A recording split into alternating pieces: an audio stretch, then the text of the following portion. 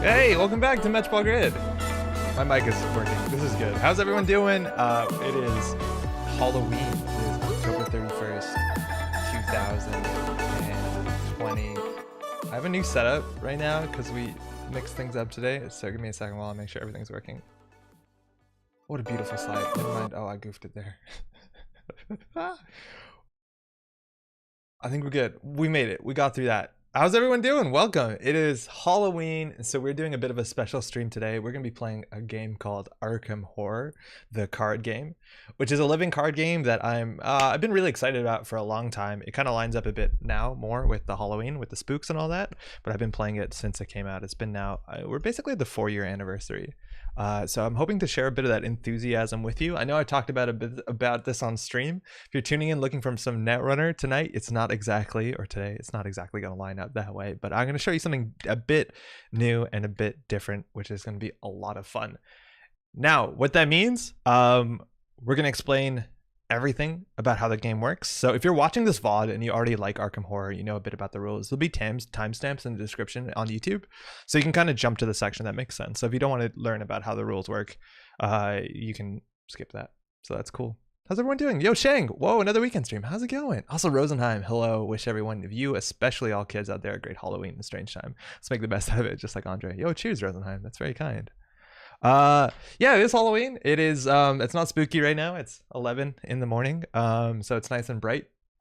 I thought originally when we're going to do this, we're going to have like nice lighting effects and things, but they don't really make any sense when it's this bright outside. There's a big window over there, but that's largely it. Another caveat I guess I have to say is when setting this up to do Arkham Horror, I have now a setup that has multiple computers, and you'll see why, because we can do some cool stuff with that. But OBS, the piece of software I use for broadcasting, has hard crashed a couple times in setup.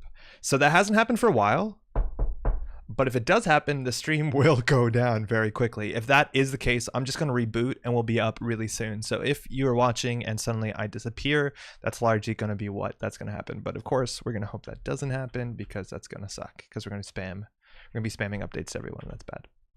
Yo, Tataki, how's it going? Arkham Horror, let's get spooky. Yo, let's do it. I'm just gonna wait. I'm gonna stall maybe like 2 minutes because we're gonna jump into like the teaching section of it, which is kind of important. If you don't know what this is, that you're here at the right time.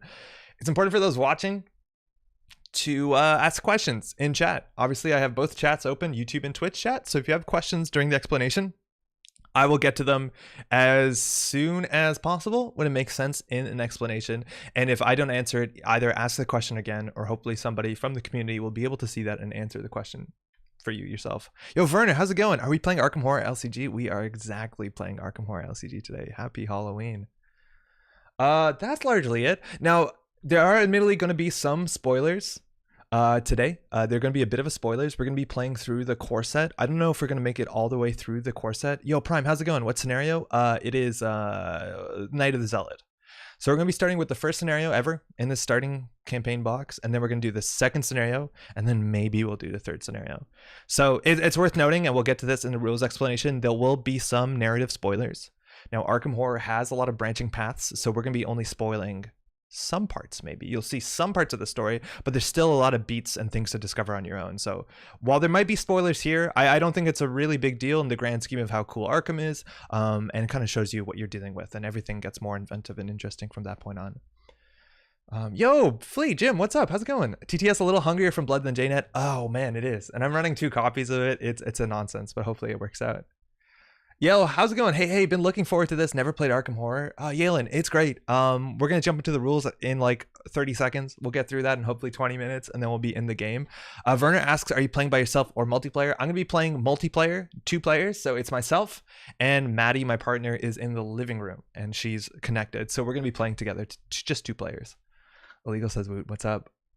Sounds like a learn to play core set is what he has in mind. Exactly. Yeah, totally. Dasaki says, what's your favorite investigator? That's a hard question. It was really hard. I actually played 2 campaigns in a row playing as Patrice Hathaway, and then I think everything else besides Patrice Hathaway is so boring. So I'm gonna go say Patrice. I have a really big tendency in playing some of the weirder ones. Basically every every box they come out with one non-standard investigator that doesn't like function exactly how the other ones are. They're a bit wilder. So like I love Patris. Shit, I forget his name, but the guy who starts with 111 in all stats and gets hurt to get stronger, that's really good. I played Lola Santiago, but basically I'm gonna play the new Seeker, I think, in the upcoming Innsmouth. Those are generally my favorite, where it's like non-conventional. It's really fun. Calvin, yeah, thank you, Werner. Yeah, Calvin. Not Preston, yeah, Calvin. Oh yeah, he starts with 000. You're right. It's good fun. It's really good fun. Also, for what it's worth, if you're watching this, maybe you're new to this channel, I am going to do a bit of explanation that's going to reference Netrunner. This is generally an Android Netrunner channel. So for those who play Netrunner, it's going to be, I think, a lot easier to get on board because this is also made by Fantasy Flight Games. So there's a lot of like similar ideas in it. So I'm going to try and reference Netrunner to some extent to the audience. But if you're new to Netrunner, maybe, or you don't know Netrunner and you've stumbled upon this content, I'll try and explain things so it makes sense anyways. So should be good. Okay, are we ready? Are we ready? Jim says Mind's Eye Patrice is just bonkers. I don't even think I got Mind's Eye in there, but that does sound really good. I was like doing Altered Fate and all those like the one with the boat on it that's like don't put a doom on it, played once per game. Furnish says, shall I post one of the biggest Arkham LCG discords? Is it Mythos Busters, I'm guessing? Because yeah, totally. I don't think YouTube will let you though, unfortunately. So maybe give it a shot. But YouTube will probably block you from doing that. Okay. It is the Mythos Busters. Okay, cool. All right. So this is the timestamp where you got to that. We're going to explain what Arkham Horror is. And I'm going to hit a button here. And it's going to bring over to something. Oh, I need to stop that stinger showing up 1 second. To Tabletop Simulator, which is where we're going to be playing today. We want to do a fade. Yeah, okay, cool. So welcome. This is Tabletop Simulator.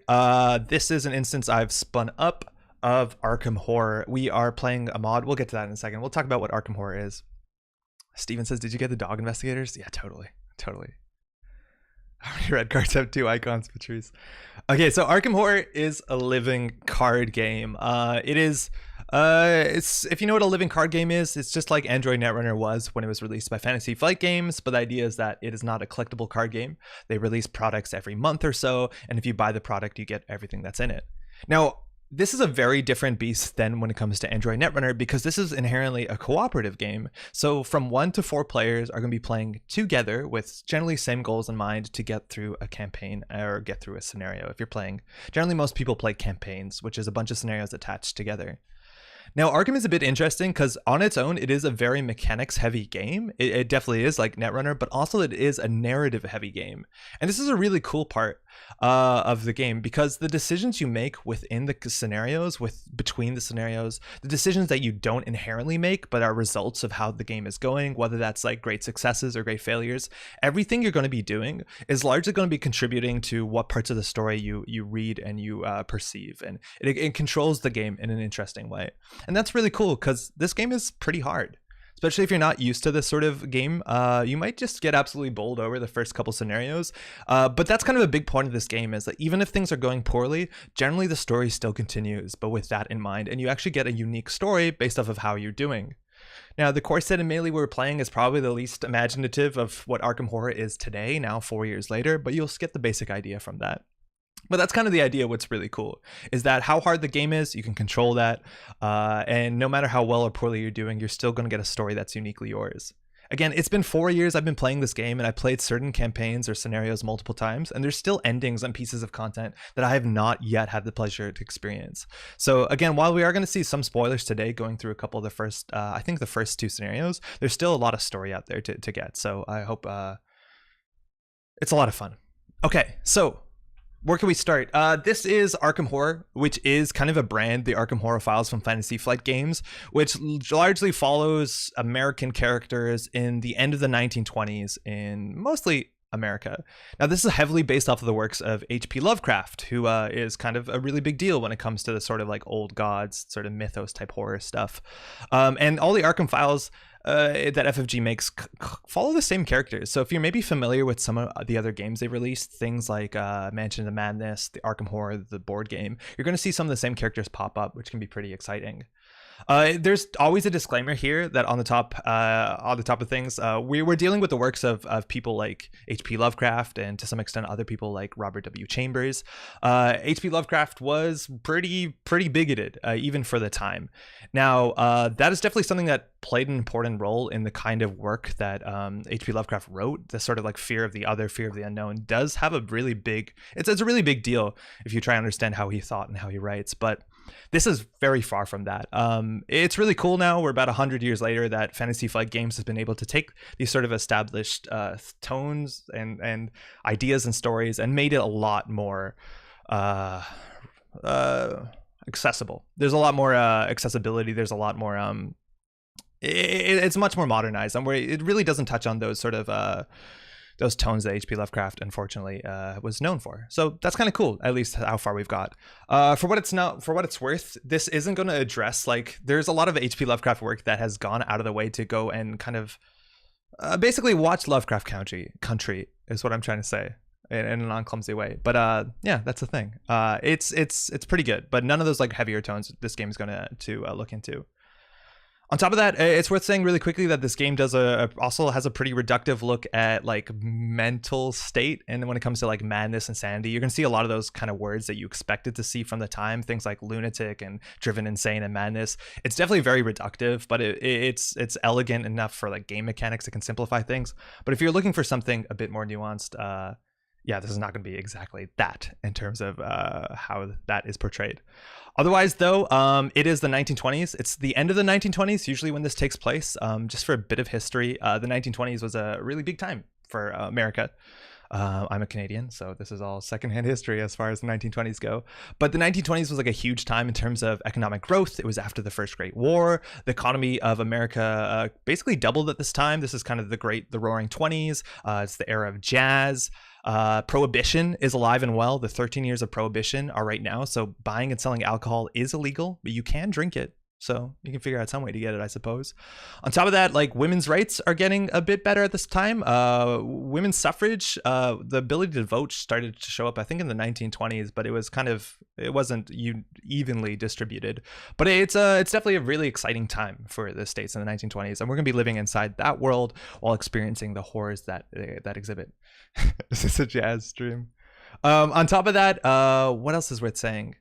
I think that's largely it. Yeah, most of these things focus in Arkham, Massachusetts, which is a fictional town that H.P. Lovecraft wrote a lot about. Massachusetts is New England. Arkham doesn't exist. It has a lot of like references to other places like Salem and areas around that sort of spot. So like that sort of New England Northeast vibe is going to be quite alive and well. Women can vote. Yeah, women can vote, but not all women can vote. Women of color can't vote. A lot of minorities can't vote. But yeah, it's like, it's getting there, I guess. Yo, Illegal Prime says, I think Matt Newman mentions this universe is different than Lovecraft's. It's more optimistic. I think that's a really big deal. Yeah, talking about representation, I think that's the word that I was looking for. Representation in this is really good. And it's super cool to see, representation in Lovecraft's books were really, really, really bad. Everything is, the man going through all the horror, scary stuff, and they've blown it wide open, which is fantastic because this is a lot more palatable for a lot more people. History of the jazz in the American Northeast. How's it going, Andre? We may. Yeah, no, we're just starting. We're maybe like 10 minutes in. Okay, so that's the basis of where we are. We have to understand how the game works. I'm not going to talk about the distribution model. It's worth noting that we're on Tabletop Simulator, which is a program you can download. It's a game that lets you play board games with your friends or with strangers. It lets you build your own board games, but also there are a lot of mods people put up on the Steam Workshop. Some of them are official, that you can pay money to publishers to get the mods. Some of them are unofficial, that have been put together by people and either endorsed or unendorsed publicly by the companies that make these products and sell them for money. This is an interesting topic. This mod is called the Super Complete Edition of Arkham Horror, and this used to be available on the workshop earlier this year. Now, Asmodee, who's the parent company of Fantasy Flight Games, they did basically issue a takedown of this mod, which it's worth noting as well within their rights to take down this mod. This mod is by no means associated with Fantasy Flight Games. This has been updated and created by members of the community very lovingly, but at the end of the day, it is Asmodee's product, so they can do that. Now, unfortunately, 2020 has been a bit of a year, and this is the main way that I'm able to play Arkham Horror online with my friends. Right now, they've just extended another 28 days of lockdown in Montreal, so that's not really a thing. I can't go to someone's house and play this game with my friends where we regularly play this every week. So it's just really bad timing, unfortunately, this year where so many people are playing this. You can still get this if you had this on your computer at some point as a mod and they pulled it off the workshop. You still have access to this, so that's cool, and you can still invite anybody to play it. They don't need to download anything. But if you want to find this mod is still updated. It's just kind of shared a bit more privately. There is a Discord server. You can look it up. I'm not going to share the link myself, but if you look it up, there's always a Reddit post every month or so, someone asking what's the link to the Tabletop Simulator mod, and you'll find it, and you just download it and put it in a folder and you're good to go. It's worth noting that content for this game comes out still very regularly, and the loving people that make this are still updating it. So that's what we're playing. This is not official by any means. If you're used to Jinteki.net, this is kind of where we got here. DJ says the mod kept crashing my computer, so it's had to buy a new graphics card to play it. Ooh, yeah. No, this game is a bit more demanding because it is actually like a 3D representation of thing. I think you can turn off physics to make it run a bit better. Okay, so we have the game. We have Arkham Horror. We're going to be playing something. It's worth noting, we're playing as if, or we are on Tabletop Simulator, but everything that we're going to be teaching and everything we're going to be doing is an exact facsimile if you bought the stuff and you played on your kitchen table, which I highly recommend. It's pretty easy to get into this game and get a taste of it. You just have to find this box, this core set called The Night of the Zealot, or it's just called Arkham Horror, the card game, actually. And if you buy this, you have enough for at least 2 players to try the game out in a pretty meaningful way. So I'd highly recommend you to do it. And again, everything that we're doing here, you can do at home. We're just doing it digitally because that makes more sense right now. Okay, so before we play the game, we need to start with decks, with investigator decks. This is very similar to Android Netrunner, where this is a deck building game. You have to construct a deck and bring that to the table, and that's the deck that you're going to be playing together with your friends. Now, deck building, it can be pretty intimidating to a lot of players who are maybe not used to it. And the good thing is if you play or if you buy Arkham Horror, the card game, there's enough cards in here that give you recommended deck lists. So you can just build the recommended deck lists and never bother faffing around with building decks. Now, there are a bunch of ways to build decks. I'm going to go through them pretty quickly just so you see. On the left here, there's a way to like, oh, this is going to... Let's see if this goes bad. If I hit place, it's going to stutter a bit while it loads all the cards. And you have, for instance, all the cards for this one class, this blue class called Guardian. And you could go ahead and you could build a deck here if you really wanted to. It's a way to do it. I've never done it like this because there's easier ways to do it. But if you want to build a deck, you can pull all the cards out here and then like build a deck and you know, off to the races. But we're not going to do that. I'm going to recall them. It's worth noting over here on this side of the board, it shows a bunch of the different boxes, and also there's starter decks down here that Fantasy Flight Games just released this year. If you go ahead and like place this, because we are playing this set, there'll be this is called like a collection on Tabletop Simulator. If you just drag cards out of this, you'll see what's in it. You can also right click and search, but if you search in here, you'll notice that there's actually a starter deck in here. Is this it? Yeah, this 32 cards is the starter deck that they recommend. So it's as easy as that for Tabletop Simulator. If you want to pull the starter deck out of any of these 5 investigators from the core set, you just drag the deck out and you're good to go. I'm also not going to explain too much how to use Tabletop Simulator. There's probably better explanations how to get there, but we're going to explain some shortcuts and stuff like that. But this tutorial is largely going to assume that you understand how to use TTS. It's mostly clicking and dragging. Okay, but we're going to do something slightly different. We're going to show you the third way to do decks, and that is, I'm just going to alt tab real quick to ArkhamDB. ArkhamDB is a website. It's built off the same source code as NetRunnerDB, which Alcient has shared. And this is basically a database where you can find Arkham decks, and you can talk about Arkham decks, and you can share Arkham decks, and you can make your own Arkham decks, which is super useful. So we're going to keep it very simple. I'm going to go to the My Decks button that's behind my face, or sorry, the deck list button that's right there, not behind my face. And I'm going to go to search. And here under the deck list name, I'm just going to search core to find something that hopefully someone's published that's about core decks. Now you see a bunch of search results, and I'm just going to make it a bit easier, and I'm going to sort this by number of likes. Popularity is a contest that you can win, right? And I'm actually going to pick Uncle George the Farmer. Uncle George the Farmer, I don't know this person. I don't know the quality of this deck list specifically, but looking last night, they had a lot of upvotes, and it looks good. And this is a structured deck series where they give you a bunch of decks for the core set from all the investigators, and they give a write-up so you can understand how to play it, which is great. So I'll show you what you can do here. So what you can do here, I'm going to hide my camera. is if you want to take this deck list, it is this easy. So firstly, firstly you need to log in and make an account. This should be no surprise. And the people here have made a really cool button. If you go and copy this deck into your deck lists, it is now part of your deck lists. If you see it at the top here in the URL, there's going to be a URL which is ended with this like 7-digit number. I'm going to go ahead and copy that number. So you see that number up there, 1049168. So I'm just going to go ahead and copy that. Then I'm going to jump back into Tabletop Simulator, and down here is a sick deck builder that will let you basically import decks from ArkhamDB. And ArkhamDB is the way that I 100% of the time make deck lists, because it's a very easy way to search, to filter, to look at other people's decks. It's way easier than doing it in Tabletop Simulator. Now, the first thing you have to do is you have to click this button to load cards first. This is going to chug a bit because it has to load all like 9,000 cards that are in the game. I don't actually know what the count is. We'll know in a second. So that's going to suck for a second. You see up in the top right corner, all the other people in the server have to load all those cards in. So it's going to take a second. Rip my old graphics card. Yeah, Jim says you'll stay in the Discord to keep getting the updates if you go that route. Yeah, if you're in the Discord, you keep getting the updates of the new versions of this. All right, so we're just gonna wait this out. It's already at 85% while Maddie loads it in the next room. But the idea is that it'll make this deck of 940. Oh, I actually could have just gone to publish decks. Okay, this could actually have been simpler. Instead of copying this to our own deck list, if I'm not mistaken, you can just open the deck list, and then you can go here and get the number here, 2344, if I'm not mistaken. And then I think we can just copy paste that here and then hit build it. And hit build it. There you go, sick. And that, well, I did it twice, which is obnoxious, but if you hit it once and you're patient, like a good person, it'll actually build you the deck itself. So this is the easiest way to import decks from ArkhamDB. Jim is saying way easier is still a massive understatement. 100%. This is the best way to get decks into the game. Now, I am going to just change something really quick here because I want to play, there's something that's randomly done to your deck when you set it up. We'll explain that in just a second. And I want to make sure that the way that's randomly set up is going to be a bit more approachable for newer players. So, okay, fixed.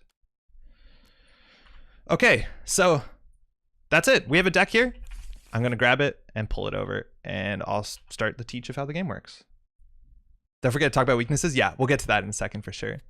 Okay, the next thing you have to do is you need to get your player card and your player movement card. All that stuff is stored over here. So where your investigators come from, you just want to place that deluxe set or that core set. So I'm going to hit place, and I'm going to be playing as our boy, the Fed, Roland Banks.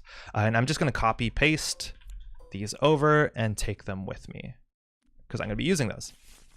Oh, beans. Okay, I shuffled them. So this one's pretty interesting because there's actually alternate versions. Normally when you copy paste, you only get one copy of a card. This has 2 copies of the card. This is just an alt art that FFG made. I'm going to use the regular one. Same thing goes for this little thing here, which this is the piece that we move around the board. And here we go. We're ready to go. We have a deck. Nice. We didn't do anything. We just got it from NetRunnerDB. We trusted the people, and we got our ID card. Let me just catch up on chat before we jump in. You're just playing the core campaign with core cards and 3 players, 2 players, and yes, largely that's correct. I think we might be playing with 2 core sets worth of cards, but yeah, we're keeping it simple as much as possible. We're only playing with what's in the core set, or what's in 2 core sets, I guess, whatever. Okay, so let's talk about the game. Again, if you have any questions at any point, don't hesitate to ask. This is our investigator. This is Roland Banks, the Fed. Now, there's a bunch of important things on each card, and let's start here at the top. At the top, from left to right, you see here, those are your 4 base stats and the 4 stats that exist in Arkham Horror. If you play something like, I don't know, I guess Dungeons and Dragons, I'm guessing, these sort of stats, this idea makes sense to you. And from left to right, these are what the stats are called. So we have 3 willpower. That blue head is called willpower. That generally defines how good you are at doing arcane magic, but also how sturdy you are in the face of horror and some of the unexpected magical stuff that exists in this space. The next is intellect, and that's we have 3 intellect. Intellect is how clever you are, how good you're finding clues, how smart you are. Next is 4, I'm going to say combat. It might be fight. This is worth knowing that like the names of all these icons, people say radically different things all the time. Sometimes it's willpower, sometimes it's head, sometimes it's mind. Sometimes that intellect is book, sometimes it's smarts. It really doesn't matter what you call it. At the end of the day, it'll all make sense. So a lot of cultures kind of show up where people do their own things. Yeah, Andre's saying head, books, fist, and boots. Like, it doesn't matter what you call it. Head, book, punchy, scarper. What's scarper? But anyways, so again, we got through willpower, TM official. We've gone through intellect, and then combat. So we have 4 in combat, and combat's how brawny you are, how good you are at fighting things physically. 4 is a good number. 3 is average. Anything below that's below average. And talk about below average, that last ability is agility. We have 2 in our agility, which is pretty bad. Now, every investigator will have some combination of these 4 stats with some sort of distribution that kind of shows you what their playstyle looks like and what they're good at and what they're not good at. On the bottom of the card, you see there's a 9 in a heart and a 5 in a mind. And these are your damage values. This is your health and your sanity. Throughout the game, you'll be taking damage, either physical damage, which will be assigned to you. If you play the card game at home, you'll take tokens like this and add them. This means I have 2 damage on me. If I ever get 9 damage on me, I am defeated, and that'll be the end of my run at this scenario. Other players may continue. Now, on the same way, this is horror, which is your sanity. And if you ever take horror, which is what they call this sort of like mind damage, that gets assigned to you as well. And if you ever take more sanity damage or equal to what your limit is, you will also be defeated. They're like your hit points in any sort of like RPG or anything like that. And you notice there's some cool flavor in here. Roland is, as the Fed, he's pretty beefy. He's good at fighting. He's good at taking hits, but his sanity is pretty fragile. And so that's going to be a very important thing when we're playing Roland, is we have to protect his sanity at all costs, because 5 is, I think, the lowest number you can get on a single card. I don't think there's anybody with less than 5. So you do got to watch out. Those are your values. And there's 2 kinds of damage in the game. Okay, cool. Now, these stats at the top are the most important stats on your card, because the majority of interaction you're doing with this game is something called skill checks. Now, I'm going to explain this really quickly, and then it's going to make more sense while we go through the game. But just to start, there's going to be different tests you have to do in the game. And tests will have a difficulty. So say, for instance, we're doing a willpower test, and the willpower test has a difficulty of 2. Now, if we're performing that willpower test, we look at our own willpower, and our own willpower is 3. So we're doing a test comparing our 3 to the test's difficulty, which would be 2, 3 to 2. Now, to succeed a test, your stat has to be equal or higher than the difficulty of the test. So you're thinking 3 is more or equal than 2, so we would succeed. And that's largely correct. That's how the system works. But then there's this interesting wrench thrown into the gears, which is this thing. And this is called the chaos bag. So when you play the game, you'll be getting a bunch of tokens. I'm just going to open this. This is a box. Normally when you play the game, it doesn't come with a bag, but you'll be getting a bunch of these little circles called chaos tokens, and you'll be putting them into a bag, and you're going to be pulling these tokens from a bag. This bag is random. It's always shuffled every time we pull from it, but the idea is that every time we do a skill test, we look at our base stats, we look at the difficulty of the test, and then we randomly pull one of these tokens from the bag. And based off of this token pulled from the bag, that will modify our skill. So let's do an example. Now, normally if you're playing the game, if you're doing a skill test, you would just reach out of the bag and pull something out like that. But because it's Tabletop Simulator, there's a lot of automation. If you're ever doing a skill test, we can just click this beautiful button here and it'll pull a token from us out of the bag. Chaos Bag is my horror jazz punk band name. That's nice. So again, let's talk about that willpower test that we made up. So the difficulty is 2 and our base stats are 3. So we're 3 to 2, and we want to make sure that at the end of the day, our stat is equal or higher. So we pull a chaos token, and we pulled a -2. Now this chaos token will modify our skill by whatever number is printed on there. So our 3 is modified by -2, making it a 1. So our willpower skill is 1, and the difficulty of the test was 2. Now we're no longer equal or above, and we have now failed the skill test. That is how the skill test system works in this game. It's going to be happening a lot through the game, and this is a really big part of some of the cool design in Arkham Horror. Firstly, you're almost never guaranteed to succeed a skill test. Even if your stats are really, really good, there's always this inherent tension of being able to pull an awful chaos token out of the bag that throws the best laid plans under the wheels. Like, it can be absolutely brutal at some times, but it makes it really exciting so that like nothing is ever given. Now, on that case, it's also a really cool thing in terms of balance because it lets you modify the game. This game can be pretty difficult, and it's kind of up to you to decide what goes into the chaos bag. The game gives you recommendations on like easy, normal, hard, where there's like worse tokens with bigger negative numbers in it. But if you're playing the game and you keep getting rocked, just make sure the chaos token bag maybe is a bit easier for you. So it's really cool. It lets you get that tension while also giving you a very granular way to address difficulty if this game is a bit too difficult on normal difficulty, something like that. But that's the idea. You look at your skill, you look at your skill value. Let's do another willpower test. Our willpower is 3. We look at the difficulty of this test that I've made up. Let's just say it's 2, and then we pull a token. -1. This is a success because our 3 minus 1 is 2, and our now skill of 2 is equal or higher than the difficulty of the test, which was 2. So we would succeed. So this -1, great success. Cool. That's a large part of the game. Now we just want to talk about the deck a little bit and then talk about what we do on our turn, and we're basically there. So let's talk about our deck. I'm just gonna pull some cards out of the deck for examples, and so we can see what we're talking about. Give me 1 second. Let's do deduction. Let's do guts, deduction, that, evidence. Yeah, you can right click on things and hit search, and you can pull up all the cards. Give me 1 second while I find some good examples of different cards. Deduction. Let's just do one more skill. What's a good skill? Oh wait, this is a skill. Oh, we already pulled a deduction. Okay, no, that's bad. Let's pull flashlight. Wait, do I not have flashlight? Wait, this deck doesn't have flashlight? Really? Oh no, it does have flashlight. Sorry, I was looking for another thing. Let's do that. Okay, good enough. Yeah, I was saying magnifying glass. I was looking for magnifying glass. If fate is being mean, just change how fate works, strangely fitting to the theme. All right. So every investigator is going to come in with a deck. It's roughly about 30 to 34 cards, and the deck is going to contain 3 types of cards largely. It's technically a bit more than 3, but we'll just keep it at 3 for right now. And there's only 3 different kinds of cards in the game. And again, if you play Netrunner, a lot of this stuff is going to make a lot of sense to you. If you haven't played Netrunner, it'll also make sense. Don't worry. The first kind of card that will be in your deck, and this is going to make a lot of sense, these are event cards. So you can tell a card by its type. You see in the top left corner, there's text underneath that 5. That's event. So you know that this is an event card.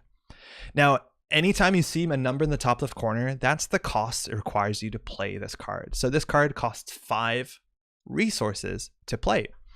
We haven't talked about resources yet, but resources are like the economy that you have in this game. It's meant to be like some abstract representation of your money and your access to things. It's basically the credits of this game, or the dollars in this game if you're used to any other board game. It's the currency we'll be using to do things.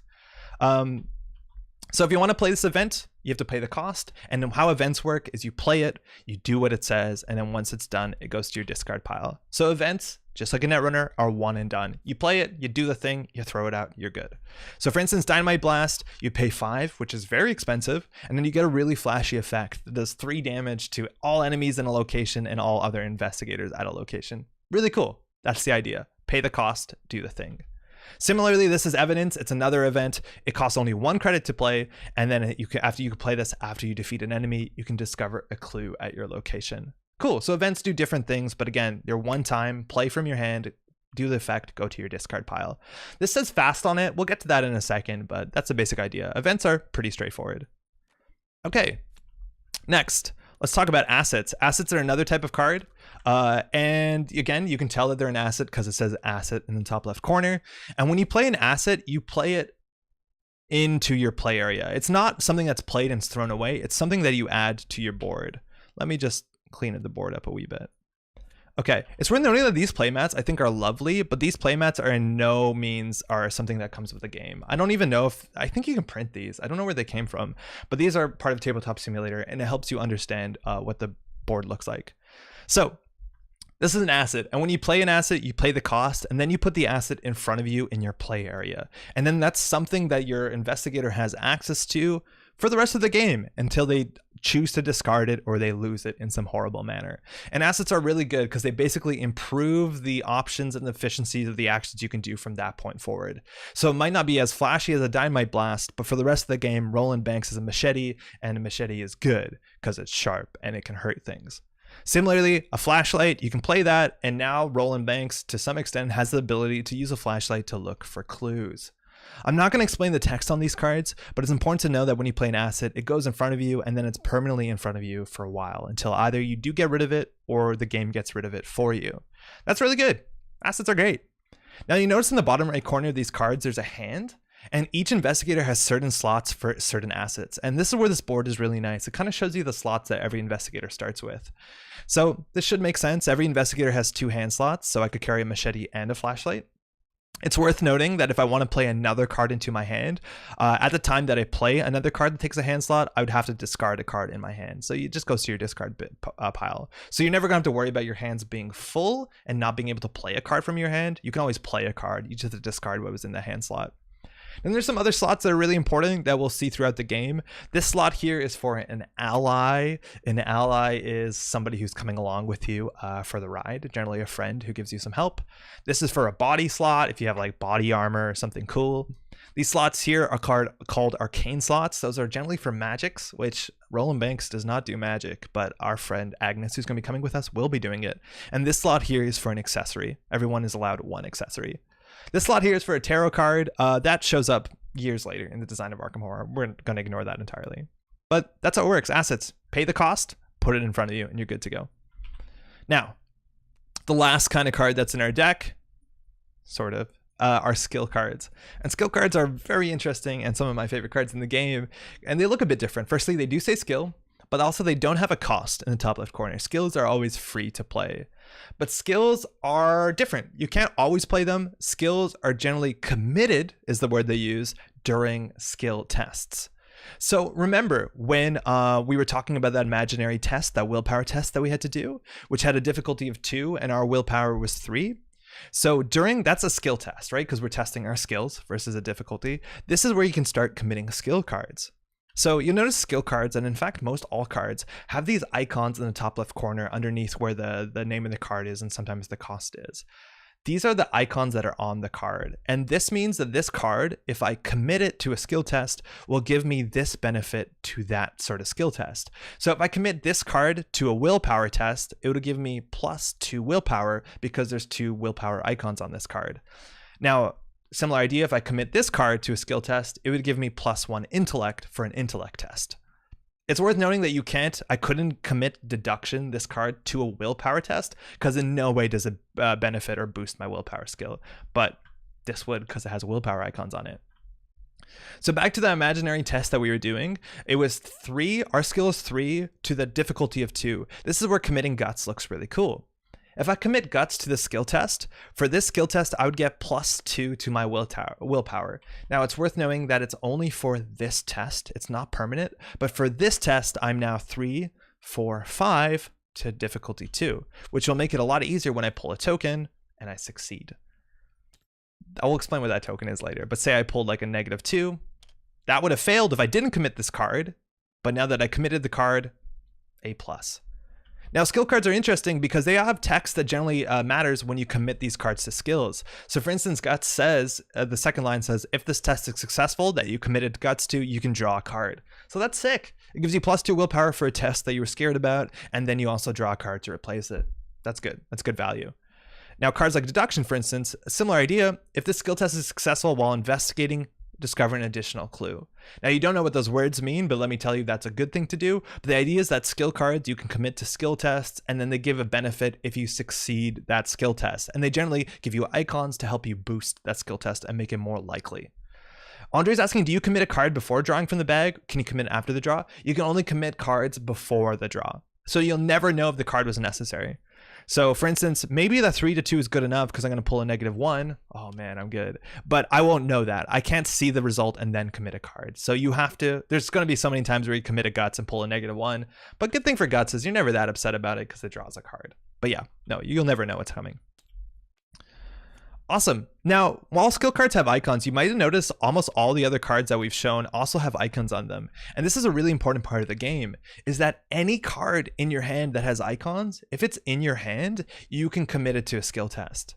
So say I was doing a fight test, I could commit this machete from my hand to give me +1 combat, for that fight test. Now, it's not a skill card. So it doesn't have a cool effect if I succeed. It just gives me +1 to that stat for this test, and I have to throw it from my hand into my discard pile. So you're gonna have cards in your hands that you're gonna want to play. They're gonna be like, this is gonna be a really sick card, but sometimes you're gonna have to commit it because at that moment it is super important that you succeed a skill test, and boosting is really important.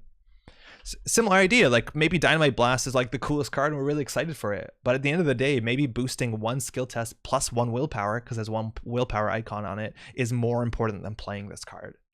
It's worth noting that if you commit a card to a skill test, even though this card costs 5 to play, you're not playing it, so you don't pay 5. You just get +1 willpower for the test and throw it into your discard pile.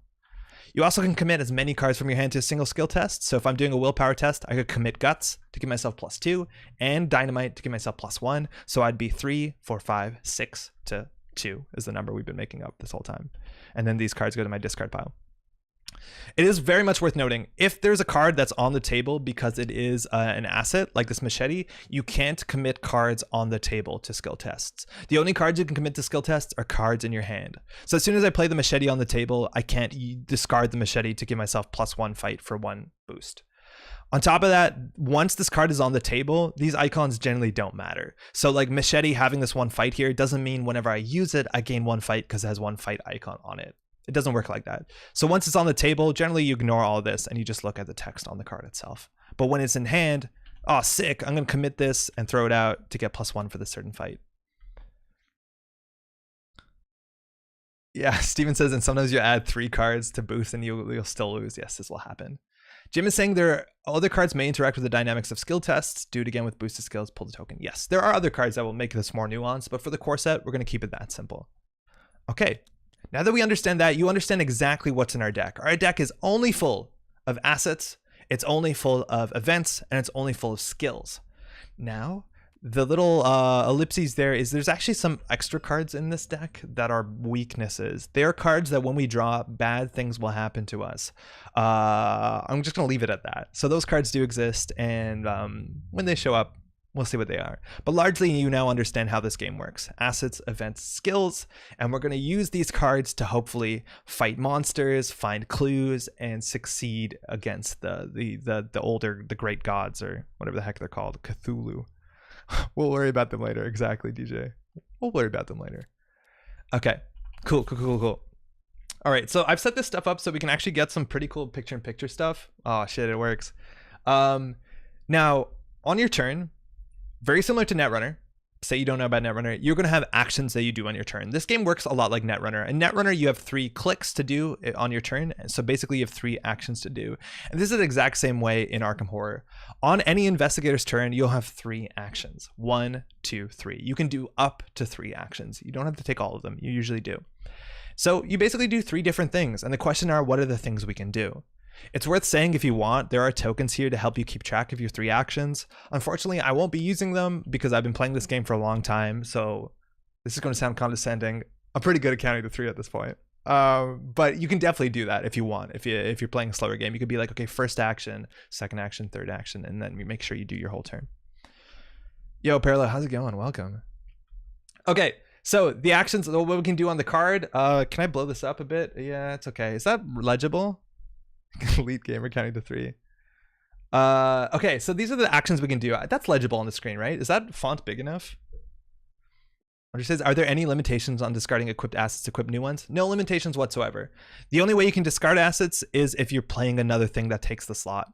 So if I have a card in my hand and I want to play another card in my hand, I could put it in the second hand slot or discard the first card in my hand to put in the same hand. Okay, it's legible enough? Okay, good. If you're on mobile, I'm so sorry. Okay. So again, remember, we have 3 actions on our turn, up to 3 actions. And this is what we can do with our actions. The first line says, draw 1 card or gain 1 resource. Honestly, that's the most exciting part about any card game that FFG does largely, is that you can always draw a card. So you can always spend an action to just draw another card and bring it into your hand. Or you can spend an action to get a resource. That stuff is really good. Drawing cards is like sick. Again, sometimes it's scary because there's bad cards in here, but it's how you get to your deck so you can do the cool things you want to do. Find the events, find the assets, find the skills. You can also spend an action to get a resource.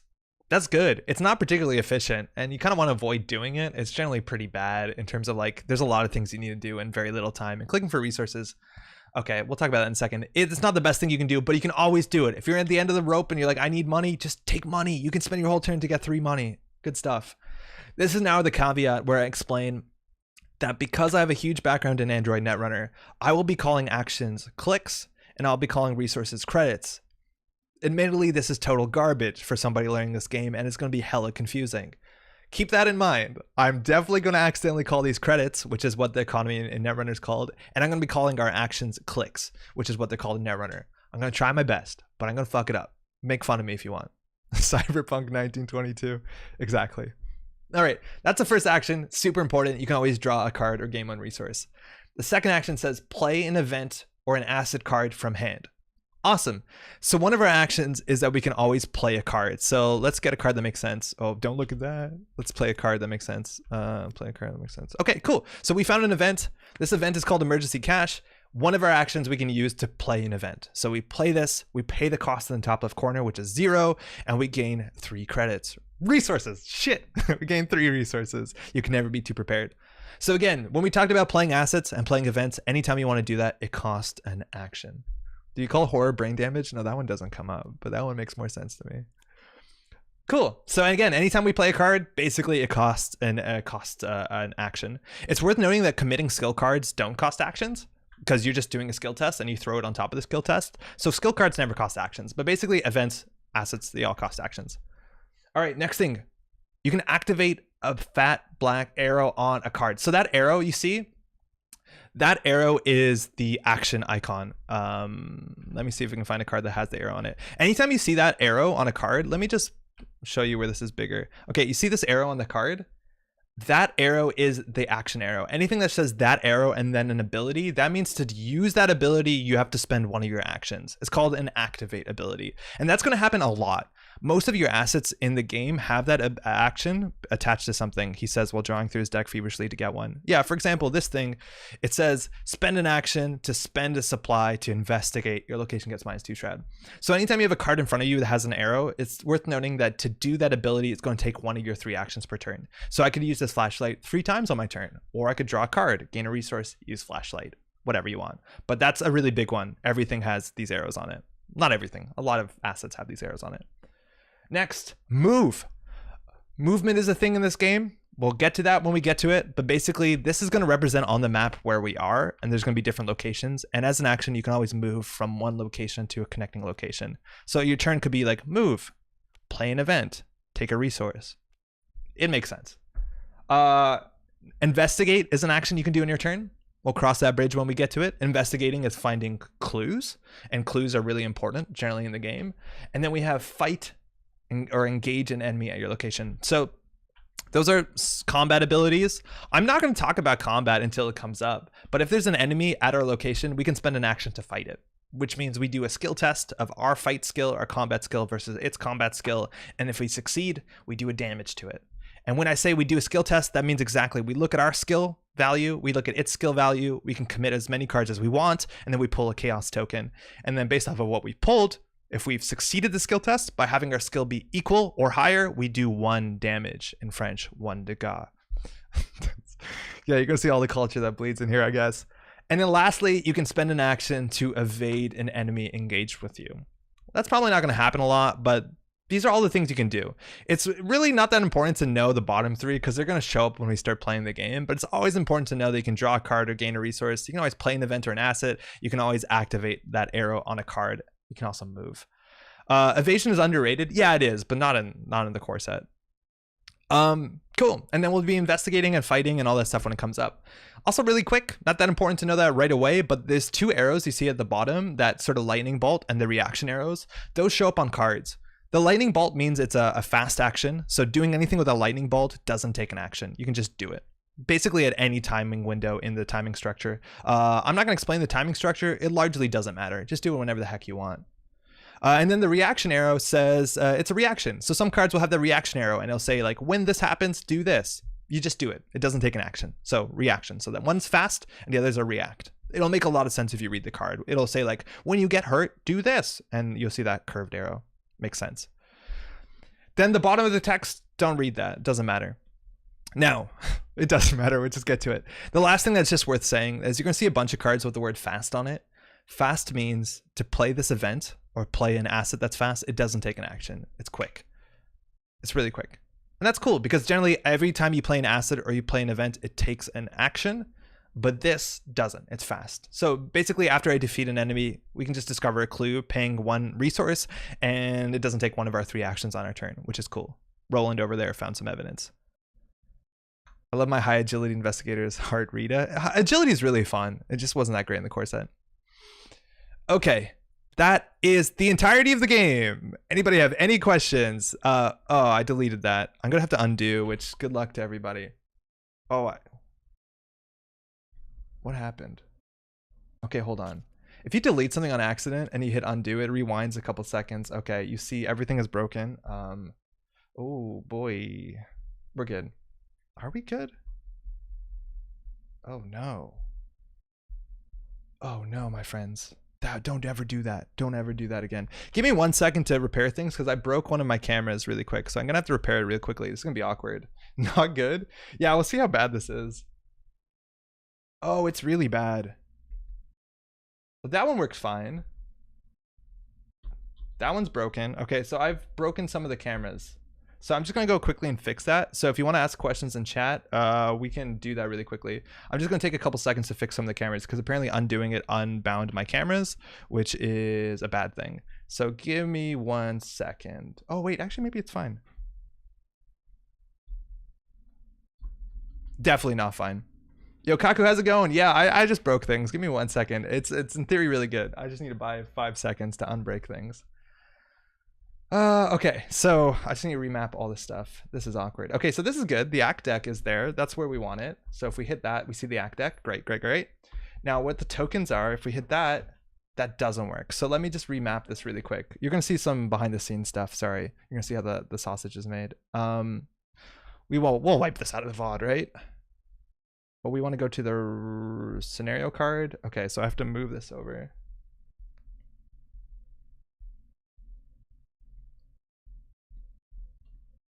Okay, so remind me never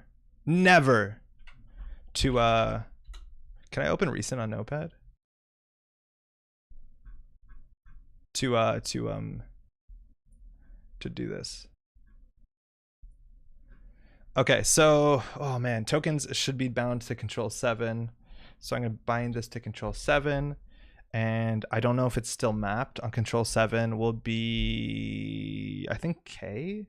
No, it should be L. So is it L?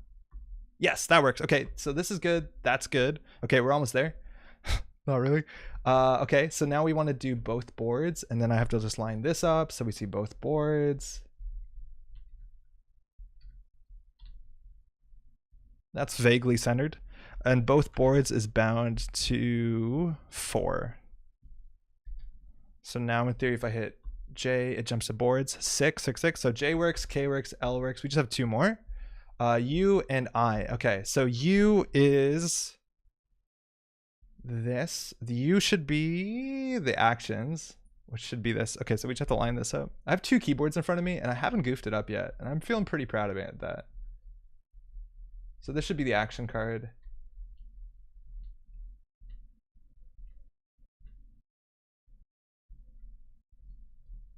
Good enough. We'll bind that to control 5.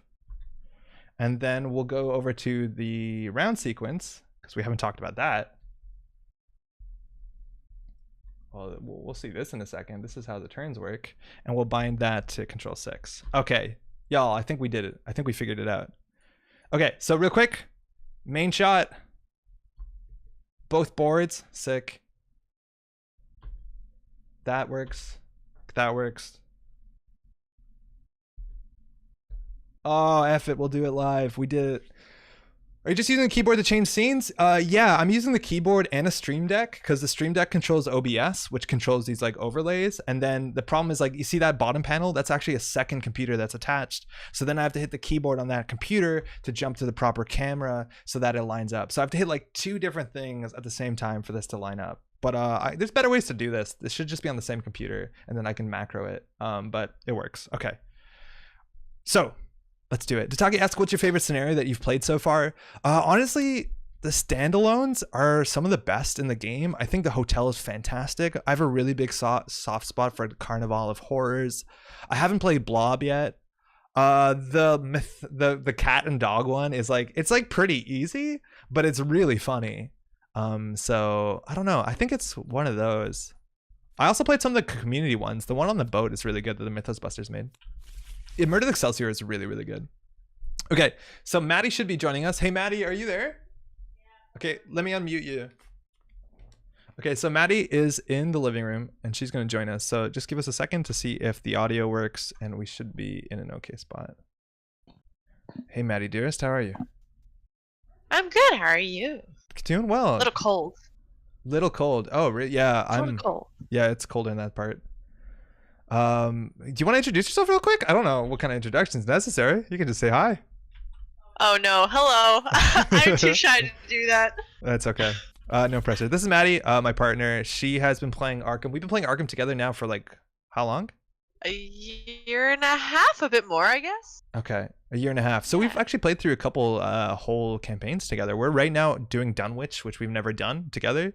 But we've played Carcosa. We played Forgotten Age. Forgotten Age slaps. That one's good. Yeah, that one was really fun. I think I've heard Maddie most via sneezes. Yeah, that's accurate. Yes, that's me. I'm allergic to the cat, but I love her, so it's okay. Yeah. Cool, right on. All right, volume looks good. Forgotten Age is too mean. Forgotten Age is really mean. If you have the right investigators, it's pretty good. So, okay, we talked about this. We're going to get into the game. Maddie is going to be playing on the right side under Nana in orange. And Maddie is going to be playing another deck made by, I think, George the Farmer. So I'm going to import it. Again, we've talked about this. That's an impressive spam. So I'm just going to open Arkham DB. I'm going to hide my face so you can see it. And I'm just going to search Uncle George the Farmer's deck lists.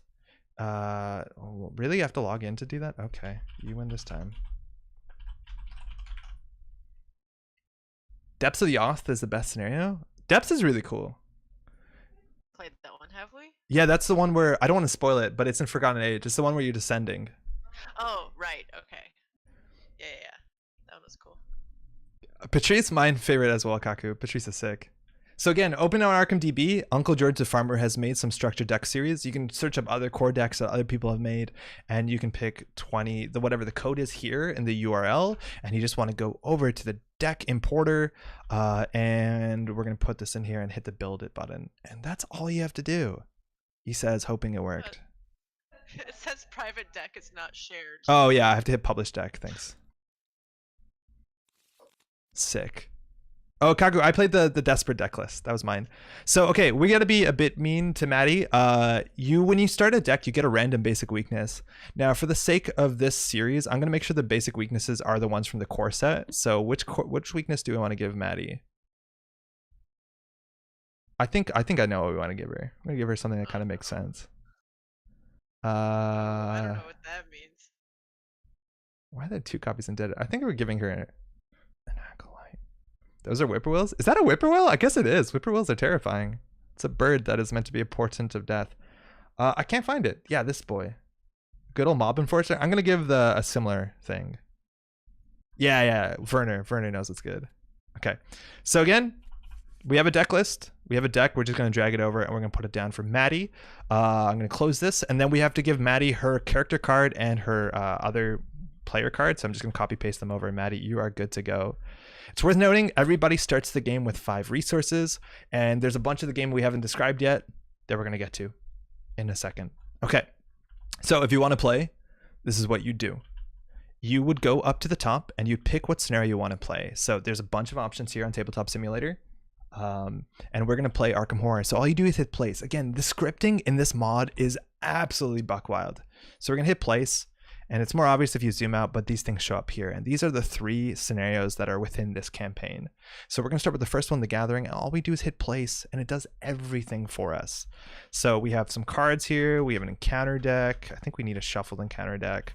We got our scenario card. I'm just going to blow this up. We can pick our difficulty here. We will be playing on standard because that's generally what we play as. And you have to choose how many players are playing here if you want. You don't need to, but this helps with the automation. And we are off to the races. Maddie, are you ready? I am ready. Okay, so you get some documentation that comes with the game. This is a booklet. You can find the PDF online if you don't have the booklet or you lost it, and we're going to start reading. So, Maddie, I'll start us off. This is Arkham Horror, the card game campaign, Night of the Zealot. The Ghoul's Hunger. Friday, September 18th, 1925. Arkham, Massachusetts. It's the end of a long and abnormally hot summer. The first hints of autumn beckon, but a heavy heat persists, relentless. A silent, unspoken anger grips the town. Tempers are short, and in the last week alone, there have been numerous reports of townspeople coming to heated, violent blows with one another over simple misunderstandings. And now, a call from James Hankerson. He claims to have found a dismembered body in his barn. Blaming the weather would be too easy. There's something wrong with this town, and not a whole lot this old soothsayer can do to stop the slide. My auguries indicate a small group of investigators will soon take note of these strange happenings and set forth to make things right. I'll be watching their progress, but I won't be holding my breath. Welcome to Night of the Zealot. It's a campaign for 1 to 4 players. It talks about how it works. And at the beginning of every campaign, you just want to follow the campaign setup, and we've done largely most of this. We've chosen our investigators, sick. We assembled our investigator decks. Again, if you're playing the core set, there's recommended decks that you can play with. We've chosen our difficulty level as standard and assemble the campaign chaos bag. So we talked about the chaos bag. That's that bag or box that has all those chaos tokens that will be impacting your skill tests. And standard, I want a challenge is what we're playing.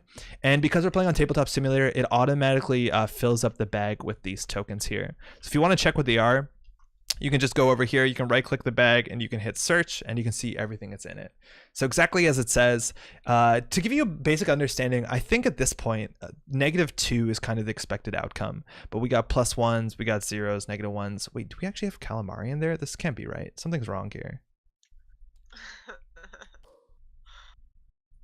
There, that's right. So I just hit standard to set up the chaos bag and we're good to go. So that's what's in the bag. We have +1s, 2 0s, 3 -1s, and 2 -2s, a -3, a -4. And then you don't know what these face tokens are, these symbol tokens, but we'll explain when they show up what they mean. They're pretty scary. Awesome. Okay, so that's good. You call Squiddy Boys calamari? Yeah, we'll talk about that when it comes up. There's like so much like built-in people call it their own things. I call them calamari a lot of times, sometimes fish face. You call them Squiddy Boys. They're in theory called elder things, but whatever. Okay. So explains what a campaign log is. I guess this is worth going over. The campaign log is used to track the progress and development of the campaign. At the end of each scenario, the players must record the results by entering all of the relevant information by the campaign log. This includes any experience earned by any investigators, each investigator's trauma level, we'll talk about that if that shows up, story assets or weaknesses earned by each investigator, and any that are killed or insane investigators. Cool. So basically on the back of this book, and there's a version of it over here that's editable, you'll have a campaign log that you can record things like your player names, your trauma, anything that you've earned, and then there's campaign notes. It's worth noting you don't by any means need to do this on the back of the actual player guide. I've never done that. You can do this on paper with paper and pencil. There's a lot of apps online that also help you track this if you want on your phone or tablet or what have you. Awesome. And we enter part 1, the gathering. So don't read the thing on the right. It says do not read, so don't do that. And then we just read this at the bottom and it says part 1, the gathering. You and your partners have been investigating strange events taking place in your home city of Arkham, Massachusetts. Over the past few weeks, several townspeople have mysteriously gone missing. Recently, their corpses turned up in the woods, savaged and half-eaten. The police and newspapers have stated that wild animals are responsible, but you believe there's something else going on. You're gathered together at the lead investigator's home to discuss these bizarre events. Cool. And now there's a setup. I think in theory here is meant when you draw your opening hands. It's never really that consistent. Sometimes in the setup, it tells you to do stuff. But basically to set up the scenario, you just follow the setup here. So it tells you to gather a bunch of these decks that have these icons. It says to put a location into play. It says to remove a bunch of cards to play and then reshuffled encounter card. Now again, Tabletop Simulator, this mod has all of that stuff automated. So our encounter deck, which we'll explain when that comes up, is already over here and that's nice and done. Our act and agenda deck, we'll talk about that is set up. Our scenario card is set up. And the one location that we are at is set up here as well. So all that stuff is done for us, so we can basically start. So we can start with our opening hand. Actually, Maddie, on the back of every card, there is some more information about your investigator. So it tells you the deck building restrictions if you want to do your own deck building. And it also gives you a bit of a story. So I'm going to explain who Roland Banks is. Roland is a name that should exist modernly. And then it gives you a bit of an idea of who this person is, because a lot of their backstory follows them throughout the game. So this is Roland.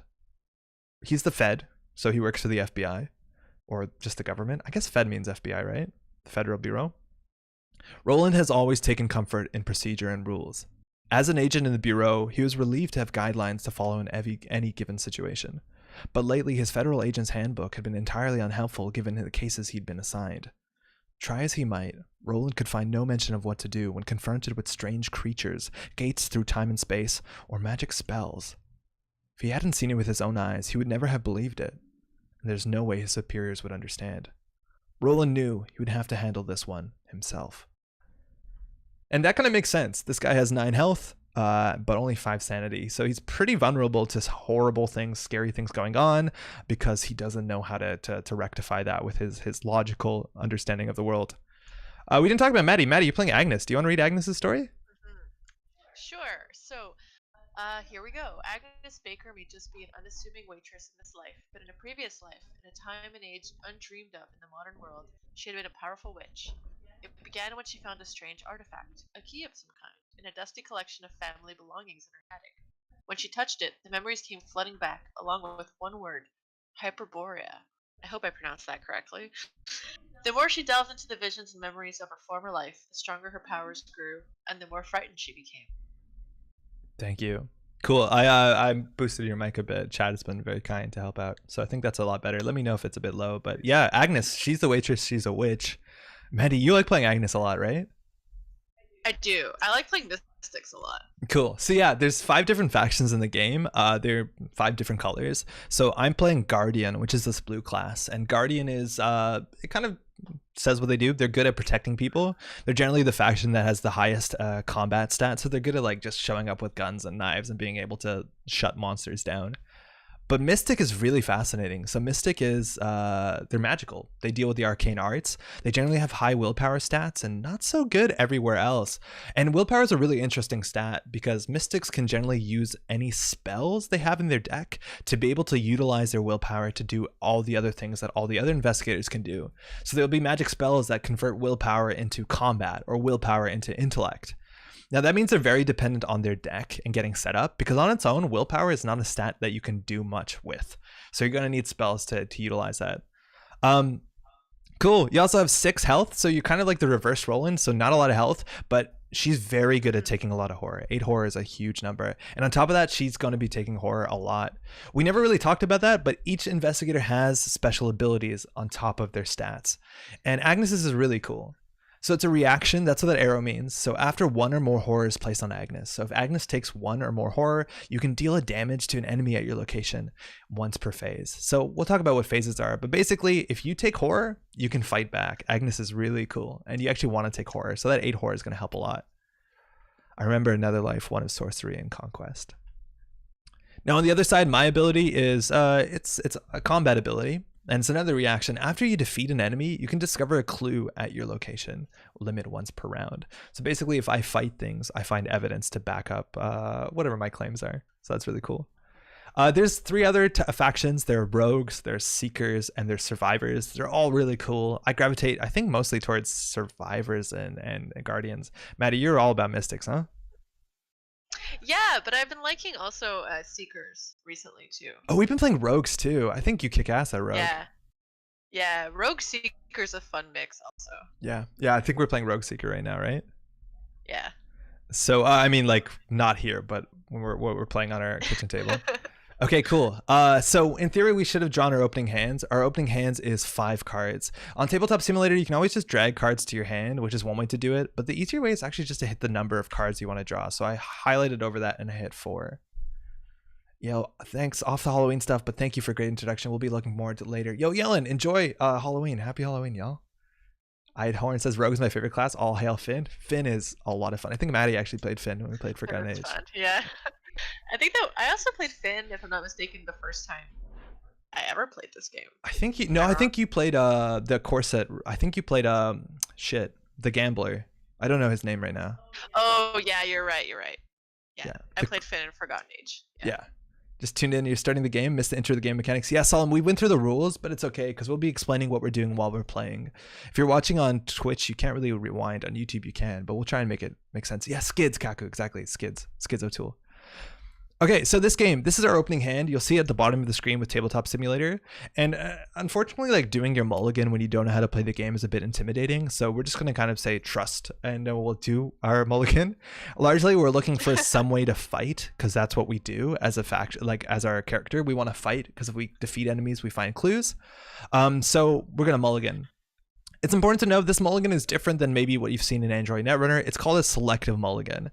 So you can choose any amount of cards in your hand and you can put them down and then draw to replace them. Now you can only do this mulligan once. So if I put down 3 cards, I draw 3 cards and then I have to keep whatever 5 cards I have in my hand. You can't like put down 1 card, redraw a card, put down a card, redraw 1 card. You have to do it all at once. And but it gives you a lot of selection. It's also worth noting that the cards that you don't take don't go back into your deck. So you can't redraw the cards you didn't select. So that's pretty generous. So I'll redraw 3. Good enough. And now I have 5. And now you take the cards that you didn't want and then you can shuffle them back into your deck. How's it looking? My starting hand's pretty good. I don't think I'm gonna change anything. I can see your starting hand and shit, that's good. But I'm gonna hide the hands because normally we're meant to play with hidden hands. It's just not the default option on TTS. Okay. Awesome. I really want to try Netrunner with this kind of mulligan. Yeah, it's probably less swingy, but yeah, it's hard to say what that'll do to the game. Another thing you do when you set up the game is you start with 5 resources. These counters on Tabletop Simulator, on any of these counters, you can left click to increment and right click to decrement, but we all start with 5 resources, so that's good. And now we are off to the races and we're going to see parts of the game that explain the story. If you go up to the top, you see there's generally always 2 cards at the top of the screen, and one is called your agenda deck and one's called your act deck. If you notice, if you put them really together, they kind of form 2 sides of a book. That's cute. It doesn't really make too much sense because pages turn in this thing and it just physically wouldn't work. But I don't think I ever realized that. Oh, really? Yeah. Oh, yeah. It's meant to be one big tome, but like, I don't know. You can't turn pages like that. But the agenda deck represents usually the bad things that are going on. And this is going to be our clock. Basically, every turn, this gets closer and closer to a bad thing happening. So we're going to try and beat out the agenda deck, while the act deck largely tells us what it is that we need to do to get a better ending to this scenario. So we're going to try and be doing this while running away from this. As a Netrunner player, seeing a whole deck that is just stacked of agendas feels really good, but it's actually kind of bad for us. Jessica, how's it going? Hey, welcome. Happy Halloween. Okay, so we're going to read the agenda and act deck now that we're into the scenario. So I'll start here. We see a pretty cool art. The art in this game is fantastic. It's a ghoul kind of breaking through a bathroom. And it says, "What's going on? It's late at night. You're holed up in your study, researching the bloody disappearances that have been taking place in the region. A few hours into your research, you hear the sound of strange chanting coming from your parlor down the hall. At the same time, you hear dirt churning, as if something were digging beneath the floor." And that number in the bottom left, that's the doom threshold. It's 3.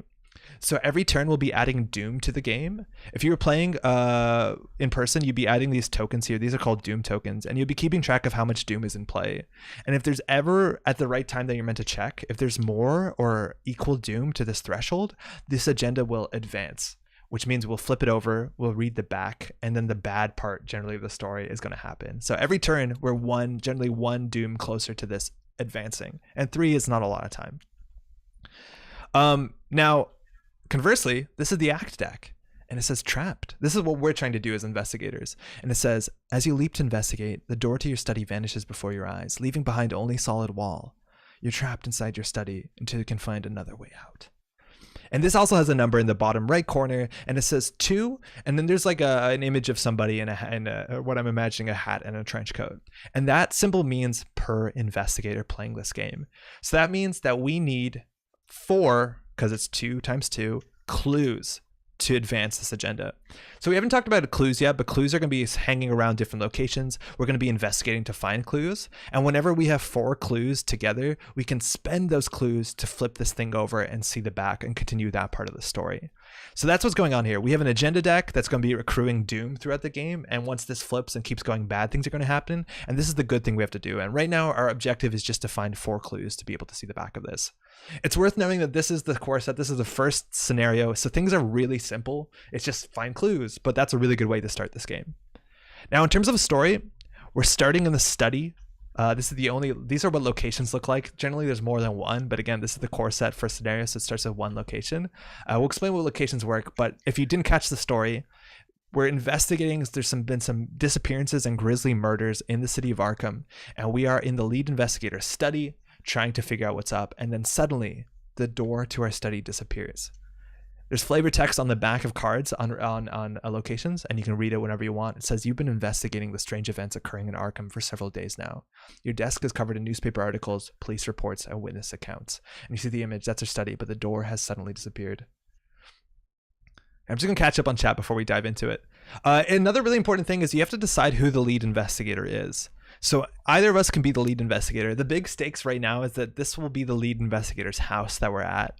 So we could either have it be Agnes's house, or we have to be Roland's house.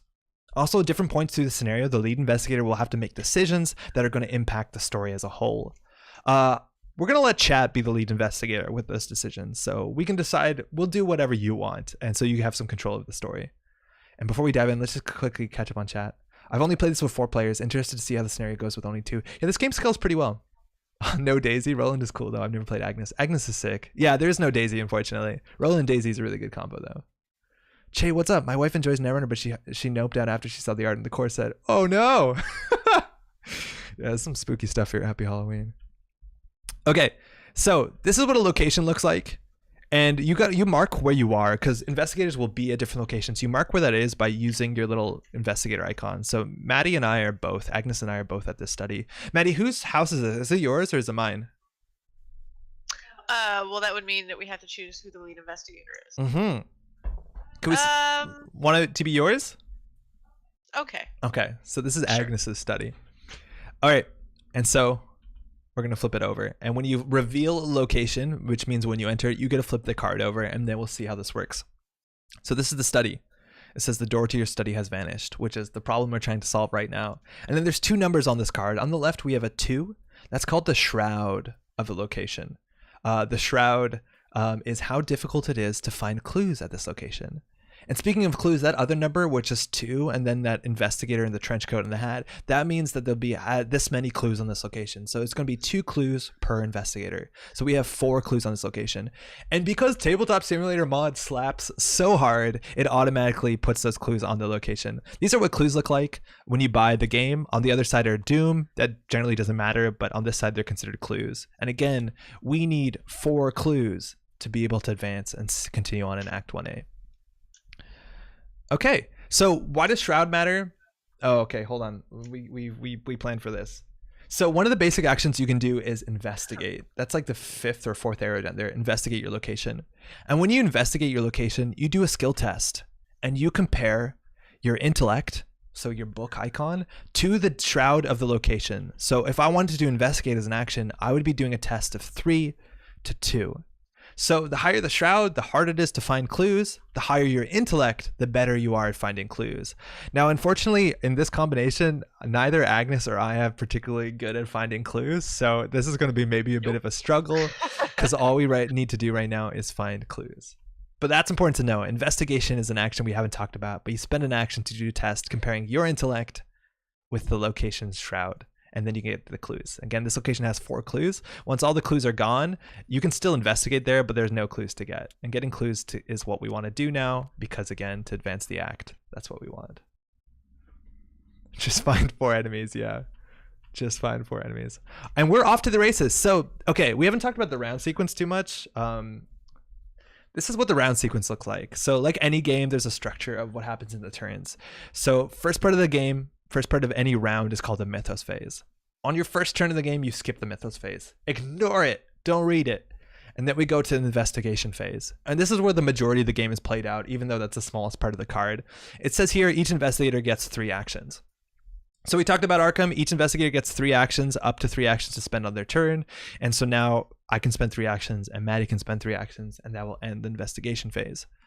After that, there'll be an enemy phase where enemies will hunt around and hurt people if they're around. And then we'll do the upkeep phase. I never say that word correctly, which is you just clear the board up, you get some resources. It's a good time for everybody.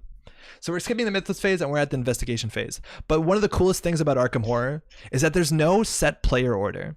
So at the beginning of any turn, again, because this is a cooperative game, we can decide which one of us goes first. Or if there's 4 players, what's the order of 4 players? Or 3 players, of course. So Maddie could say like, oh, I have an enemy. Maybe you should go first to kill the enemy and then I can go. There's so much planning involved in this. And it's really cool that you can kind of organize how the turns work. It's important to know, though, if Maddie goes first, she has to take her 3 actions before I can go and take my 3 actions. You can't do like 1 action, 1 action, 1 action, 1 action. You have to finish your whole turn. Kako says you only get 3 actions per turn. Does that mean we're the bad guys? Yo, corps sometimes are good. Global Food Initiative. It's fine. Cool. So here we are. And this is where we can start the game. Maddie, how's it looking? So right now we have to get clues. It's important to know you can talk about your plans. The game encourages you not to talk about like, oh, I have a knife in my hand or I have a dynamite blast, stuff like that, but kind of to more make it abstract, or even role play if you want. Be like, oh yeah, I think I can fight somebody, or like I got a weapon, stuff like that, to make sure that you're not doing that. You could do that, like who cares, have fun wherever you want. If you want to min-max like that, be my guest. So I think my whole turn's just going to be kind of setting up. I can't really find clues very well right now. Okay. But I'm kind of worried about what might come from the counter deck, so I'd like to get prepared for that. Show us how it's done. Okay. Sure. So let me just make sure I'm doing this in the correct order. All right. I think I'm first going to play emergency cash, so I'm just going to get 3 resources. Cool. And so that's an event. So that takes one of your 3 actions on the turn. You pay the cost in the top left corner, which is 0, and so you just gain 3 resources, and it goes to your discard pile. Great. So what was my next clue? Oh, yes, here we go. So I'm going to play the Heirloom of Hyperborea for 3 credits. So this is only for Agnes's deck, and as a reaction, after I play a spell card, I can draw a card. Cool. And I'll hopefully be playing a lot of spell cards. So this is a nice time to say is that you notice this card says Agnes Baker deck only. There are every investigator comes generally with like a unique boon card, like a unique good card, and then a unique weakness. So Maddie found her one of unique artifact, her unique good card, to set up early. This card is really good if you find it early, but it's important to know that this is one of the cool reasons why you want to pick Agnes, because then you can play with this card. Nobody else can play with this card. Okay, and then my last action, I'm going to go ahead and play Shriveling. So this is kind of one of my damage cards. So it has 4 charges, which means I can use it 4 times. And as an action, I could spend one of those charges to fight using my willpower instead of my fight, which is good for Agnes because her fight stat is not good. Cool. So this is like also draw a card. Yeah, because you played a spell, so you can do that reaction. So this is one of the workhorse cards in terms of like doing damage with Mystics. And again, we talked about Mystics having a really high willpower, but at the end of the day, willpower isn't that useful. If you want to find clues, you have to use your intellect. If you want to fight, you have to use your combat. If you want to evade, you have to use your agility. But they have a lot of spells. So you see in the bottom right corner, that's an arcane slot. So everybody has 2 arcane slots. So Maddie's played 1 spell so far that takes an arcane slot. And this thing uses what it says 4 charges. So when you play the card, you put 4 charges on it. We are showing that as resources. Tabletop Simulator automates all this stuff. It's kind of beautiful. And then again, that action arrow means as an action, you can do this. So you spend one of the charges, which means if there's no charges on it, you can't use it to do a fight. And then you use your willpower instead of your combat skills, which is sick because she has 5 willpower, but only 2 fight. So that's really good. We'll see how this works. That was my whole turn. That was all 3 actions. Awesome. So once you've done your actions, a good thing to do is these cards here, they have a side that's saturated and unsaturated. If you hit F on Tabletop Simulator, it flips it over. So then you can see that Maddie's done her turn. This is not necessary. I think with 4 players, this is much more necessary because sometimes you can get lost of who's gone and who hasn't gone. But that's good. And now I can take my turn. And I want to set up 2 and hopefully fight. So first action, I'm going to play a guard dog for 3 resources. She should trigger her heirloom. Yeah, no, I think she did. Maddie, you drew off the heirloom, right? Yeah, I did. Lovely. So this is guard dog. It's an asset and it's an ally. That's what that slot in the bottom right corner is, where you see another sort of person in a trench coat. Everybody can have 1 ally, and allies are really interesting because not only do they give you abilities, but they also have, similarly to you, they have damage and they have horror. A lot of people call this soak, how much damage they can take. And anytime that I'm going to take damage, I can actually decide to put that damage or horror on the guard dog. Good doggo, good doggo. So the idea is if I want to take a horror or if I want to take a damage, I can decide to instead put the damage on the dog, which gives me more health. And slightly more horror. And the dog actually kind of wants to get hurt because whenever an enemy does damage to the guard dog, you deal 1 damage back. Good doggo has your back. You can only have 1 ally, and it's important to know that if, like, just like your investigator, if any time that this ally gets more damage than its threshold, it is discarded. Or if it got 1 horror, it would be discarded. It goes to your discard pile, and all that horror is gone with it. These tokens are the tokens that are generally used to do damage and horror. When you buy a core set, it comes with a 1 and a 3. If you're playing on Tabletop Simulator, it's actually really nice where you can type any number basically on top of a horror or a damage, and it'll give you that number. So you don't have to put like a bunch of tokens on this because the tokens are really big. 1 and 3 is all that comes when you buy a core set. Anyways, first action, cost an action to play an asset. We'll play a guard dog. Second action, I'm going to play a knife, which is an asset that takes a hand slot and it lets me fight, giving me +1 fight for this attack. So I'm attacking at 5 because it's 4 + 1. And I can also, as an option, discard the knife to give +2, which would make me 6. And the attack does an extra damage. So I'd be doing 2 damage. But I would either throw my knife or get the knife stuck in the thing I'm fighting. It's your choice what it does. Cool. So I'm kind of set up to fight. And for my last action, I could draw a card. I could take a resource. A lot of my cards are pretty expensive in my hand, so I think I'm just going to take a resource.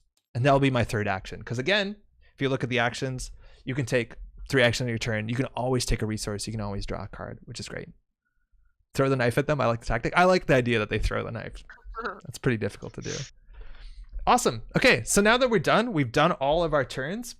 We look at the investigation phase. So we've done all of our 3 actions. So unfortunately, we didn't get any clues. So we're not closer to figuring out what's on the back of this act deck. And then we go to the enemy phase. So at the enemy phase, if there was enemies engaged with people, they would take attacks. And if there's hunter enemies, which are enemies that will move from location to location, they would move right now. Because there's no enemies on the board, that phase is over and nothing changes. Next, we go to the upkeep phase, and the upkeep phase is awesome. Firstly, you reset all your actions, so you flip over these cards, so we're ready to go next turn. You ready all exhausted cards. It's worth noting some cards will exhaust when you use them, which we generally tap them sideways, and generally exhausted cards are just cards you can only use once a turn, and then once you hit the upkeep phase, you unexhaust them. Cool, it's like tapping a card in Magic. That's probably a pretty universal thing. And then after that, each investigator draws a card and gains a resource. So every turn, you will always for free get a card and a resource, which is sick. It ensures you get through your deck and ensures you get some economy. Did a bad thing happen, Maddie? Yeah, the bad thing happened. What's okay, I drew a weakness. Okay, that's actually fine. You don't that one you keep in your Do head. I have to play this one? No. Why would I do that? Oh, I see. Never mind. It's still bad. Yeah. But, we'll deal with it. So Maddie found a weakness. Some of the cards in your deck are bad for you. That is actually Agnes's signature weakness. So Maddie's gonna have to deal with that. I know it's in her hand. In theory, you can keep that secret, but a bad thing is gonna happen. We'll get there. It's bad. And then the final thing you do in the upkeep phase is that you discard down to 8 cards. Your maximum hand size is 8. You can have as many cards in your hand as you want during your turn, but right at this moment, you have to discard down to 8 if you have more than 8. So we're both comfortably at 4 cards in hand. Cool. Awesome. So now we hit the bottom of the whole round and we start a new round. So we finally do the Mythos phase, which is something that we haven't done because you skip it on the first phase. And the Mythos phase works like this. Firstly, you place a Doom on the agenda. Now, if you're playing Arkham Horror at home, you would just grab a Doom token and put it on the physical agenda. But TTS, we can just click that button. So we're looking at 1 Doom. Next, you check if there is more Doom in play, equal or more than the Doom threshold on this card. So this card will flip over when there's 3 Doom in play. Right now, there's only 1. So it's not going to flip over. And now we each draw an encounter card. So this is a deck that's set up at the beginning of the game, and it basically has a whole combination of bad things that will show up, either monsters or just horrible things that can happen to you. And you shuffle that up at the beginning of the game, and every Mythos phase, we each draw 1 card from this deck, and we have to deal with it. So you can't just sit back and do nothing because the game will come and force you to do something. So normally how this works is the lead investigator would draw an encounter card, they would do it, and then the next player would draw an encounter card and do it. But because this is a tabletop simulator, we have some sick automation to do this. It's always rats. So you actually just click on this card here to click for an encounter card, and it will pull one up for you. Maddie is the lead investigator, so she gets the first encounter card. All right. Let's go. Oh, Oh great. no. Great. Obscuring fog. Okay, this is a hazard. So we have to attach it to our location, limit one of these per location. And this means that where we are right now gets +2 shroud. So it's Yeah. even harder to investigate for us than it was before. Great. So a lot of encounter cards, these are called encounter cards because they come from the treachery deck. They have a different back than the player cards, so you can easily tell them apart. Anytime you say the word revelation, that's something you have to do once you draw this card. So the revelation is you have to attach it to your location, and the location gets +2 shroud. Shroud again is that number in the corner here, and that is what you're comparing your skill to when you're trying to do an intellect test to investigate clues. So it used to be 2 shroud, and now it's 4 shroud, which is garbage because we're pretty bad at getting clues. So bad. Yeah, maybe we should have been Daisy, who knows. But after the location is successfully investigated, you get rid of the fog. So basically we have to break through 4 shroud once, and once we break through 4 shroud, the fog is cleared. So that's Maddie's encounter card, and so now I draw mine. So let's see what we get. Okay. Oh, This is awkward. that's okay. This is what an enemy looks like. I will explain enemies when they show up, but this is a really unfortunate thing that I'm surprised is in the core set. Is whenever you draw an enemy and it has spawn on it, it says spawn attic. That means this enemy will show up in the attic. Now, the attic is not in play. It's not a location right now. The only location we have is a study. If that ever happens where you pull an enemy and it has to spawn in a location that is not available, you just discard it. And then that's it. It does nothing. I don't know. I really don't think that those enemies should have been in this deck. It's just kind of a confusing rule, and it almost never happens outside of the core set. But it's worth knowing if you draw an enemy and it has spawned, it just goes away. So it's like I drew nothing, which is kind of nice. Now you notice I hit that discard button. That's just some automation. It'll take whatever card is there and it'll just throw it into the discard pile in the encounter deck. So basically once you do your encounter card and it gets dealt with, it goes to the discard pile. And eventually when this encounter deck is empty, you shuffle the discard pile and then you keep going. Oh no, your study is full of fog. What a tragedy. It is. Yeah, Jessica says it doesn't do the keyword where you draw another encounter card. No, it doesn't. There is a keyword that says draw this card and the next card. That keyword is surge. As far as I know, if you draw an enemy and it doesn't have a spawn, there's no surge on it. So you don't actually draw the next card. You get away scot-free, but it's kind of clumsy. Yeah, does surge come later?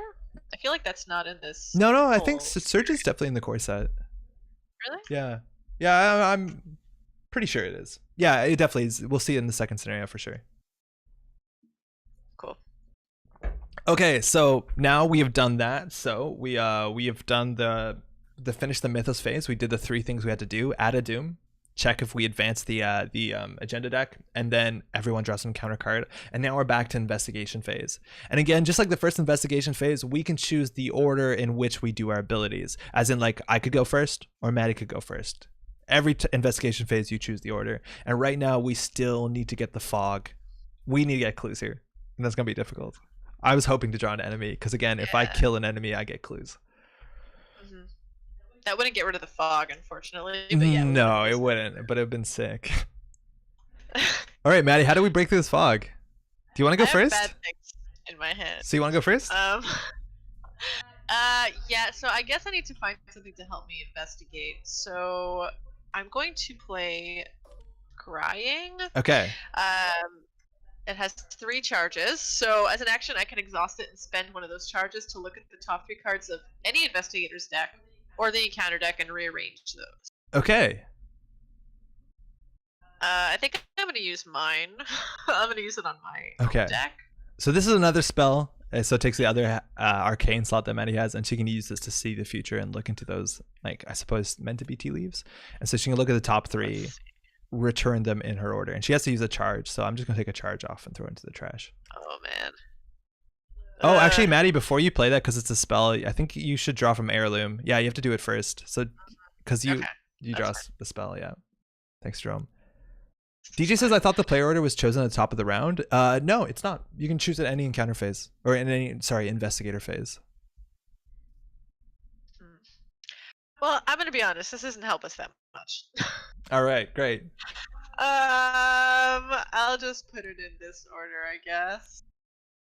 So it's worth noting that scrying, you can also use it to look at the top of the encounter deck, which is actually like a pretty good use of that. I think you'd largely see it like that, which is nice because then you can say like, okay, I'm going to make sure Roland draws the enemy, and then maybe Agnes draws something that cares about willpower. It's information is key.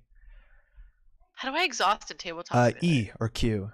Yeah, cool. Okay, So this has exhaust on it. So if you use that arrow, that's one of your 3 actions in a turn, and then you exhaust it. So you turn it sideways. And now that it's exhausted, you can't exhaust it again. So you can only use it once. So that was 2 actions. Yeah. And not great. Not great.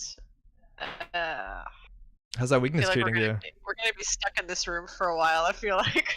Oh god, the weakness is bad. The weakness is bad. I think I'm gonna have to just draw so I can get through those cards more quickly. Doesn't your weakness fire if you keep it in your hand? Yes. All right. But I don't want to add a doom to the agenda.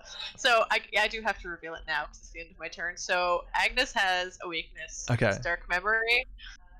It's place a doom on the current agenda if it's played, from what I understand. Correct? Yes. So right. Yeah. So this is an event, which means if you pay the cost and play it, you do the ability which says place a doom on the current agenda, which is rough. So because I kept this in my hand, I have to activate the forced text. So if Dark Memory is in your hand at the end of your turn, reveal it and take 2 horror. So I'm gonna do that. Bummer. It's and sadly there's no enemies here, but it's okay. So that's your 3 actions. It's worth noting Maddie for her last action drew a card. Again, you can always draw a card or take a resource as one of your actions on your turn, or all of your actions on your turn. So it was some scrying, draw a card, and again, that spell is still in your hand. So that's rough. All right, so it's off to me. I think I need to find a flashlight or something to be able to look through this fog. Yeah. The fact that we're both pretty bad at intellect might have been a mistake, but I think we'll be able to figure it out. Okay, so our first action I'm going to draw. Oh, that's good. That's actually really nice if we can find somebody else to fight. Second, I'm going to draw. Okay, and I'm going to try and I'm going to actually try and find a clue. So if I want to investigate, again, investigate is one of the actions you can do on your turn. You compare your intellect, which right now for me would be 3, to the shroud value of the location. And the shroud value of this location would be 2, and unfortunately because of the fog, 3, 4. So right now I'm behind. I'm 3 to 4, and I still have to pull a chaos token, which will probably be a negative number. So I'm going to try and look to boost to be able to get this. So again, when you're boosting, you can commit cards from your hand that have matching skill icons to be able to boost your stat for that one test. So I'm at 3 intelligence or 3 intellect, book, whatever you want to call it, and I'm going to commit unexpected courage, which gives me 2 question mark. Question mark is a wild icon, so you can actually use that for any skill. So I'm going to boost my intelligence, my intellect, so I'm at 3, 4, 5. So I'm right now 5 to 4. I could continue boosting and commit more cards. Like I probably should actually commit this just because I think we need to clear this round. So I'm going to also commit this card. It's worth noting that working a hunch is not a skill card, it's an event card, but I can still commit it to a skill test. And if I do that, I don't care about the text, I don't care about the cost, all I do is I care about what icons are on it. So right now I'm starting at 3 intellect, and I'm adding 2 for unexpected courage and 2 for working a hunch. So I'm at 3, 4, 5, 6, 7. Now, this is a rule that we haven't talked about, but any investigator who's at the same location as you can always commit a card to a skill test that any other investigator is doing. But the difference is they can only commit 1 single card. I could commit as many cards from my hand as I want to a skill test I'm doing, but investigators can help each other out by committing a single card. Maddie, do you have or want to commit any intellect or wild icons to my skill test? Nope. All right. Nope. Teamwork, let's go. I'm on my own, so I'm going to do 3, 4, 5, 6, 7. So 7 to 4 is not bad, but again, I still have to pull a token, so let's go. Nailed it. So 3 was exactly what we needed, 4, 5, 6, 7. So 7 minus 3 is 4. The difficulty of the test was 4, and a tie is good enough. So we successfully investigated, so a couple things happened. Firstly, this fog lifts as soon as you find a clue, as soon as you successfully investigate, so we can get rid of that. So the shroud is back down to 2. We'll throw it into the discard pile, and I get a clue. So I'm gonna just take a clue, and I'm gonna put it here. Man, the automation is so smart. It keeps track of the clues that you have here, and it also automates at the act deck. You can see up there the act deck. There's like this rolling counter here that will show how many clues the whole team has together, which is really cool. So all that stuff is updated together, which is really smart. So I successfully investigated. All these cards I committed go to my discard pile, and that is cool because the fog is now broken, and hopefully next turn we can investigate because there's only 2 shroud. All right. Checking quickly at their rounds. What's next? This would be the enemy phase. We don't have any enemies right now to worry about, so that phase happens with nothing happening. And now we hit the upkeep phase. So we flip back over every player card. We unexhaust every card. So Maddie unexhausts her scrying, which is exhausted, and everybody draws and gains a resource. And that's a fine card. Sick. All right. Now we go back to the top of the round, and it's the Mythos phase. So I think I have shortcuts for this. Hopefully this is not too nauseating. We can kind of fly around the board pretty quickly. So in the Mythos phase, we add 1 Doom to the agenda. So I'm just going to click this button up. Again, if you're playing at home, you'd probably just like add a second Doom. And then you check whether there is enough Doom in play that's equal or greater than this threshold. So right now there's 2 Doom in play, and this will advance once there's 3 or more. So it doesn't advance.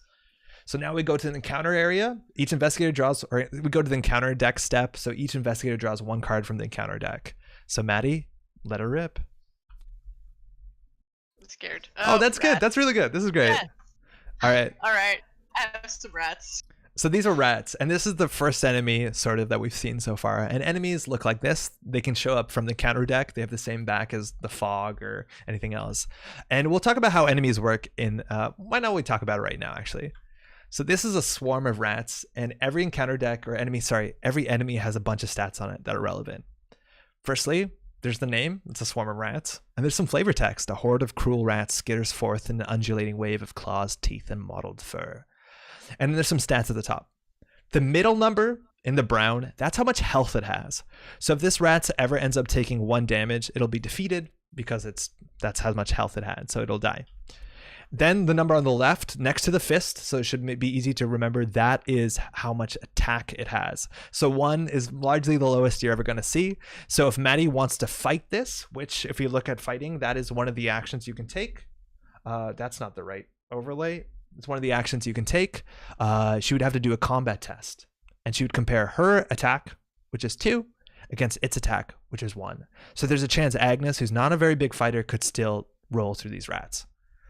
The other number there is a 3, which is evasion. We're not going to be doing a lot of evasion, but there's another action you can do if you look on the action chart that you can evade an enemy, which would be a test where you compare your evasion skill, agility skill, which is 3, to the rat's agility skill, which would be 3. And if you succeed that test, you would evade the rats, which means the rats would be exhausted and they wouldn't be bothering anybody that turn. So you can go on and do your stuff.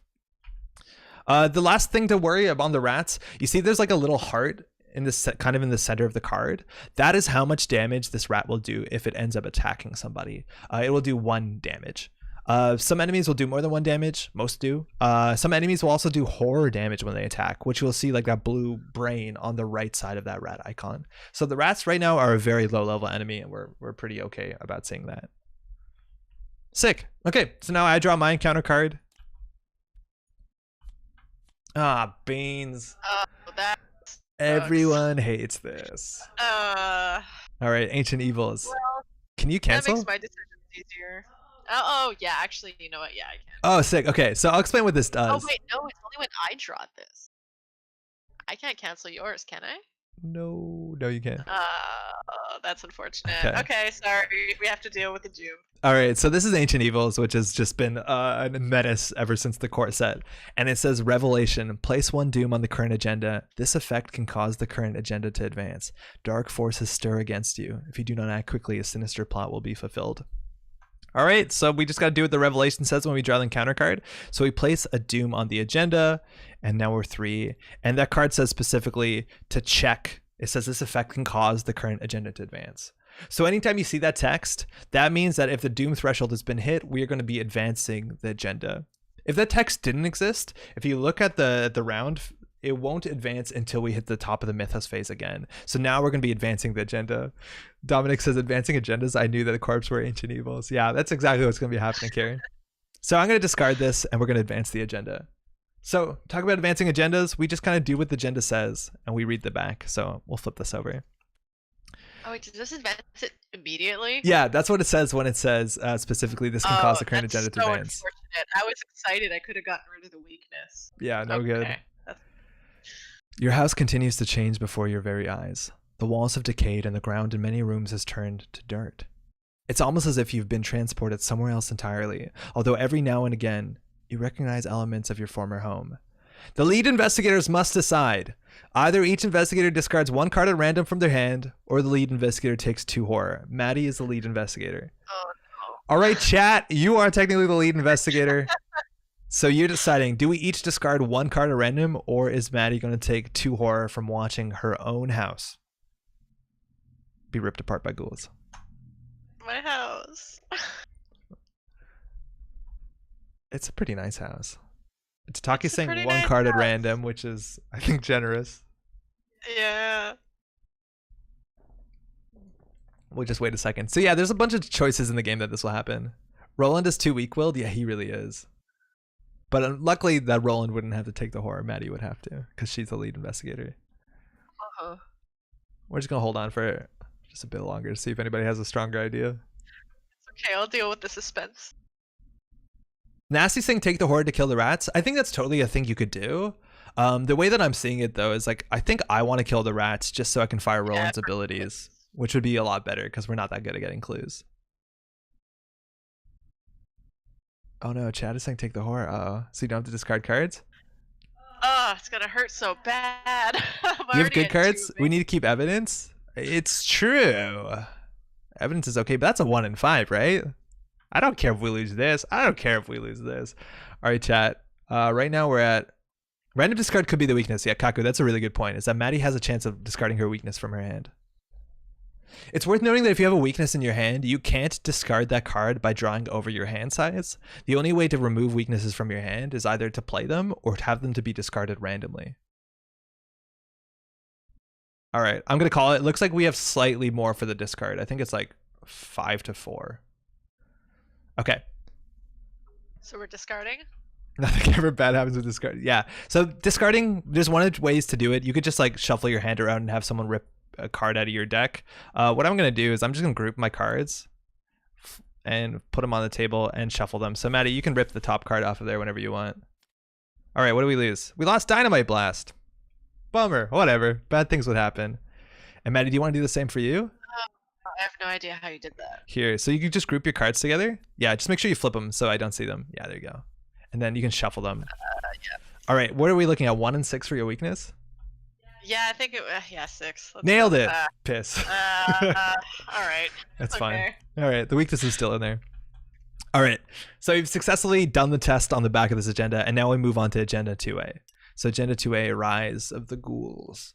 The floor beneath you is giving way, and you can see a vast network of tunnels twisting into the darkness below. Shapes and silhouettes of strange creatures move swiftly through the tunnels, trying to find a way up. You probably don't want to be here when they do. And luckily, this agenda has 7 Doom to advance. So we got a lot more breathing room than just the 3. Unfortunately, we're still stuck until we find 4 clues before we can leave this room. And thus ends the Mythos phase, because we did we did all our stuff, and so now we enter the investigation phase. So either Maddie or I could go first. That was slightly painful. Yeah, just a bit. So I think you should probably kill these rats to get a clue, right? Yeah, I think that's good. Okay, so we didn't front load all this stuff, so we're just going to slow down a wee bit to talk about how enemies work. So you see this area that's labeled threat area? Every investigator will have a threat area, and if there's enemies that are engaged with you, that's the term of them being in your threat area. They would go there. You can also have other cards in your threat area.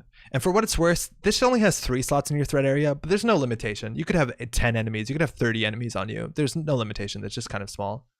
Yo, Austin, how's it going? Can't watch now, but I'm thrilled you're recording. Yeah, yo, I'm totally pumped. Yeah, so if there's an enemy engaged with you, it's actually going to have some strong limitations on what you can and probably want to do in your turn. So with an enemy engaged in you, there's a couple things you can do. Firstly, you can fight it, and that would be comparing your combat skill, so Maddie's would be 2, to its combat skill, which is 1. And if you succeed a combat test, that's an attack, you would do 1 damage to it. And this swarm of rats only has 1 health, so it'll die in 1 hit. Rats are not that scary.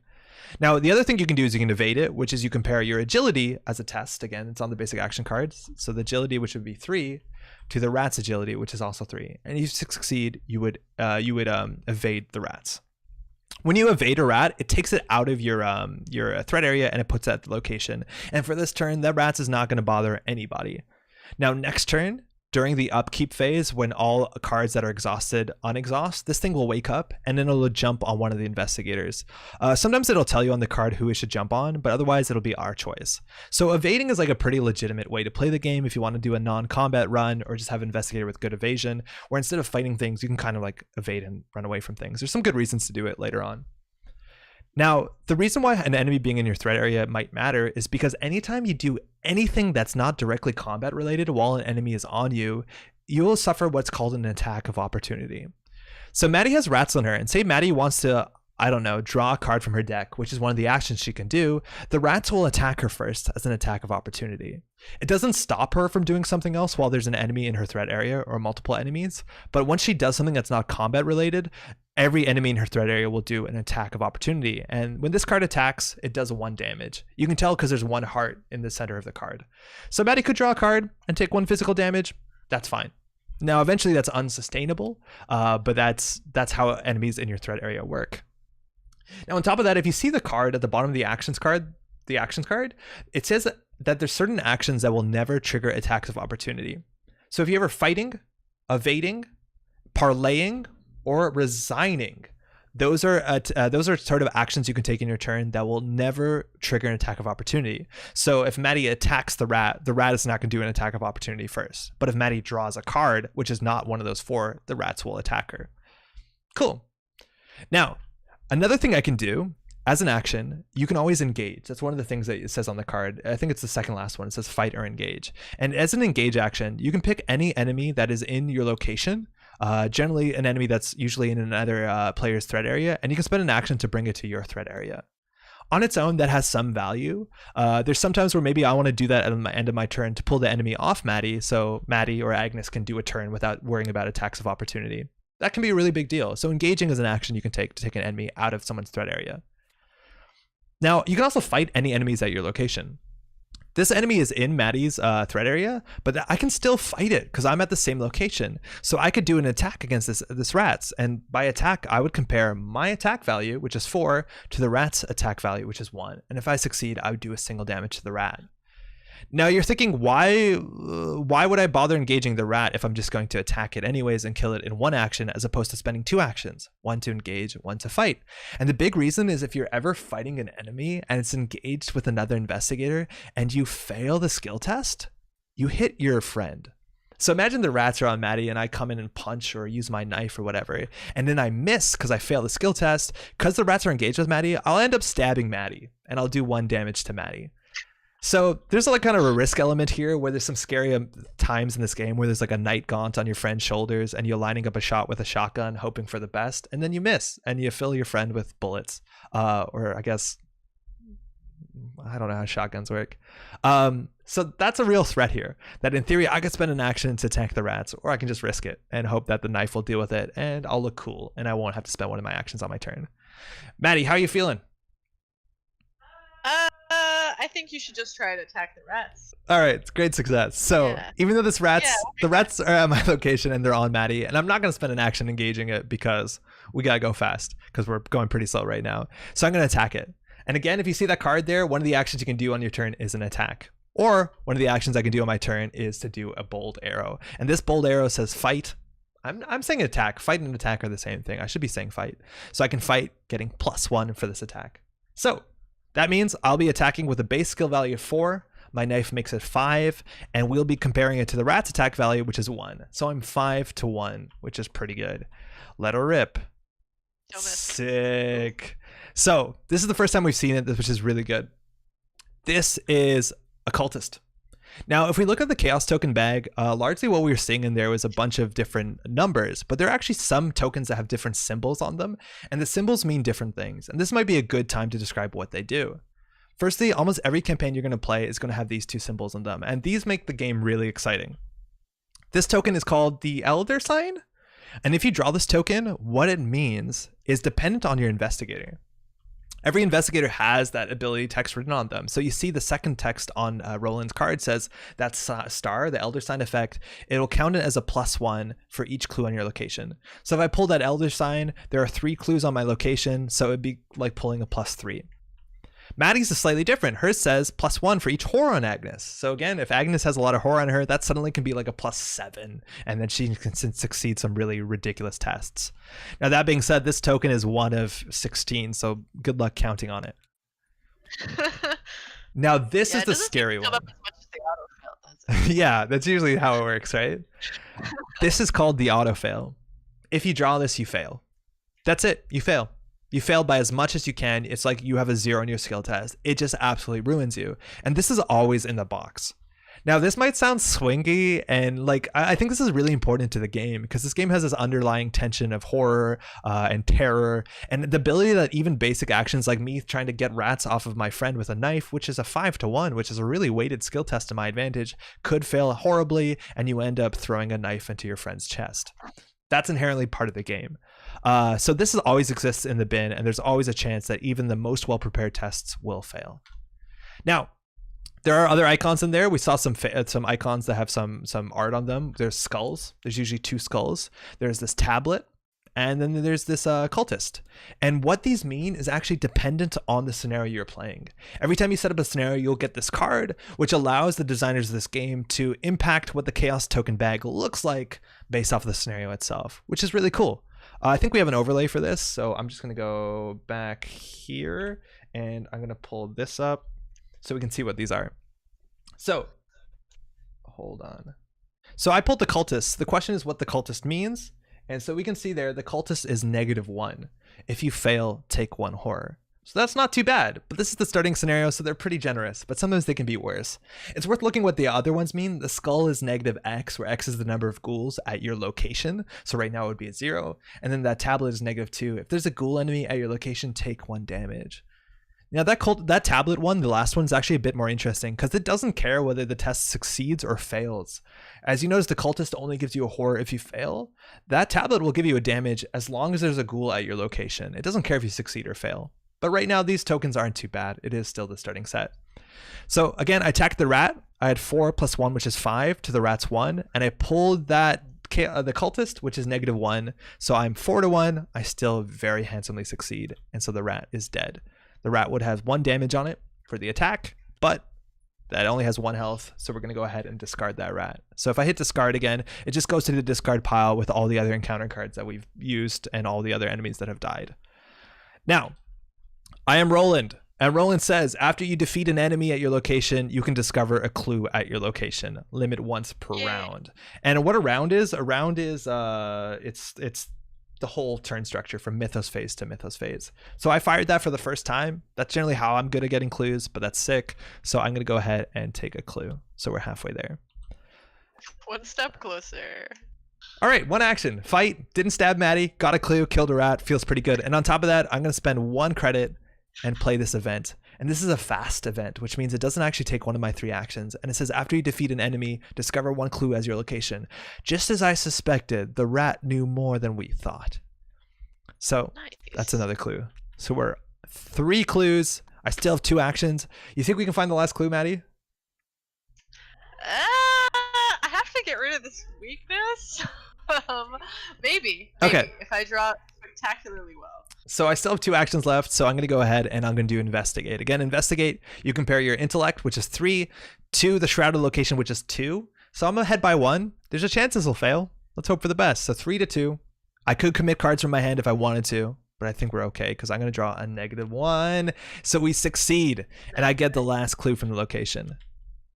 Now, I need to automate this so this is more seamless. I thought it'd be more seamless. But if you look at the agenda in the act deck in the top, the act deck wanted us to get 4 clues, and now we have 4 clues. So we can spend 4 clues to advance to see the back of the act deck and advance the act. Do we want to do that, Maddie? Yeah, probably. Okay. So seems to make sense. I'm going to spend 4 clues. I'm going to drag those clues, and I'm going to throw them to the trash. These are trash cans. It's worth noting that Tabletop Simulator in theory is a 3D game, but we're playing in the flat 2D version. I think it's just a bit more easy to understand. That's a trash can. And now we can advance the act deck. So here we go. You notice that the edges of your newly purchased rug are tattered and mud-stained. Finding this odd, you shift the furniture aside and pull back the rug. To your surprise, you see the door leading out of your study. You slowly turn the knob and the door swings open, revealing your hallway below. You jump through the doorway, landing on your feet on soft dirt. The door to the study slams shut above you. The smell of burning wood fills the narrow hall, intermingled with the scent of rot and decay. And it tells us to do some stuff. Anytime you see that sort of like italics test, that's the story. Anytime you see regular text, that's what you have to do. So it says to put into play the set aside hallway, cellar, attic, and parlor.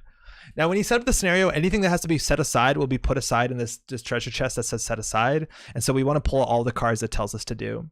An easy way to do that in Tabletop Simulator is to right click and hit search, and you'll see all the things. You can even search by name if you want to see only specific cards, if there's a lot. So we need to pull out the hallway, the attic, the cellar, and the parlor. And we have to put them into play. So that'll happen. I'll do that in just a second.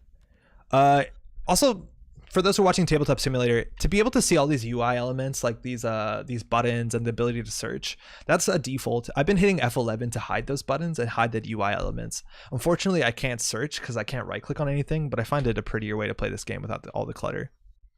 Okay, then it says discard each enemy in the study. There are no enemies in the study. It says placing each investigator in the hallway and remove the study from the game. So we've opened the trap door from our study and we've fallen into our hallway, and we get to put these into play. So I'm going to put these into play. Okay. So this is the first time that movement is going to matter in this game. So how movement works is that these are multiple locations, right? And each location is going to have some text on it, some flavor text. And once we've entered that location, we can flip it over and read the other side. See if there's clues at the location, see what the shroud is at the location, and then see maybe there's abilities on location and things to do. So we enter the hallway, which means we'll immediately flip it over. And it says, a moment of panic and disorientation strikes as you land upon the floor of the hallway. The world spins as if turned on its head. And we flip it over, and the hallway has one shroud, which is really low, but there's no clues here. And it says the walls of your house are splattered with mud, and your hardwood floor is gone, replaced with a dirt path. Oh, man. Cool. So we finished the act deck, so now we go on to the next act card, Act 2A, and it's called the Barrier. And it says, oh no, I have to undo. Hold on. I hit backspace, I think, with deleted a card, but there's we can fix this. We got this. One second. Just respawn the deck? I don't want to respawn the deck. Because I did undo and it fucked up the cameras, which is a problem. Hold on. We can probably get this done. Shit. How do we fix this, chat? I'll get the book. No, hold on. We still need it because I'm just going to hit undo and pray for the best. Oh. Uh-oh. Don't hit backspace, y'all. Ooh. Okay. That's not so bad. I thought it would be worse. It's still not ready on my side. Although your ping is at 800. No, that's so. cool. That's cool. How we doing, chat? It is frozen on my side. Okay, we're good. But it's not back yet. Where's the act deck? Did I hide it? What did I do?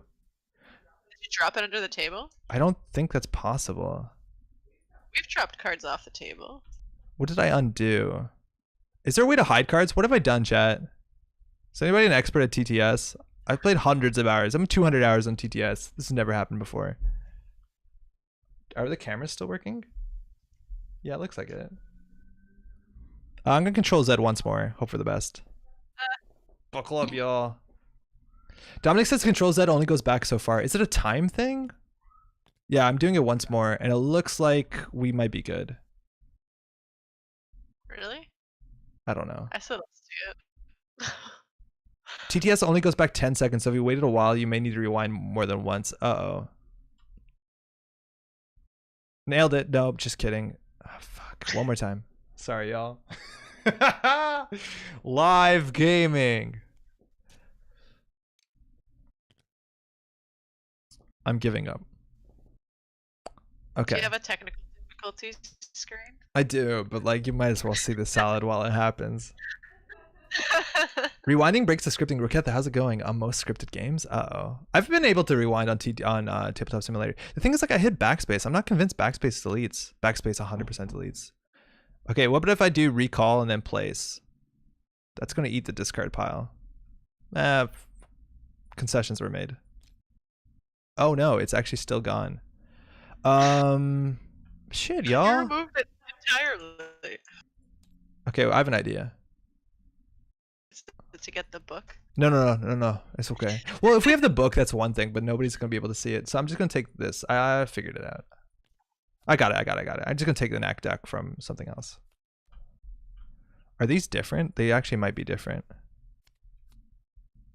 These are the same though. Oh god, yeah. No, we're so clever. Okay, we figured it out. All right. Okay. Welcome to Act 2A. Maddie, you still there? Yeah. Okay, cool. I just want to check if all the automation is here. Cameras are broken. Shouldn't be surprised. Some of the cameras. Why are only some cameras broken? Oh man, that's such a bummer. Okay, our cameras. We're gonna have to fix that in a second. So sorry for this. But this is Act 2A, the barrier.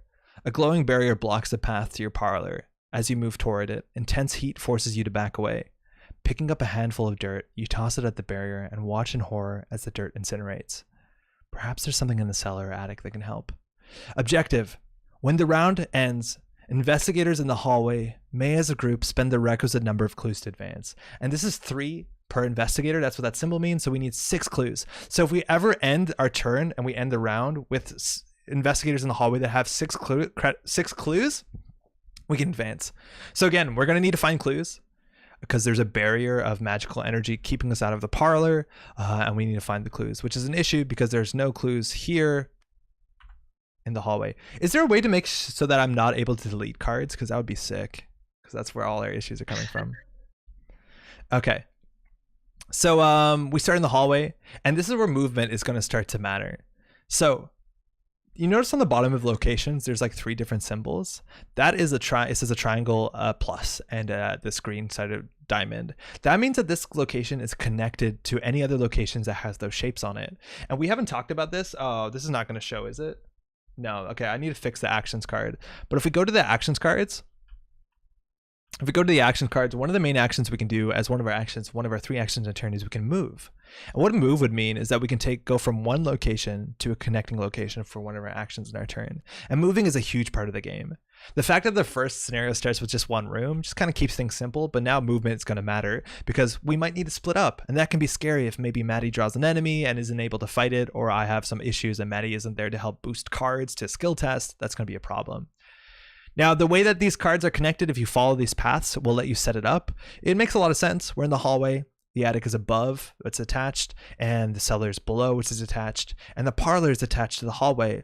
But we can't enter the parlor. We're trying to figure out how to enter the parlor because it says the entrance to the parlor is blocked by a darkly glowing, unfathomable barrier. You cannot move into the parlor. Now, this isn't something that comes with the game, but a lot of people will either make their own or go to an Etsy shop or Orbitz and buy their own versions. But there are these little arrows that you can add to the game to help you visualize what is connected to what and in which way. It's important to know that these are 2-way connections. In theory, if you hit the different numbers, you can actually cycle through. Some locations are only connected one way, where you can move from the hallway to the attic, but not the attic to the hallway. But if you follow all these icons here that said this is connected to a square, and this is the square location, if you see in the top left corner, you can set this up pretty easily. But here we are. So welcome. We've figured our way out of our study, and we're now in the hallway, and we need to figure out how to get out into the parlor, which has a barrier. So hopefully the attic and cellar will have a way out. I think I have one more action on my turn, right? I talked shit about counting to 3, and here we are. Because I think I did fight, and then I did investigate. That sounds right. Yeah, and this one's fast. Okay. Yeah, I think I have one more. So I have one more action. So I could go upstairs, I could go downstairs, because staying here seems not that important. I think I'm actually going to go venture maybe to the cellar. So you can always read the flavor text on unrevealed cards. This says, the stairs leading down to your cellar are slick, and they glisten with a thin layer of ice. So I'm going to spend one of my actions to move, which again is a very important action. This is the first time we're ever doing it, so I can move. And once you reveal a location, you flip it over, and you read what it says. So this is the cellar. It doesn't kind of look like the cellar that Maddie's house usually had. And it has 4 shroud, so it's really hard to find clues here. And there's 4 clues here. So there's a lot of clues. Again, we need 6 to advance the act. And it says forest. After you enter the cellar, take 1 damage. So forest happens. So I'm going to take a damage. I could assign the damage to myself or to my dog, but I'm going to assign it to myself because my dog actually has reasons to take damage later on. And then you can read the flavor text if you want. Your cellar seems to have been replaced with an underground network of icy tunnels and caverns. The cold chills you to the core. Awesome. Don't like that. So this card also in the bottom right corner says Victory 1, which is the first time that we've actually seen that text. And this is really interesting text. We never said this so far, but basically when you're playing a campaign, between scenarios, you'll be largely getting what is called victory points. And you use those victory points to upgrade your deck. So there are going to be certain cards that cost victory, that cost experience to add to your deck. And then you can add those decks so the next time Maddie and I show up to the next scenario, we'll have better decks. And that's a really huge hook in this game, is finding victory, finding XP, upgrading your deck so the next scenario you show up and you have like a cooler gun or better skills or cooler events. That's a really big deal. When you see victory on a location, that means that when the scenario ends, if you've gotten all the clues off of this location, you will get that victory. So it gives you something that's not necessary to do. Like in theory, if there's clues upstairs, we don't need to get any maybe of the clues from this location, let alone all 4. But if we do decide to do that and spend more time to do that, we have victory. Each of us will get a victory, which is a pretty good reward. So that's a really big part of this game, finding victory on locations or on enemies that shows up too. That can help you upgrade your deck. Anyways, that's my 3 actions, so I'm going to flip over. Maddie has 3 actions, and while Maddie talks it through, Maddie, I'm just going to fix the cameras, but we'll still be able to see what you're up to. So I think I'm gonna have to. I had a plan. Oh, real quick, Maddie. Pat says hi. Yeah. Oh, hi, Pat. Hey, Pat. How are you? Right. Okay. So I did have a plan. So first, I'm gonna go ahead and get rid of the dark memory weakness. Oops. So, I have to place a doom on the current agenda. I'm sorry, but at least we won't have to worry about this anymore. And it is a spell, so it will let me draw a card with my heirloom. Cool. This is your signature weakness. So this is something that like Maddie's, whenever you're playing Agnes, you're going to have to deal with this if it shows up. Did you put a doom? No. There's still 3 on our board. Oh, yeah, that's huge. Sorry. When this advances, we were meant to clear all the doom off of it. Whenever you advance, you clear all the doom. So we're not starting at 3 of 7. We would start at 0 of 7. I forgot to do that. That's a huge thing. And now Maddie added 1 doom, so we're at 1 of 7. So we got rid of that weakness, which is good. Next, I think I'm going to use scrying. Okay. So I can go through more of my deck to try to get... Oops, that didn't go into the garbage properly. So I could try to find stuff for clues. So it's the top 3 cards. So I'm going to use it on my deck again. Let me think. Okay. This seems okay. We'll probably be fine. Oops, pretend you didn't see that. I don't know if they can see that. Okay, that was my second action, and I guess I should start exploring the rest of the house. Yeah, that's probably a good idea. I'm scared of the attic. I think I'm gonna go to the parlor. Okay. Oh, you can't. That place specifically we can't enter. Oh, it's locked. Oh, yeah. I have to go to the attic. You have to go to the attic. I'm scared of the attic, but we'll go up to the attic. So the text on it unflipped is the smell of rotten meat assaults your nostrils as you approach the attic stairs. Are you keeping meat in the attic? No. Alright. So when I enter forced take a horror, fine. That's fine, right? You have a lot of horror, so this is fine. This is fine, yeah. So the bloody carcass of a malformed beast swings from a meat hook chained to the ceiling. The blood drains slowly from the carcass, dripping into a small barrel. Yo, clean your attic up. What is this? Really gross, but at least this place only has 1 shroud. Yeah. And 4 clothes, so it's pretty easy to investigate. It's also victory 1, which is obviously a huge deal. If we clear all these clues out, we can get that victory. And again, we need only 6 clues, and then we have to end our turn in the hallway to advance. And right now, there's 8 clues between the 2 things. So this is where the idea is like, do we want to get 8 clues and get both of the victory? Do you want to just clear out 1 of them and then maybe get 2 off the other? We got a lot of options. That's all 3 actions. Okay. Just give me 1 second to everyone watching, because I'm almost set it reset all the cameras here. So this should be our actions card. I just want to make this as like obvious as friendly as possible, but apparently when you undo, it undoes all my camera assignments, which is a mega bummer. This is not the first time it's happened. So this should be assigned to actions control 5, and then rounds should be control 6. Okay.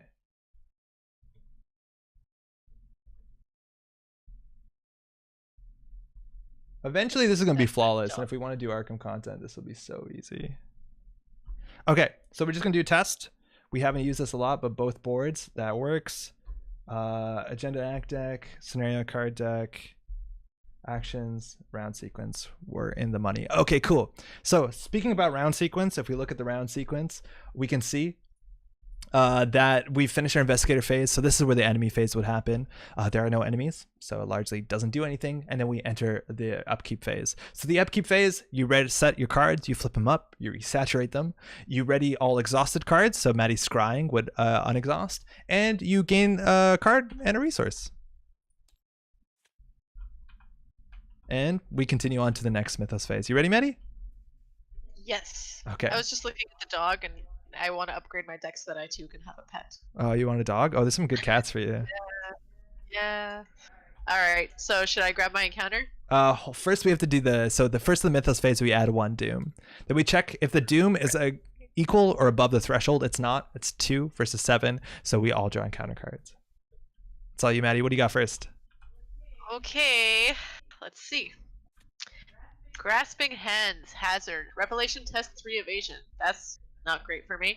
For each point you fail by, take a damage. Decaying Hands, rise up from below and grasp and claw at your ankles. Ugh, that's not great for me. Cool. Thinking, do I... How's it going, Marcus? Welcome. We're big fans of Arkham Horror here too.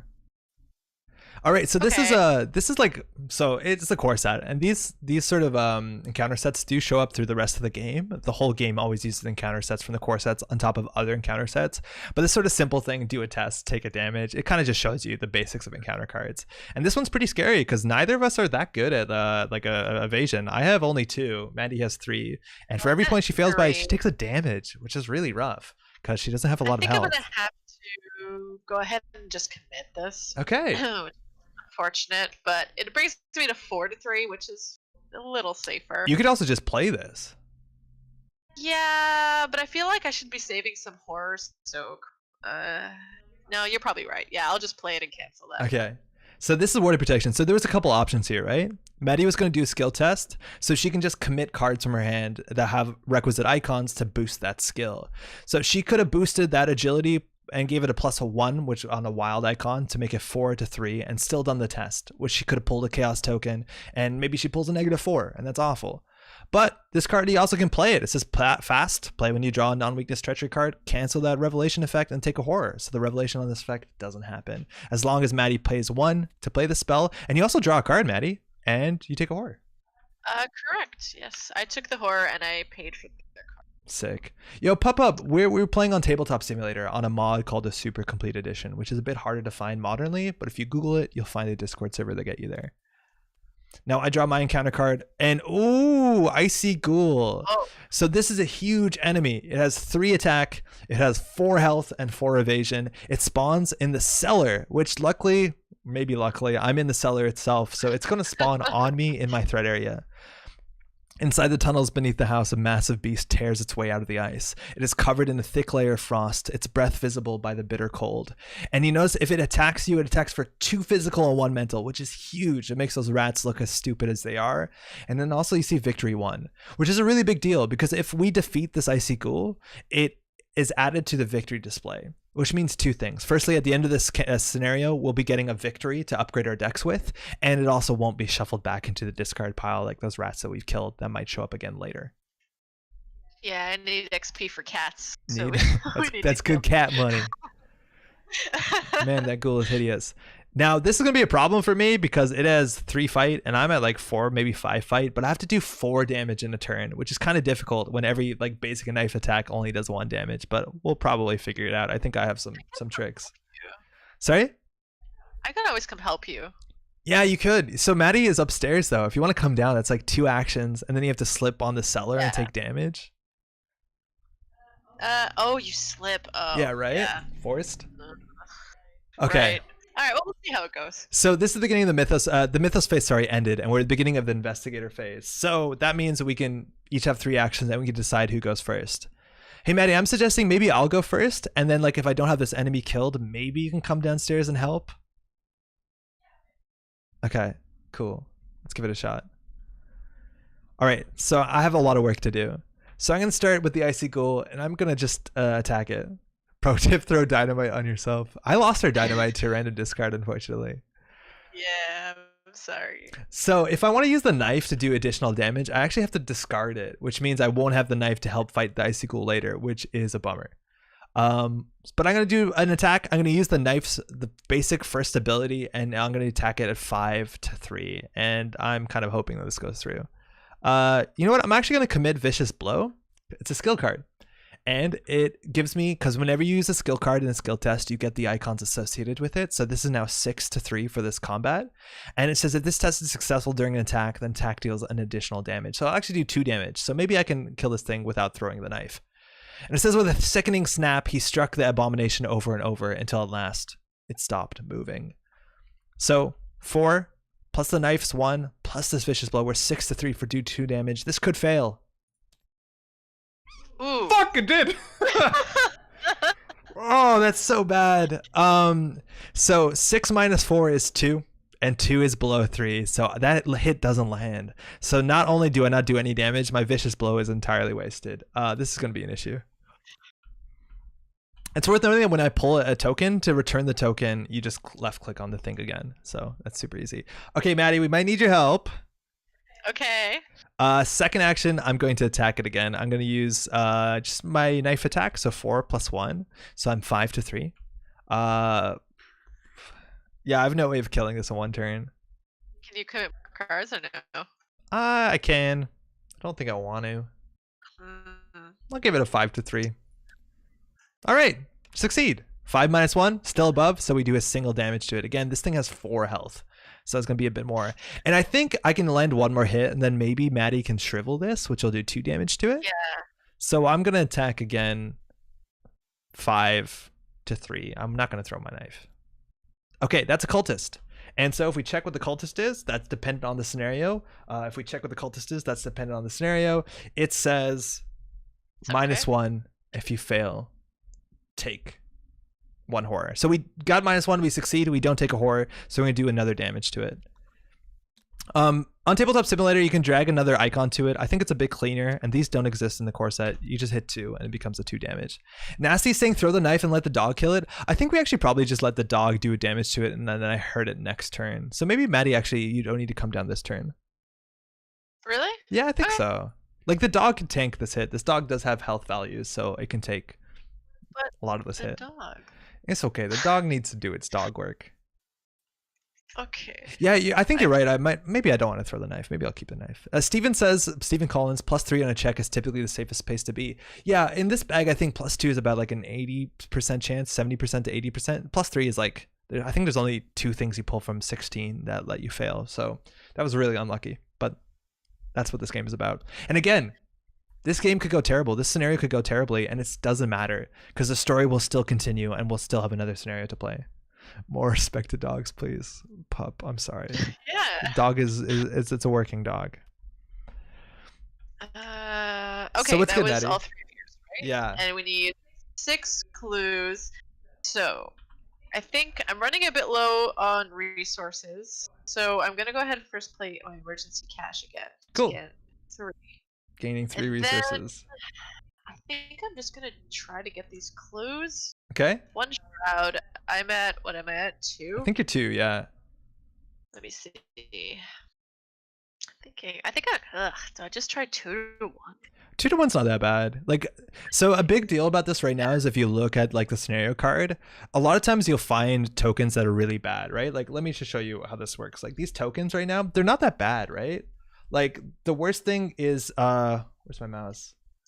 The worst thing here is a -1 if you fail to take a horror. So sometimes in other scenarios, you'll see like -3 if you fail to do this. So you don't want to spend a lot of time taking tests that you don't have a good chance of succeeding. But right now, it's more about spending time than it is the punishment of the tokens themselves. Yeah, I think I'm just going to go ahead and do a 2-1. Okay. Investigate. So, oh, nice. Nailed it. -1. So that succeeds. Grab a clue. So it's 2-1. Shroud is 1. Her skill test was 2. So that's good. You have 1 more action, right? 2. I'm gonna do the same thing. So I'm gonna investigate 2-1. Okay. Ooh, what is talent? I think you're fine. but you're not going to succeed. But you're fine. So the tablet No, is hold on. -2. So you're not going to succeed. I have a plan. Oh, okay. I'm failing by how much? Hold You're on. failing by 1. Failing by 1. Okay. This is fine. So I can play this. Oh, sick. Yeah, this is such a good Yeah. card. Look what I found. So this is Peak So- Survivor. It costs 2 in event. It's fast, so it doesn't take an action. After you fail a skill test investigating, discover 2 clues. And you see somebody crashes their car into a tree and finds a statue. Classic Survivor stuff. They succeed when they fail a lot of times. So that's good. That's 3 clues. There's only 1 left on the location. That's worth victory. Again, we need 6 to advance. This is good. That was all 3 of my actions. Yeah. Okay, cool. So this is the first time that we're going to have to worry about the round sequence when it comes to the enemy phase. So Maddie's done her turn, and now we hit the enemy phase. And we've never done the enemy phase before because no enemy has ever survived to this point. Firstly, if there's enemies that have the subtype called Hunter, which we haven't seen yet, they would move around the board and try and hunt people. That would happen now. It's not going to happen because it doesn't happen. Next, each engaged enemy attacks if able. So this Icy Ghoul is going to attack me, and it's going to hit me for 2 physical damage and 1 horror. Now, I can assign the damage however I want to any of my allies. So what I'm going to do is I'm going to assign the 2 damage. I'm going to put 1 on me. I'm going to put 1 on the dog. And the dog says, whenever an enemy attack deals damage to the guard dog, deal 1 damage to the attacking enemy. So the dog is going to retaliate. And then I'll take the horror, and I'll assign the horror to myself. Horror is the scary part for me. I don't want to assign the horror to the guard dog because the guard dog would just die on the spot, and then I wouldn't get more value from the dog down the line. But that wasn't that bad. I did damage to the ghoul, and that's good. It's worth knowing, and this is like such a minor rule, and it's really easy to forget. After an enemy attacks, in theory, it exhausts itself, and then it goes to your location like every exhausted enemy. Now that largely doesn't matter because now we're going to go to the upkeep phase, which you reset all actions. So you flip all your mini cards and ready all exhausted cards. So this ghoul will wake up and immediately engage me. That actually sometimes matters if you want somebody else to engage the ghoul. But yeah, that's worth noting because it's easy to forget. Lastly, after you unexhaust all your cards, you draw a card and gain a resource. Good dog, yes. And I actually drew a good weapon. So that's way better than knife. Generally, weapons you want in Guardian class will do more than 1 damage. Yeah, this is what you're looking for. Maddie's drew a weakness? No. You went ooh, and I was like, oh you thought I did. Yeah. It could be scary. All right, well, that was that round. We're at the end of the round. Ian, how's it going? This game's great. Only the setup was an existential nightmare. Yo, TTS, it's so easy to set up. You hit 2 buttons. Also, Jason, love this game. The rest of Circle and Done just arrived. Oh, yo, Circle and Done's really good. Prepping for the inevitable 2nd UK lockdown. All the best, huh? IXWT, you can distribute the damage? Yeah, totally. I've played so many campaigns and I have no idea the enemy's exhausted. It's actually like a much missed rule, and it's really important because there's some encounter cards that say like an enemy will attack you, and if they do that, they exhaust. So for the entire investigation phase, they're exhausted, and you can just do whatever you want. It's like such an easy rule to miss. All right, so Mythos phase. First thing, we add a doom, and then we check if the threshold is met. 3 to 7, we're not. So we're going to start drawing encounter cards. Maddie's the lead investigator. Let her rip, Maddie. ooh, Ravenous Ghoul. Okay, this is fine. This is probably It's fine. That's Decided fine. to think, raise the question: do we eat to live, or do we live to? Yeah, this is probably fine. Okay. I could deal with this, I guess. So again, rats were kind of a joke. This has 3 attack, 3 health, and if it attacks you, it's going to attack you for 1 physical, 1 mental, which is it's a bit. Now I get a card, and I get fucking Ancient Evils again. Revelation, Oh, no. place 1 doom on the current agenda. This effect can cause the current agenda to advance. So we're going to add a doom to the agenda. So we're now at 4 or 7. The fact that it says this can cause the agenda to advance means that if this was at 7 or higher, we would advance immediately, but it's not. But that loses you a whole turn. These things are so annoying. I could have hit the discard button. How many of those are there? 3. Okay, that's all right. At least we got rid of 2 of them relatively. Yes. Yeah. Aniax is saying it's important to note they only exhaust for attacks during the enemy phase. They don't exhaust for attacks of opportunity. 100% true. So the fact that if this attacked me with an attack of opportunity because it was engaged with me and I did something else besides the permitted fight, evade, parlay, or resign, it would attack me, but it wouldn't exhaust. Ancient Evils is really awful. It is. Werner, how's it going? It's okay. We're trucking through. There's the first scenario, like this is going really slow because we're teaching the game at the same time. But like, if you knew the game, this scenario would take, I don't know, an hour maybe. It's a pretty small scenario. All right, so let's look at the board state. Maddie has a ghouls on her. So that's something to deal with. I have an enemy on me. That's something to deal with. And so it looks like we have our work carved out for us. Got some things to deal with. Yeah. You're pretty well equipped to fight, right? Because you have your shriveling? Yeah, I have the shriveling. I think it'll be fine. You want to give it a shot? You want to go first? Maybe you should go first because you only have, what, like 1 damage left on the ghoul? Or I guess I could go, and then if I need your help, you can... Yeah, that sounds fine, right? Yeah, okay. This is fine. We'll probably be fine. Great. So I'll start then? Yeah, okay. So Maddie's going to Okay. do her 3 actions first, and she is shriveling, which is it's a spell that lets her spend the charges to do an attack using her willpower. Again, mystics are all about using their willpower through magics to do things that they're normally not good at. So this, if it's an attack, will be 5 willpower versus 3 attack, which is way better than Maddie's 2 attack versus 3 attack. Right, and it deals a +1 damage. Yeah, so... which is probably the biggest part. Yeah, so let's go ahead and try to use shriveling. So I am at what, 5? Mhm. Yes, 5, 2, 3. And you can boost the willpower for this test because it is a willpower test. I could, but I will not. All right, 5 to 3. Yeah, 5 to 3. Oof. Okay, hold No on. good. Oh, hold on. So Maddie pulled a -3, but again, Maddie can play survivor cards in her class. So you get stuff like this. Lucky, fast, play 1 for this event. When you would fail skill test, get +2 to your skill value for this test. So Maddie is lucky and barely succeeds. So how much damage? That's 2 damage. Here we go. So it has 3 health. You need to do 1 more damage. Yeah, I think I'm just gonna have to use a shriveling So again. there's actually a couple ways you could do this, right? So it's worth noting that Maddie's Baker, the waitress, whenever she takes horror, she can do damage to an enemy at her location. And if this Ravenous Ghoul attacks Maddie for doing an attack of opportunity, it will do a physical damage and it will do a mental damage. Which means, in theory, Maddie, if you just want to tank an attack of opportunity, you can use your Agnes ability to kill the ghoul. I don't know if that's worth a shriveling charge. Like, shriveling is pretty good too. But sometimes when you do shriveling, you take a horror anyways. That's true. That is true. A lot of the spells can have downsides where if you draw the wrong tokens, you hurt yourself because magic is magic. Yeah, I guess I can just do the attack of opportunity thing. Okay. So let me just put it back on.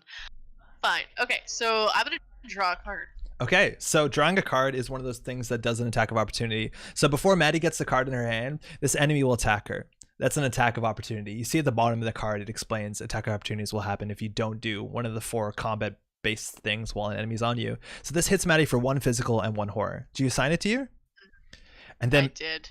Then Agnes has this unique react ability that says whenever she takes a horror once per phase, she can do a damage to an enemy at her location. So hey, that Ravenous Ghoul now takes its 3rd damage and it is discarded because it only has 3 health. Sick. I don't want to alarm you, but I'm at 4 of 8 for my... Yeah, that's fine. You just gotta play a Fearless and heal or something. Oh, my Fearless was discarded. You have 2 probably. You also probably have there's a pendant you have. You have a rosary that has some horror soak on it usually, let alone allies. Yeah, we should be okay. That was 2 actions, right? Yep. Yes. So last, I'm going to, let me think, which one is probably better. Oof. I'm gonna go ahead and put on a leather coat. Okay. So that's a leather coat. This is an acid that takes that body slot. There's not a lot of body cards in Arkham Horror, and it gives her +2 health. You see that it has health soak on it. The coat was not the most fashionable choice, but it did feel warm and reassuring in its bulk. So let's Maddie have a bit more survivability. That's it. That's 3 actions. That's it. All right. So that 1 clue is still waiting for us. It's back to me. I have this big old icy ghoul. I can deal with it. Now, Jerome is in chat is suggesting there's a play here where I could like do something else, and then this would do an attack of opportunity against me if I do something that's not combat. And then if I assign 1 of the damage to the guard dog will defeat the ghoul. I think that's a totally reasonable play, but I feel like I don't want to take the sanity because this does a horror, and I don't want to take it because I only have 5 horror and I'm already at 1. So I think I'm just going to attack it. So I'm going to attack using my knife. So it's 4-1. It's 5 to 3. Let her rip. Piss. Ooh. I've been drawing this -4 a lot. There's only 1 in Yikes. like 17, so that's bad. So I fail. Loss of an action. This is me talking shit about that attack opportunity play. 5 to 3. Got it. So we haven't seen this yet. This is the Elder Sign, and every time you draw an Elder Sign, it will fire whatever your investigator's unique Elder Sign ability it is. So for me, it says +1 for each clue on your location. There are 3 clues on this location, I think, 4. So it's a +4, which is huge. And so I succeed and do the final damage to the Icy Ghoul. So the Icy Ghoul takes the damage.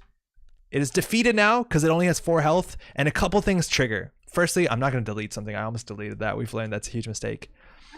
Because this card is worth victory, we need a track that we've killed it. So we're going to add it to the victory display. And at the end of the scenario, that means we're going to be able to upgrade our decks with this victory. It also means that because it's generally when you defeat enemies, they go back into the discard pile. And when this encounter deck is empty, you reshuffle the discard pile and it becomes a new encounter deck. So this means that this ghoul will never see it again. It is fully defeated. The second thing that happens with Roland, it says after you defeat an enemy, you can discover a clue at your location once per round. And I'm definitely going to do that because this place has 4 Shroud and I'm not that good at finding clues. Yo, Code, how's it going? Are you playing solo? No, I'm actually playing with Maddie, my partner who's in the living room right now. Bad luck and good luck fair. Yes. So that's one action. Pretty good, or 2 actions, excuse me, because I failed the first. And I'm just going to go ahead and I'm going to spend 4 resources to prepare myself with a 45 automatic. This is a much better weapon than Knife. Knife is like a pretty basic weapon, but this gives me +1 to my fight and deals +1 damage. It takes a hand slot, which is cool because I have 2 hands and I only have 4 shots on it. So it is a bit of a limited use, which is good. XWT says, where did you say we can get this mod? It is no longer on the Steam Workshop. You want to look up Super Complete Existential Dread. They have a Discord server where they update it. If you search on the Arkham Horror Reddit, you'll definitely find a post finding you, pushing in the right direction. Okay, so that's my 3 actions. Maddie had her 3 actions, so we flip over. And now if we look at the round timing, we'll notice that we hit the enemy phase. There are no enemies. Don't have to worry about that. And we go to the upkeep phase. So flip all investigators, unexhaust all cards, draw a card, gain a resource. It's good stuff right here. Okay. Not bad. Not bad? Not bad. Awesome. Okay. So now we go back up to the Mythos phase, and I hope you're understanding the structure of this game a bit now. So we add a Doom. We're at 5 of 7, Maddie. We're going so slow. I know. We only have 4 clues so far. We need to get 2 more clues and then end up in the hallway. I think we can do it this turn as long as this encounter deck is not too bad. The Ancient Evils really hurt. Yeah, we've drawn 2 so far. It's rough. There's 1 more somewhere. We might draw it soon. Okay. Ugh. Maddie, do you wanna give it a shot? No. Okay. All right. There we go. Encounter. What do you got? Oh no, it's grasping hands again. So this is the agility test of 3. Here, I can just do this.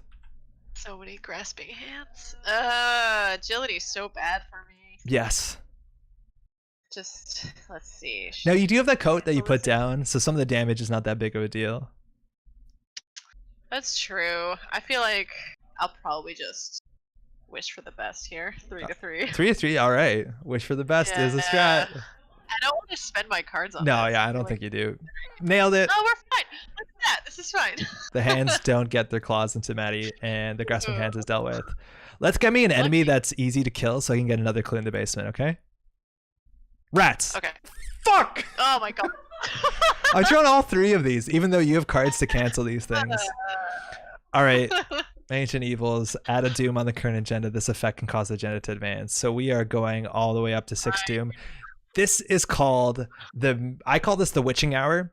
This is the point in the game where there's sometimes cards that will add Doom, and then you don't care about the cost because next turn we're going to advance anyways, unless the card says this can cause the agenda to advance. You'll see that. You doomed. Yeah, I know. I cursed it a bit. Beans is probably the more correct way of saying that. But hey, that's the Mythos phase. No enemies. So if we remember about the act deck, we need to end our turn in the hallway with investigators that have 6 clues. So I think you have 1. Sorry, you have 3. I have 1. So if we both get 1 more and end up in the hallway, we can probably break that barrier. How's that sound? I think it's doable. Do you want to go first? Yeah, okay. Cool. What's the play? I'm just gonna go ahead and investigate 2 to 1. All right, so it's 2 to 1. Maddie has 2 intellect. It's 1 shroud. What do you got, Maddie? Oh no. Tablet? That tablet I remember. think is a -2.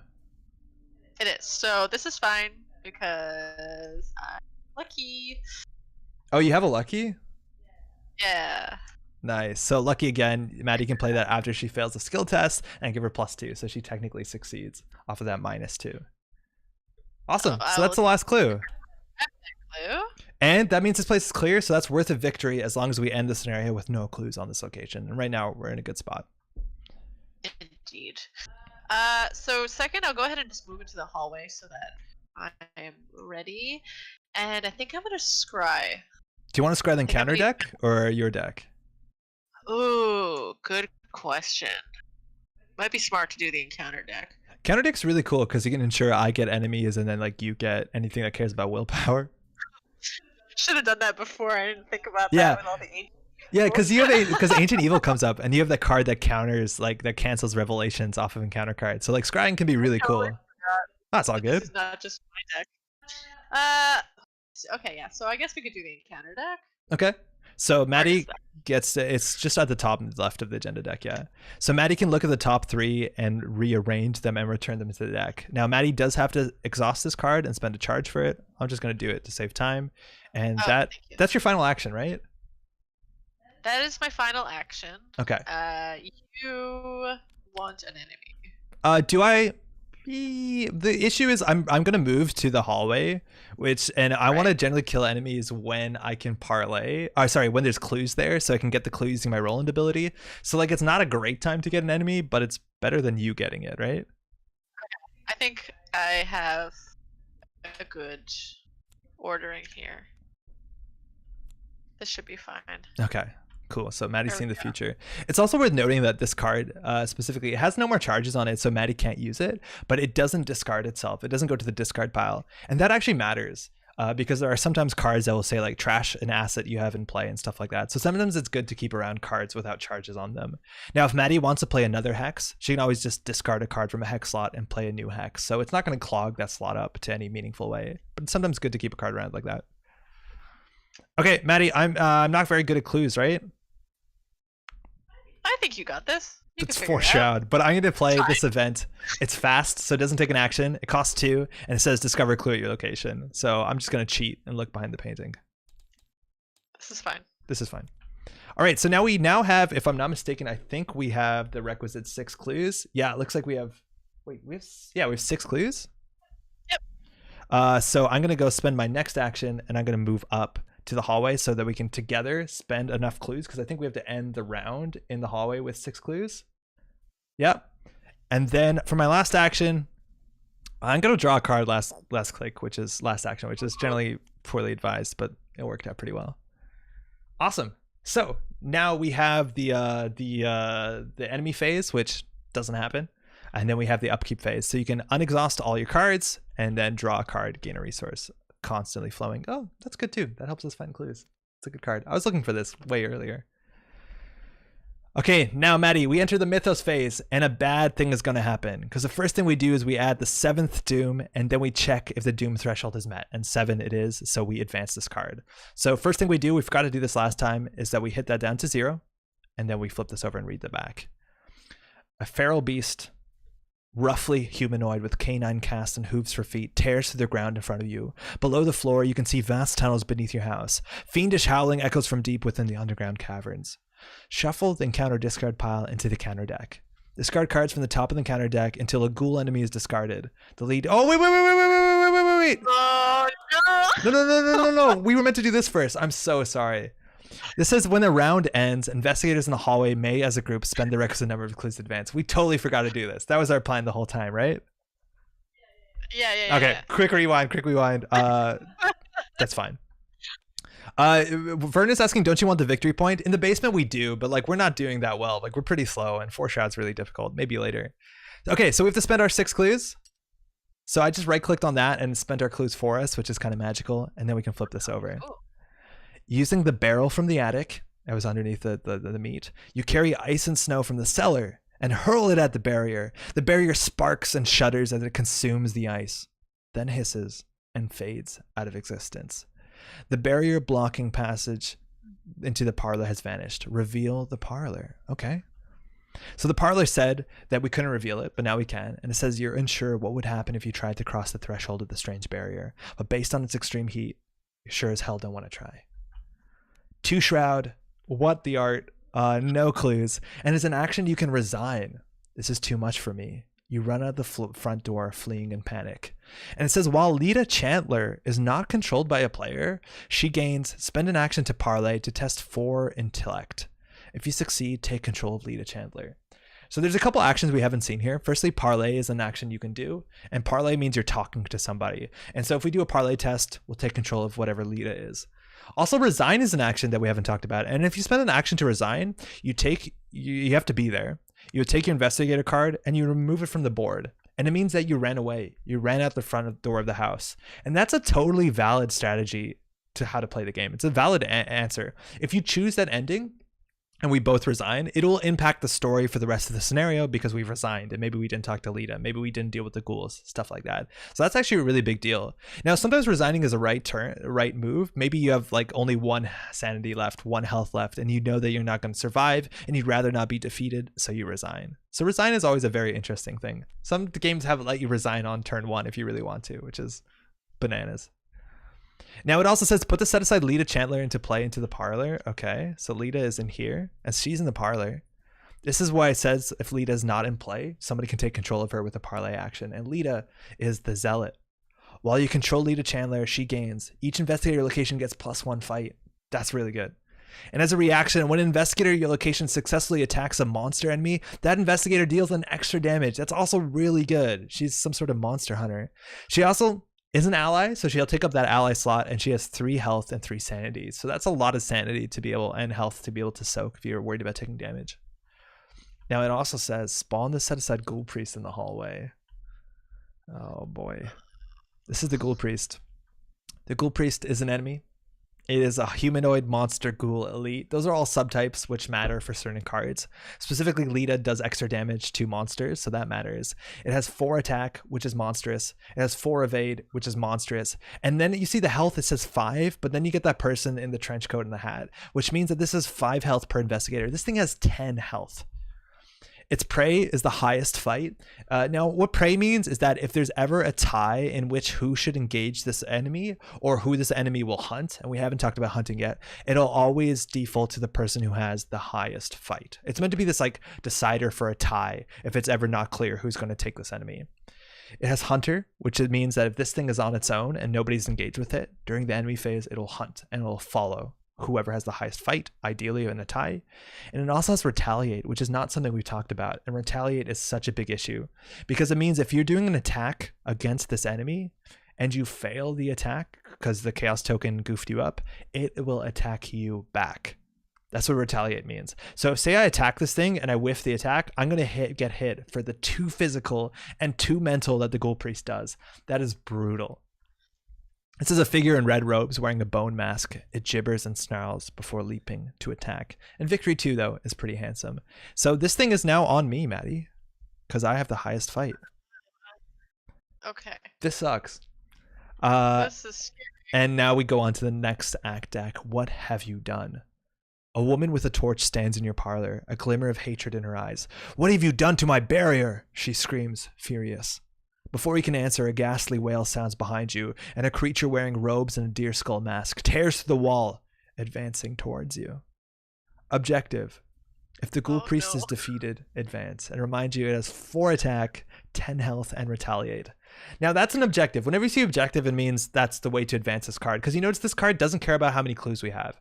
To advance acts, it's not always about clues. A lot of times you're going to have to do something else. And this is defeat the Ghoul Priest that has broken through the walls of Maddie's house. So yeah, that's going to be an issue. Now, again, we don't have to do that objective if we just want to go into the parlor and resign. That's an option that we have. But hopefully we can defeat the Ghoul Priest. Okay, so we missed that timing. That would have to be done before the end of the round, and now we hit the Mythos phase. So that's on us. That's our bad. So now we hit the Mythos phase. We add 1 Doom to the agenda, and we check the Doom threshold, and we are at 7 of 7. So we clear all the Doom, and we advance. So we flip this over. A feral beast, roughly humanoid with canine casts and hooves for feet, tears through the ground in front of you. Below the floor, you can see vast tunnels beneath your house. Fiendish howling echoes from the deep within the underground caverns. So shuffle encounter, discard pile into encounter deck. Now that's a bummer because all the ancient evils are now back in rotation. No. Discard cards from the top of the encounter deck until a ghoul enemy is discarded, and the lead investigator, which is Maddie, she's going to draw it. So we're going to discard cards until we find a ghoul. Hey, one ancient evil's down. Ooh, some cards. Rats, damn. Oh, and also the fact that you scryed the deck doesn't matter at all, right? It was so good, too. So Maddie is going to draw the top ghoul that's discarded, which is a ghoul minion. It's 2/2/2, not too bad. So it could be worse. There's stronger ghouls in the deck.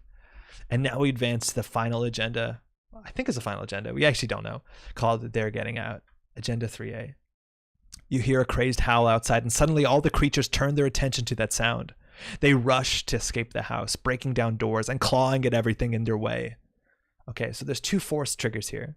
At the end of the enemy phase, each unengaged ghoul enemy moves 1 location towards the parlor. So that's a big deal. If there was, say, a ghoul in the attic that Maddie evaded and then ran away, and that ghoul didn't have Hunter, it would just chill in the attic, and then we'd be fine. Like, evasion's a pretty legitimate way to play the game. But now, the ghouls are going to be pulled to the front door, so they're actually going to be moving towards the parlor. Also, Forrest, at the end of the round, place 1 doom on this agenda for each ghoul enemy in the hallway or parlor. So that means we won't be adding 1 doom per turn. We could be adding 3 or even more doom if we don't deal with the ghouls. And that's a problem because this is a ghoul, and this thing has 10 health. Maddie also has a ghoul though, but this one's much more manageable. So we have to deal with the ghouls. And there's 10 doom to advance. So we got a while, but we got some problems to deal with. And our objective right now is to defeat the ghoul priest. We still draw encounter cards though, Maddie. Good luck. Oh, it's too much. Okay. Crypt Chill. Test 4 willpower. If you fail, choose and discard 1 asset you control. Oh, that's fine. That's fine. This is okay. I'm at 5-4. I'm just gonna leave it at that. And Maddie succeeds anyway. But we talked about this earlier. Like, there's cards that sometimes will attack your assets, like Crypt Chill. And so that's a good reason why sometimes to keep an asset without charges around. Because if Maddie failed it, she would just get rid of her scrying. She doesn't care. This is worse for me where I have to like discard a gun or something. But we'll see. Yeah. All right. I also get a card. Another ghoul. Oh, no. Fuck. Okay. Oh, no. So if we look at the board right now, there are 3 ghouls on us. So there's 1 on you, 2 on me. This ghoul is really hard. The big ghoul is really, really difficult because it has, 10 health and a lot of attack. If we evaded it, it's worth knowing that if you evade a ghoul, if you evade an enemy that has retaliate on it. Again, retaliate means that if you fail to attack it, it hits back. If you evade the ghoul, retaliate doesn't work anymore. So there's a really good advantage to having good evade because then you could evade a retaliate thing and start like smacking on it without worrying about the retaliation.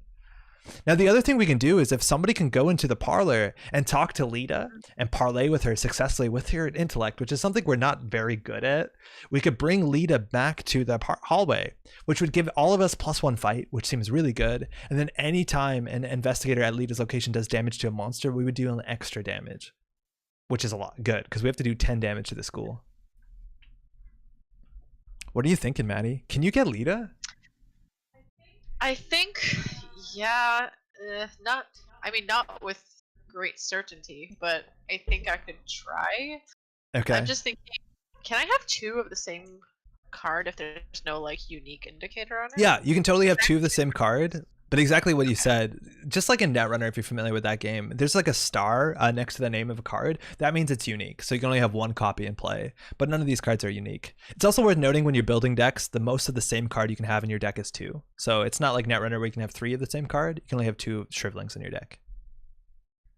Okay, so I have to get rid of this ghoul first because that's just an extra doom that we don't need to deal with. Yeah, there's also another thing here where like, oh yeah, that's true. Yeah. Also, do you pull the ghoul priest off of me?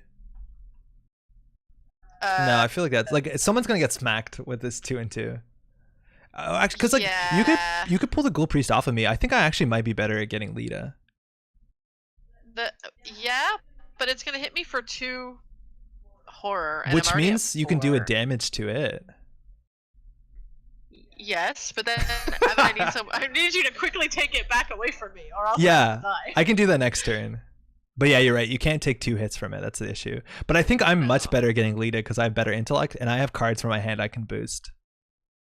I can boost also. Okay. I guess we can do that. I'm just really worried that you're not going to be able to take it back away from me.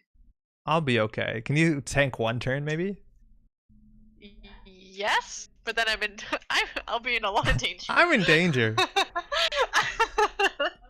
Okay, so should I try to deal with this one that's on me first? I think so, yeah. So that's All a right. easy shrivel, right? Let's shrivel. So I'll be at 5-2. Yeah. Yeah, that seems good enough. Let's go. Oh my god, Fuck. it's not good We've been enough. pulling this thing all day. Oh wow, that's bad. Okay. So it Does that misses. retaliate? It doesn't have retaliate, so Doesn't. you just fail the attack. Okay, that's really unfortunate. That means I'm probably not going to be able. Oh, we're at the same location. Yeah. Okay, I'll try to kill it. I'm gonna go ahead and shrivel it again. Okay. 5-2. One more time. I will shrivel it again, and -3 is yeah. really good.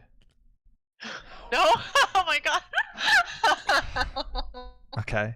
So not only do you automatically fail, but shriveling says if you pull that, you have to take a horror, which lets you do a damage to an enemy. Yeah. Okay. That hurts. This is really bad. That's really bad. Actually, Okay. I think it makes more sense to put the damage on the Ghoul Priest? Because I think because you can one-shot shriveling. Yeah, it's any enemy at your location. Oh, at your location. Yeah. Okay. Because like this thing dies in a single shrivel anyways, right? Well, we would hope. We can only hope. We would hope. I just try it again. I guess we don't want this here. Well, then you can't like engage the Ghoul Priest, which means I can get Lita. Well, we can't get Lita this turn. I think we can. No, but I mean, if I don't engage it, we can't get it this turn. Yeah, if you don't engage it, we can't get it this turn. But if you engage it this turn, like I can shoot your Ghoul minion, shoot my Ghoul minion, and move to Lita, and the next turn, like talk to Lita, come back. Okay, but if anything misses, then I'm dead. Yes. That is correct. But if it misses, like I'll just re-engage the Ghoul Priest. Okay. I'll take the Ghoul Priest from you. Okay. So last action, Maddie engages. Oh wait, if you engage, the Ghoul minion attacks you. Oh right, yeah. Yeah, this is an attack of opportunity. That's really bad. Okay, so I think for one turn, I think you just probably want to maybe shrivel the Ghoul minion, and then next turn you go for Lita, or I go for Lita. Okay, let's hope the shriveling works. Okay. So the last shrivel, 5-2. We've only pulled the -4 3 times. Hold on, I'm gonna commit this. Like 6-2. Actually, that's like a good card to. Oh yeah, it's a good card to play. It gives you soak, and then if it dies, you don't care about the doom on it. It does. I just didn't want to put. Oh, it's on the card. It's not on the counter. So if it dies, you lose the doom. So this is a card that puts doom on it when you put it into play, which counts to that threshold that's always ticking up. But if the card dies, it takes the doom away with it, and that's a really good way for Maddie to get more health, let alone more horror. All right, so I'll just go ahead and do 5-3. 5-3 is great. Okay, that's actually really bad. But no, it's -2. Oh, it's -3. No, it's -2, but because there's a ghoulie location, you also have to take a damage, which is fine. That's fine. That's okay. I have a trench coat. And you have to take a horror because of shriveling. Yeah, that's less. That's less good. That's what a bad turn! But this that's so rough. Yeah, we killed the ghoul. So Maddie has to take a damage and a horror from that. That was so rough. That's really bad. So bad. Okay. Ugh. I need to find some kind of healing, or I guess we'll play the arcane initiate next turn. Yeah. Okay. Ugh. So that's Maddie's turn. So now it's to me, and I have the Ghoul Priest on me. Lita would be sick because then we could be doing more damage. But I'm gonna start just like wailing away at this Ghoul minion.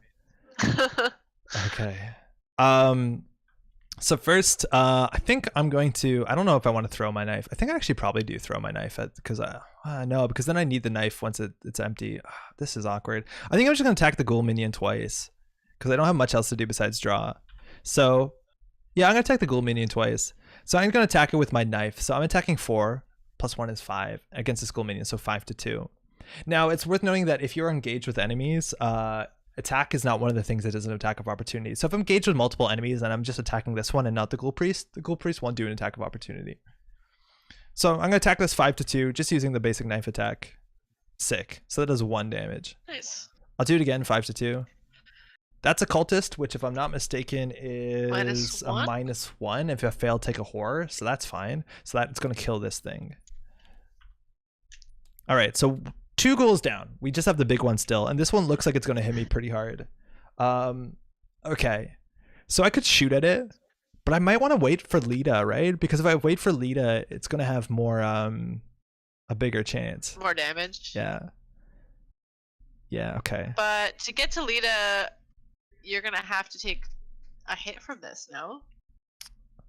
I don't think so. Well, if I move to Parlor, it's going to hit me, and then it's going to hit me during the enemy phase, and that's going to be a problem. Right. So I think I can spend my last action. If I attack it, I'm like 5-4, which is bad. I could boost 6-4 and hope, which is like not amazing. And I do have a card in my hand that will help me boost, but I want to keep this for talking to Lito, which seems way more important. So I don't know what to do here. I think I might actually just try and evade it. Well, evading actually never succeeds because I'm 2-4, and the best thing I can pull from the bag is a +1, so that never succeeds. To the Ghoul Priest, yeah. I don't know, Maddie. I think I do nothing. Jerome is saying parlay with Lita doesn't take attack opportunity. No, it doesn't. So I could like maybe do a move, take an attack, parlay with Lita, but I don't have enough actions this turn, and then assign the damage to Lita, which would be okay. But if I do a move here, it'll attack me, and then it'll attack me again in the enemy phase immediately after, which is a problem. I don't want to take 8 damage in 2 actions. So I think I'm just going to pass. You don't think you should attack it? Well, it has retaliate.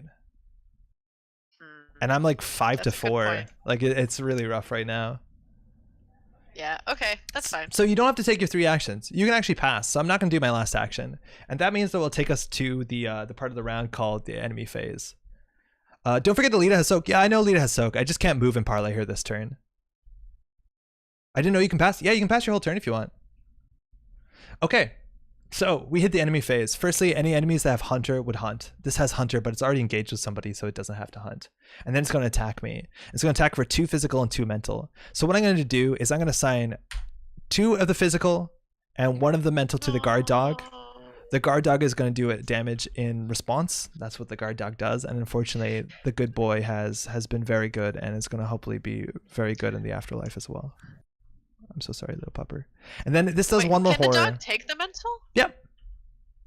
Even though that the physical would have killed it? Yes, you assign all the damage that you want, not over the excess, and then it's defeated. So our best boy, yeah, is unfortunately gone. And then the last horror is going to spill over and take it to Roland's face. And the Ghoul Priest is at 2 of 10 damage, so we're getting there.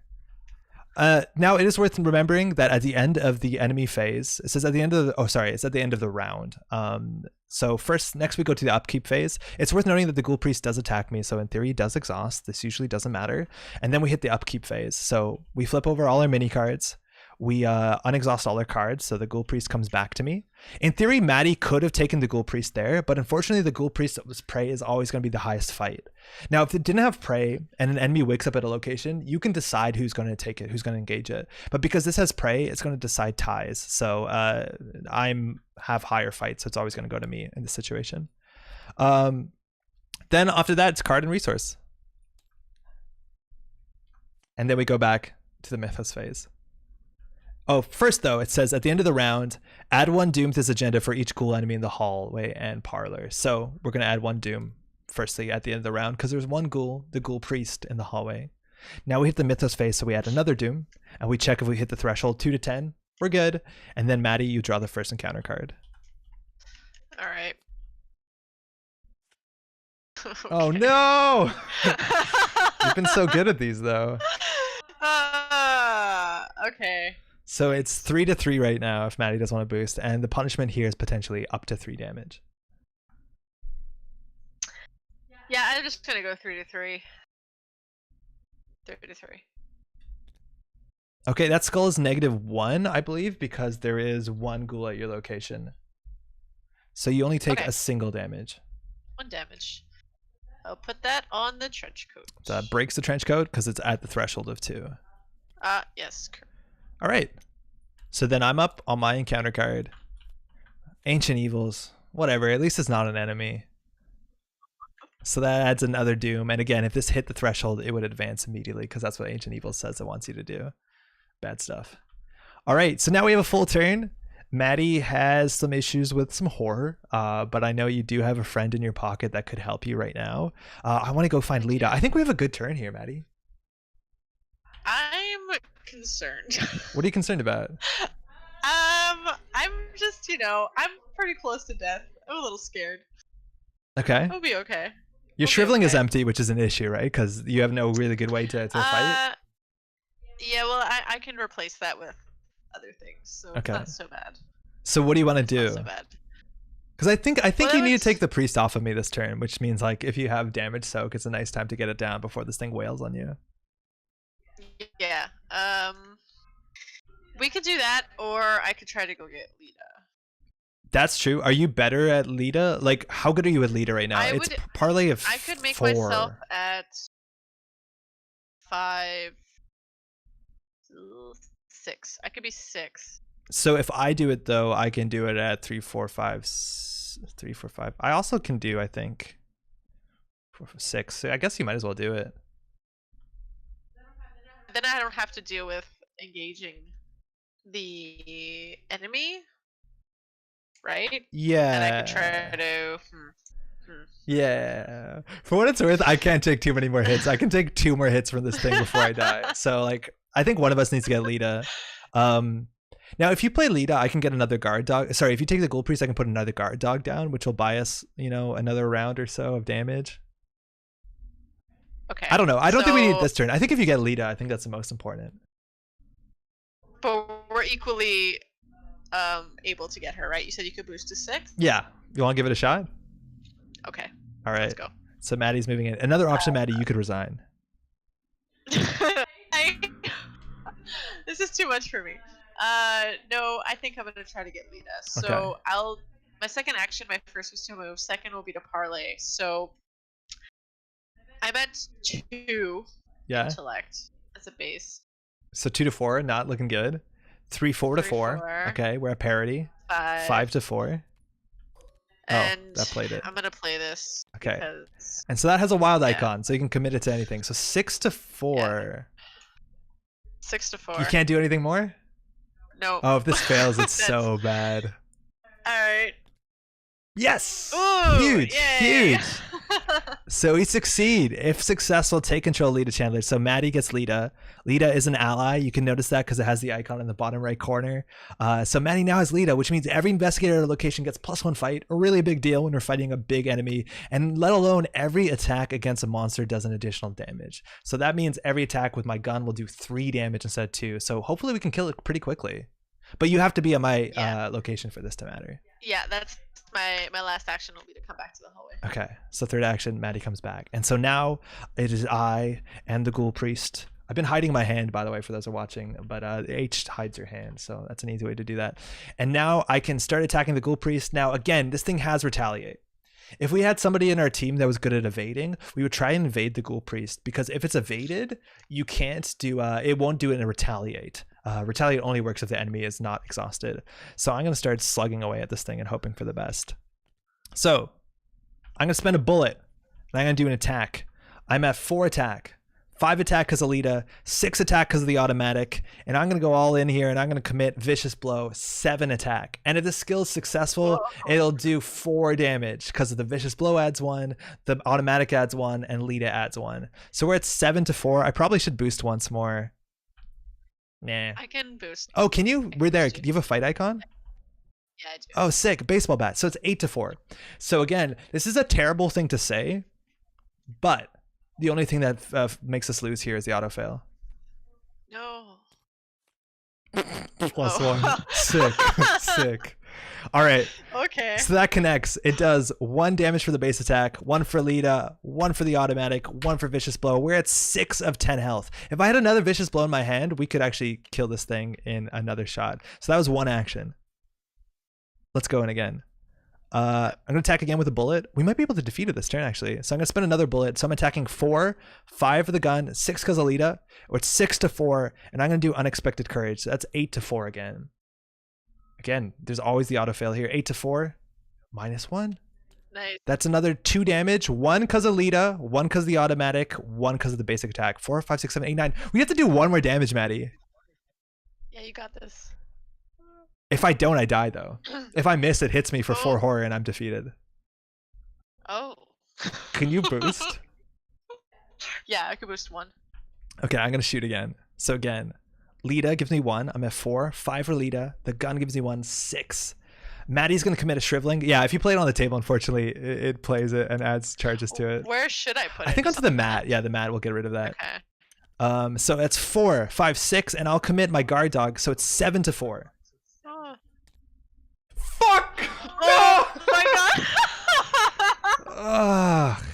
Oh my god, I could have just played the dog. I could have played the dog and it would have attacked me and it would have died. I am stupid. I'm gonna be defeated. I committed my only fight card. I'm gonna die now though. I'm gonna be defeated. So so this is an embarrassing misplay. But in theory, if I played the dog, it would have done an attack of opportunity. Oh wait, no, but it doesn't attack an opportunity before the dog gets played itself. So I still would have been defeated. The dog actually doesn't matter. Wait, why do you get defeated? Okay, because it has retaliate, right? And I failed.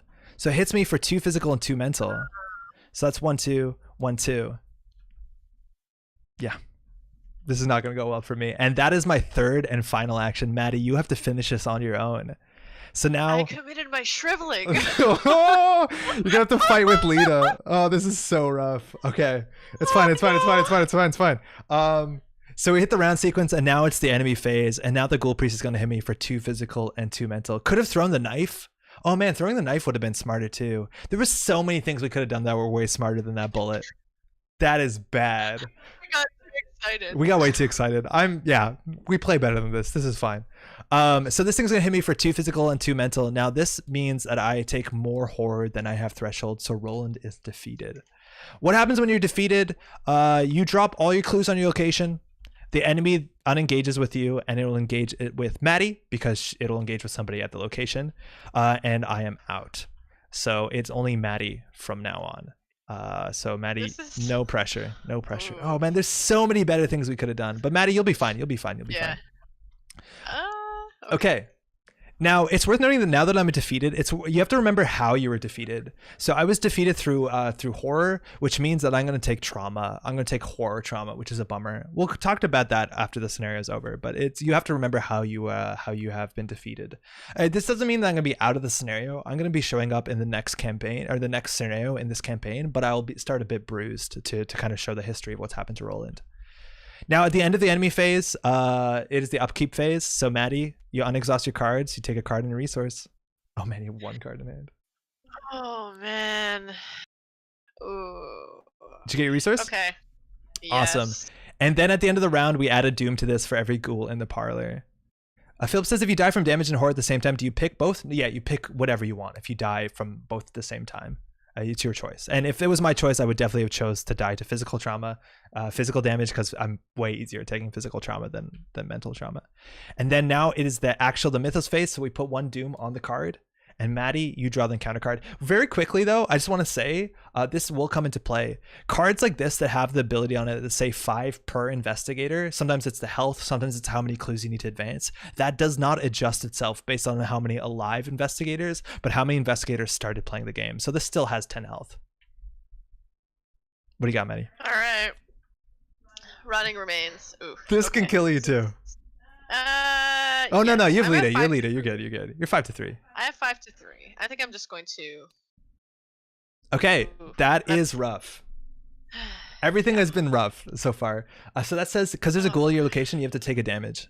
That's not that bad. Yeah, that's okay. Oh, Maddie, you 100% got this. You got this. Oh, you 100% got this. No. You 100%, 100% you win. How? Oh, right. 100% she wins. Oh, wait a second.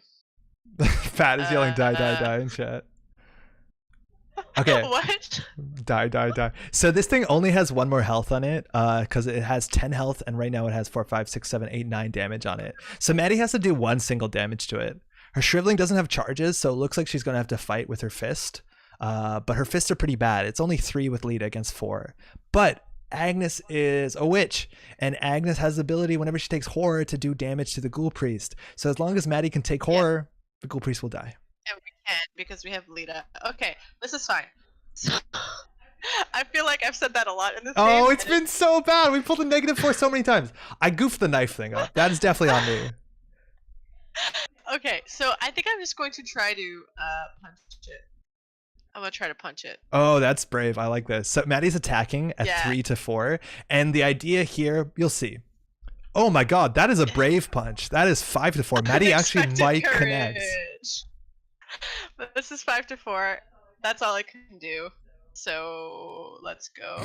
No. This is fine. This is fine.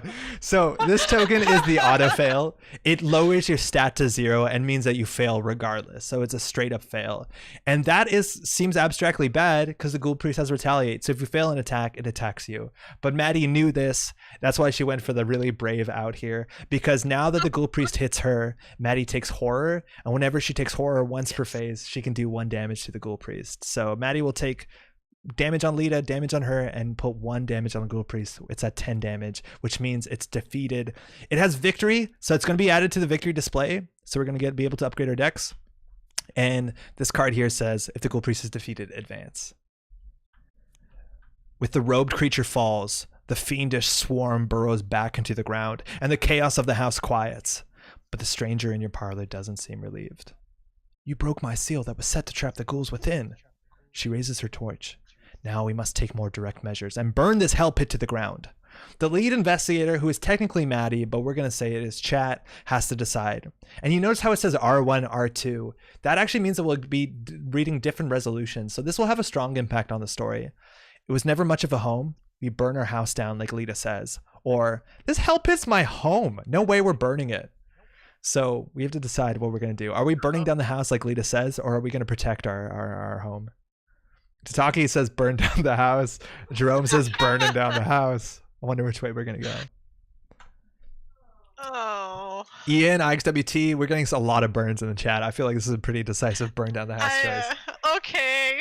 All right. My home. All right, we're going to wait a second to see if any people have other strong opinions, but it looks like this house is going to be in flames. Maddie, I'm sorry. And on a waitress's, like, it's 1920s. Maybe on a waitress's budget, you can buy a house. It is, again, the roaring 20s. Who knows? We need to cook all the meat in the attic. That is a fair point. All right. Oh, man. We're burning it. Okay, so whenever you see this, that means we've actually ended the scenario. We have reached a resolution. If you are defeated, when you read a resolution, it says if no resolution is reached, read this. But we actually found a resolution, and resolution is R1, which is resolution 1.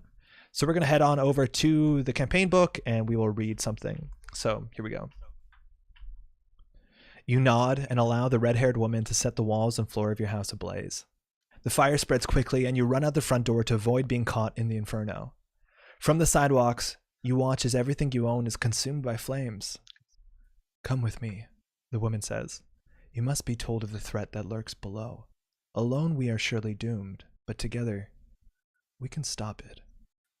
In your campaign log, record that your house has burned to the ground. All right, so this is the campaign log. It comes on the back of the starter booklet. You can do this wherever you want. We generally do it on an iPad when we're playing. Our house has burned to the ground. This is also a time where you can fill this in. Player name, Maddie, playing Agnes. My name's Andre. I am playing Roland. And because I was defeated by horror, I am actually going to take a mental trauma. So you can indicate that there. And let's go back to the campaign log. The lead investigator earns the Lita Chandler card and may include it in their deck. This card doesn't count towards their deck size. Sick. Lita's really good, and she's going to be following us for the rest of the campaign. Welcome to the team. The lead investigator suffers 1 mental trauma from watching their home become a smoldering ruin. So Maddie also has a mental trauma. So if you want to hit that on the campaign log, Maddie, that's great. Mm-hmm. And then it says each investigator earns experience equal to the victory X value of cards in the victory display. Each investigator earns 2 bonus experience, as they gain insight into the hidden world of the mythos. So XP is a really big deal. So any card that has victory on it, that will be converted into XP that we can use between scenarios to upgrade cards and add new cards to our deck. So the scenario is going to give us 2 XP because we got to that ending. The Ghoul Priest, we've defeated it. That's 2 more XP, so we're at 4. The Icy Ghoul, that's 5. And there was 1 location that had XP on it that at the end of the scenario we took all the clues at. So that's 6 XP. We could have got potentially a 7th if we cleared all the cellar, but we're not that good at clues, so whatever. That's still good. So we have 2 + 2 + 1 + 1, 6 XP. So in the campaign log, we have 1 trauma. We each have 6 XP to spend, and that is the end of this scenario. And there's we're gonna keep going on. Here it explains the campaign rules, how to spend experience. We'll be talking about that in a second, and it talks about trauma. So it basically says if you're defeated, remember that you have trauma. It is worth knowing. and this can happen. I was only defeated in that scenario, which means I took too much horror, too much damage based off the values I have. And that means I was defeated. I will still be showing up in the next scenario, but I'm going to be starting with 1 trauma. Maddie also is going to be starting with 1 trauma because she burned her house down. That means next scenario, I'll start with 1 horror on me. It's worth noting I can heal that horror. It's not different than any other horror, but I start already hurt, which is an issue because now I only have basically 4 sanity to work with, and it doesn't look like we have a lot of healing to work with. So that's a big deal. Now, if any point in time, say I already had 4 trauma somehow, and I had to take a 5th trauma, that means that Roland is actually driven insane. Or if it's the 8th physical trauma and I took a 9th physical trauma, Roland is killed. That means that I cannot play Roland anymore. I have to retire this investigator and I can continue the scenario, but next scenario I play, I have to pick a new investigator and I start with a 0 XP deck. So there are some high stakes. A lot of people will play investigators through multiple campaigns and they'll actually be getting trauma attached to them and weaknesses added to their deck, but they'll have a sick deck that's like 50 XP worth of dope cards. But there's a real risk to that, to suddenly being driven insane or being actually killed as opposed to just defeated. All right, so we have 6 XP. We're going to do the next scenario, which is a much bigger scenario with a lot more choices. I think it's a really exciting scenario, especially it shows a lot about how Arkham Horror works, but we have 6 XP to upgrade our cards. Now, to upgrade our decks, there's 2 places you can do it. You can do it in Arkham DB. You can load up your deck, go to your deck editor, add cards. Just for the simplicity of it, Maddie, do you know how to add cards to your deck here in Arkham in Tabletop Simulator? No. Okay. So when you're adding cards to your deck, when you flip over your card, it gives you your deck restrictions. It just says right there, your deck building options. So Maddie can play cards in her deck that are mystic cards. Those are the purple cards with that sort of triangle icon that are level 0 to 5, and survivor cards level 0 to 2, and neutral cards, which are white cards like, I don't know, like emergency cash, stuff like that, level 0 to 5. Now, what does level mean? Well, when we're upgrading cards, we're going to be adding cards to our deck that are of higher levels. Every card that starts in your deck is level 0. Hey, Maddie, do you want to follow me to the top right corner? Sure. So I hit place, and this is where you can upgrade cards in Tabletop Simulator. And now I hit place, and it shows you all the potential cards right now up to date that you can add to your deck. And you notice a lot of these cards are going to have dots underneath the cost. So this is Clairvoyance, and you see it has 3 dots underneath it. That means this is a level 3 card. So that means 2 things. Firstly, you can only add it to your deck if you're an investigator that can add level 3 mystic cards to their deck. And Maddie can add level 0 to 5 mystic cards, so that shouldn't be an issue. But also, if you want to add this to your deck, that's going to cost you 3 XP. Now, Maddie and I only have 6 XP, so we have to figure out how to use it intelligently. Now, normally, if you're playing with just a core set, you would have limited options. This is all the mystic cards you can upgrade since the game has come out 4 years ago, so it's a bit daunting. But this is how we're going to upgrade our deck. So Maddie has 6 XP to spend. She can also spend rogue cards that are level 0 to 2, which you can pull by hitting this place button. Maddie, do you want to just upgrade your deck real quick? I know it's a bit daunting with all this stuff on the deck. Here's my problem is that I know that there are good things I could take, but all I want is the cat. Oh, yeah, that's true. Just want a cat in my deck. You can actually take the... So, okay, Maddie, you know the Miss Doyle, the cool cat? I don't want to play her because she's complicated. Yeah, no, I was thinking the black cat. You want to do the black cat? Okay, we can do that. Yeah, so Maddie loves this black cat. Is, I don't have charisma, so I can only have 1 ally at a time. Yeah, that means you can't play Lita and the cat. I think I need to wait. Okay. Maybe we can spend time maybe upgrading spells or stuff. Like, there's a lot of options here. Yeah. Yeah, there's a stray cat XWT, but Maddie's talking about the black cat, which is a favorite on our tables. Oh, which one's the stray cat? Stray cat, you can use it as a free evade. It's a rogue card, level 0. Oh, right. Okay. Chat, I'm just gonna excuse me. I'm just gonna visit the restroom. I'll be back in about, I don't know, not long. Be right back.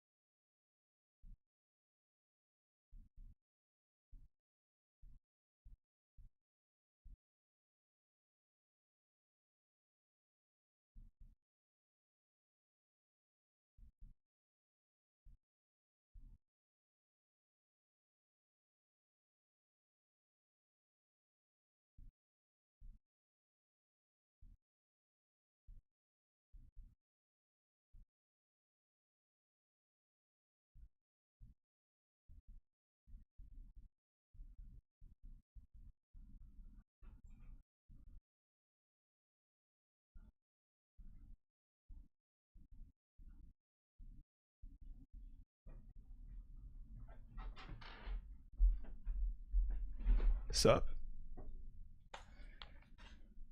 So I'm thinking I might need to just upgrade my shriveling. Yeah, that sounds cool. Not as cool as having a cat, but I guess it's fine. Okay, so that's actually a thing worth talking about, is that there's a lot of spells you can upgrade that have the same name. So for instance, this is an upgraded Shriveling, and it's just a better card. It actually gives you +2 willpower test when you're doing an attack, and that's good. Now, Maddie wants to add any card to her deck. She can only have 2 cards in the deck of the same name. So if she's going to add this upgraded Shriveling, she has to take one of her unupgraded Shriveling out to take that slot up. Now, say she wants to add something wildly else, like the Vermis Mysterious. She wants to add this to her deck. Her deck size is fixed, so she'll have to take a card out. So this lets you upgrade cards that have strictly better versions, but it also lets you add new cards and take out cards. So maybe I don't like that knife I have in my deck because it's a pretty lame weapon, and I can spend XP on a better weapon and swap those out. Yo, Kurdir, just want to say that you have a really nice pace and comprehension explanations. Oh, cheers. Thank you. I'm glad you've been hoping. I want like as much as possible for all this to be approachable. I spent a lot of time last night like setting up all the cameras and stuff because this game is great.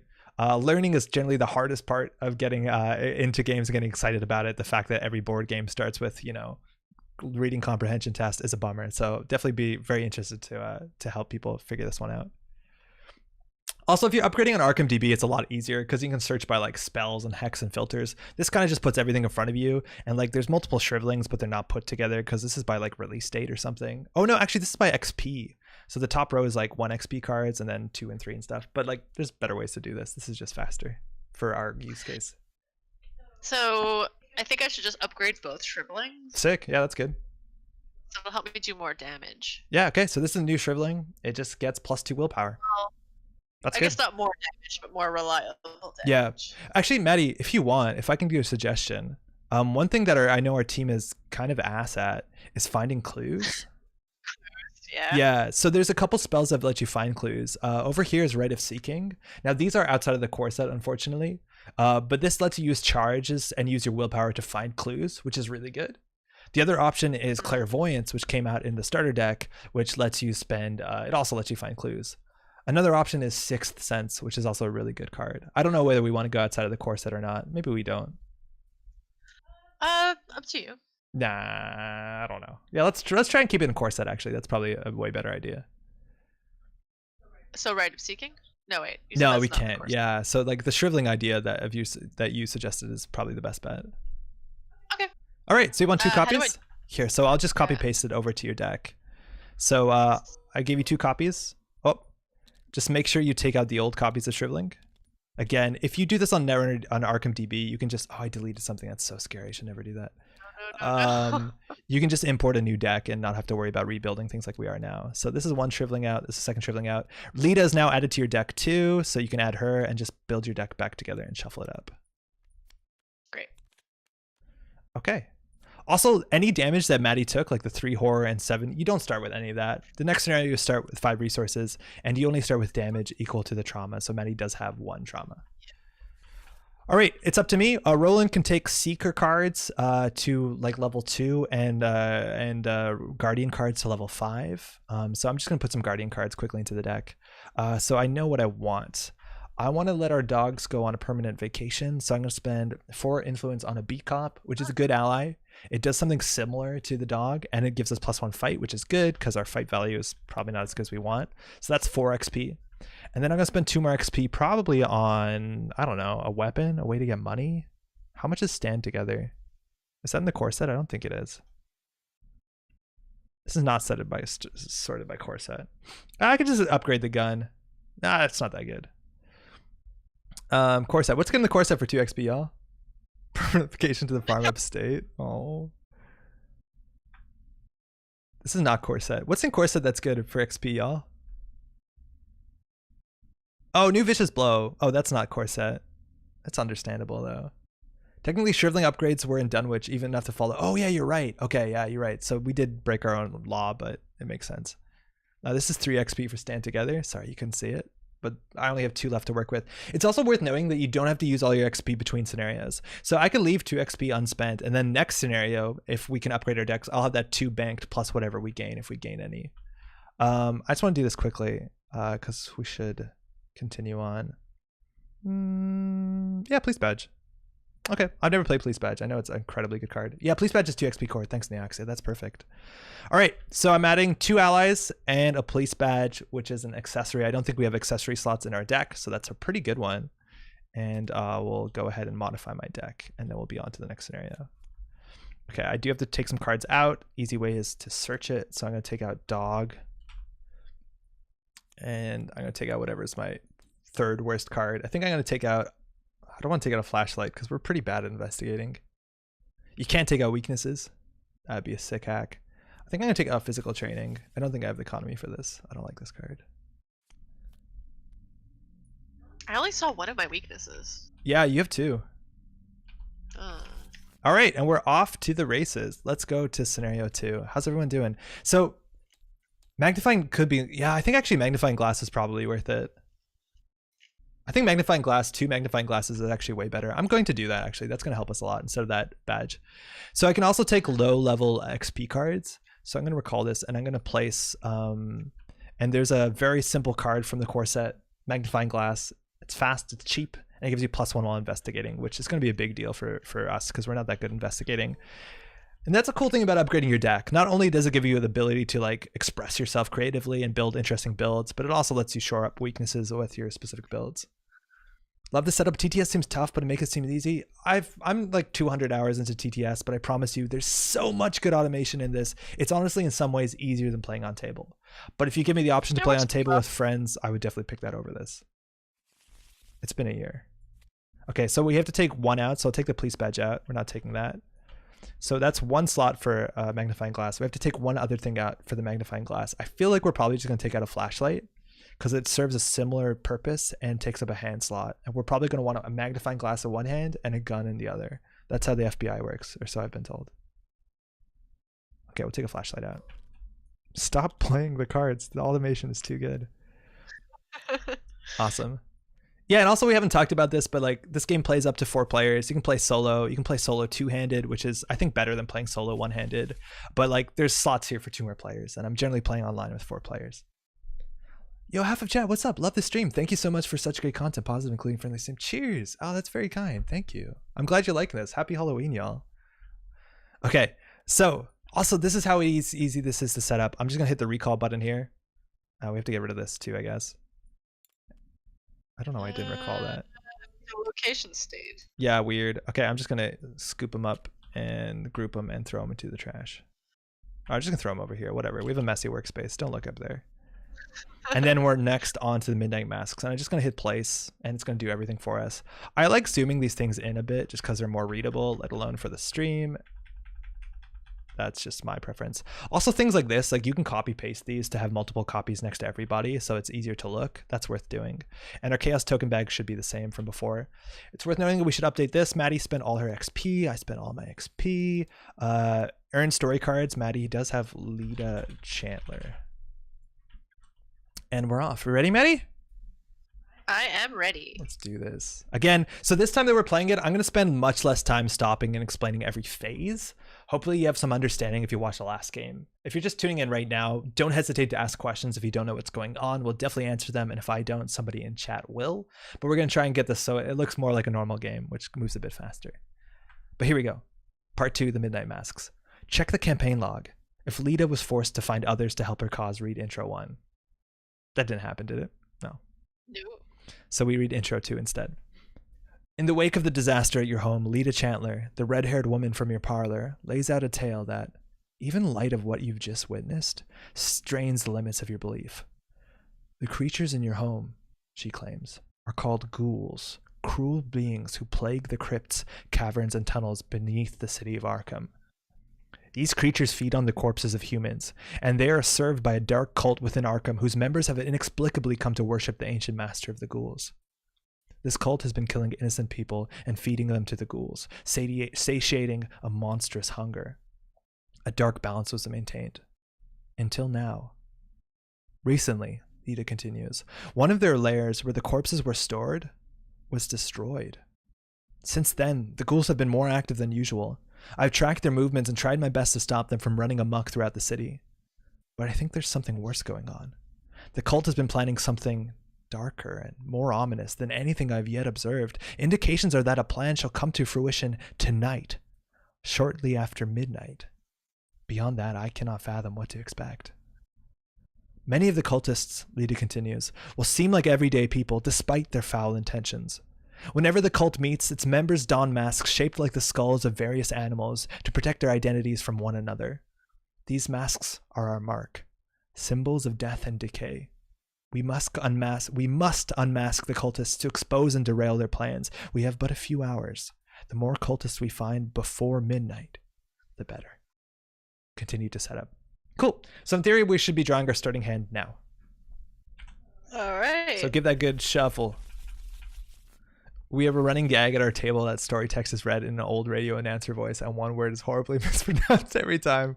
It's less dramatic, but always fun. I've actually had so much experience now reading for Arkham Horror, just because the group that I'm playing with, I'm like the native English speaker, so it's like defaulted to me doing it. And it's a lot of fun. I do a lot of voices, but I'm not good at like maintaining which voice is which character, so it's kind of a salad, but it's pretty fun. I think you still have cards in your victory area from last game. Oh, thanks, Andre. Yeah, you're totally right. I'm just gonna eat them over there. All right, so this is the mulligan. Again, you start with 5 cards in hand. If you just hit a number while holding over a collection, you'll draw that many. And now you can selectively mulligan. So this is a bit different than Netrunner. The idea is that you can choose which cards not to keep. This opening hand's actually really good. I shouldn't be telling Maddie what's in our hand. So Maddie, earmuffs, right? So yeah. We have this, which is good because it helps us investigate. We have 2 weapons, which might be overkill. This is actually our unique signature weapon that roll and decks have to play and can only roll and decks can play, which is really cool. It's a good weapon. And then we have another weapon, which is good. We also have 2 of these, which might be overkill. I think the only card we'd be looking for our opening hand is either money. Some money would be good, or our beat cop. So I think we can probably get by with just only 1 weapon for now, and then discard. I played them. I should play those face down so that doesn't happen. I'm going to delete, but very carefully. And then what you do when you decide which cards you don't want is then you redraw that many more. It's about the same. Then all the cards that you didn't take get shuffled back, so you can't redraw them. It's also worth noting this doesn't happen, but there are weaknesses in our deck. If you ever draw a weakness in your starting hand, put it down and immediately redraw it. You will never start the game with a weakness in your hand. It's just not going to happen. So you just shuffle that back in. How's it looking, Maddie? It's all right. Yeah? Not too bad. Good enough? Not as good as the last one, but good enough. Okay. Here we go. So now if I just get some water? No, of course. I'm going to read the setup though. You know this one, right? Oh, she's already left. Okay. I just want to check if they're in here. Search. Yeah, okay. Cool. So we're going to leave this deck over here. We need it. Oh, it froze. It's fine. I'm going to leave this deck over here, and we're going to do the setup. So the setups, a lot of Tabletop Simulator does this for you, so it's really easy, but we have to gather all these encounter sets. So if you eventually get familiarity what the encounter sets are, so you know what to expect. Looking at this, I know there's not going to be that one that just adds doom, which is one that's worth looking out for. So we have the Midnight Masks, the Chilling Cold, Night Gaunt, which are kind of like bird demons, Dark Cold, and Locked Doors. Then it says set the Cult of Umerdoth, hey, welcome back, aside in a separate cultist deck and shuffle it. This is set as indicated by the following icon. So we have a deck of cultists. Now, there's a lot of scenarios that will have like multiple locations, and you choose one randomly to put into play. So the idea is that if you play the scenario again, not only are the choices in the story going to be different, let alone the resolutions, but also what locations are in play will be slightly different. So we have to pick one of the 2 downtowns and one of the 2 south sides and remove the rest from the game. And then it says to put everything else into play. So Tabletop Simulator does a really good job of that. It puts everything into play as it should start. And then whenever there's 2, it stacks. So I'm just going to shuffle this. Oops, don't flip it. I'm going to just shuffle this and then remove the top one. Same thing here. I'll stack them. I will shuffle it and I'll remove one. And that's how easy it is to set up. I'm going to put these just out of play. Again, you could delete them, but I'm scared to delete. Okay. Now, what else? It says based on the number of players in the game. If there are exactly 2 players in the game, search the gathered encounter sets for 1 copy of Acolyte and spawn it at the south side. So that's going to be from the encounter deck. We need to find an Acolyte.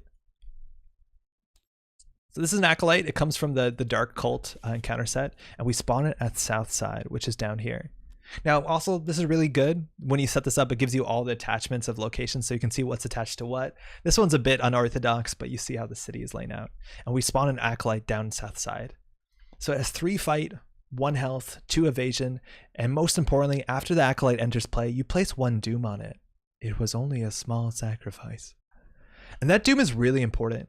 Because when we do the Mythos phase and we check whether the Doom threshold is met, not only do we count all the Doom that's on agenda, but we also count all Doom that's in play. So this is akin to starting with 1 Doom already. Now, 2 things can happen. If someone defeats the Acolyte, the Doom goes away with it. So that buys us a turn. It gives us something that we want to work at in the early game. It also gives us something that we probably don't want to ignore. Now, the other thing is when the agenda deck does advance, you clean all Doom from the table. So there might be some instances where there's like an Acolyte with Doom on it, and this is already going to advance anyways, and you don't care. So you say whatever, and then this advances and it clears this Doom away too. So then you just have an Acolyte standing there, which will be a problem if you try to move into that location, but at least you don't have to deal with the Doom later on. Okay. And there's more. Of course there's more. Okay, check the campaign log. If your house is burned to the ground, remove your house from the game. That happened. So Yeah, that happened. So we remove our house from the game, which is down here, and we start the game at Rivertown. So we're never going to see what's on this location. Maybe that's going to help us. And we start here in the middle, so we can move our investigator icons over there. Then it says, check the campaign log. If your house is still standing, each investigator begins play at your house. Shuffle the remainder of the counter cards to form the counter deck. And then also check the campaign log. If the Ghoul Priest is still alive, shuffle it into the encounter deck.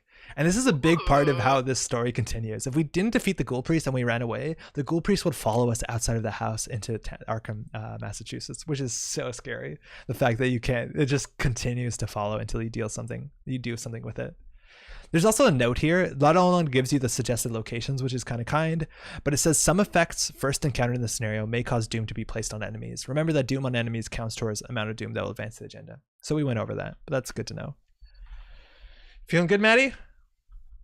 Feeling good. Welcome to the Midnight Masks. This is one of my favorite scenarios. Agenda 1A, Predator or Prey. Lita seems convinced of a conspiracy within the city of Arkham. She believes that a secret cult serves the ghouls that live in the crypts beneath the city, and that several of the cult's prominent members are scattered throughout Arkham.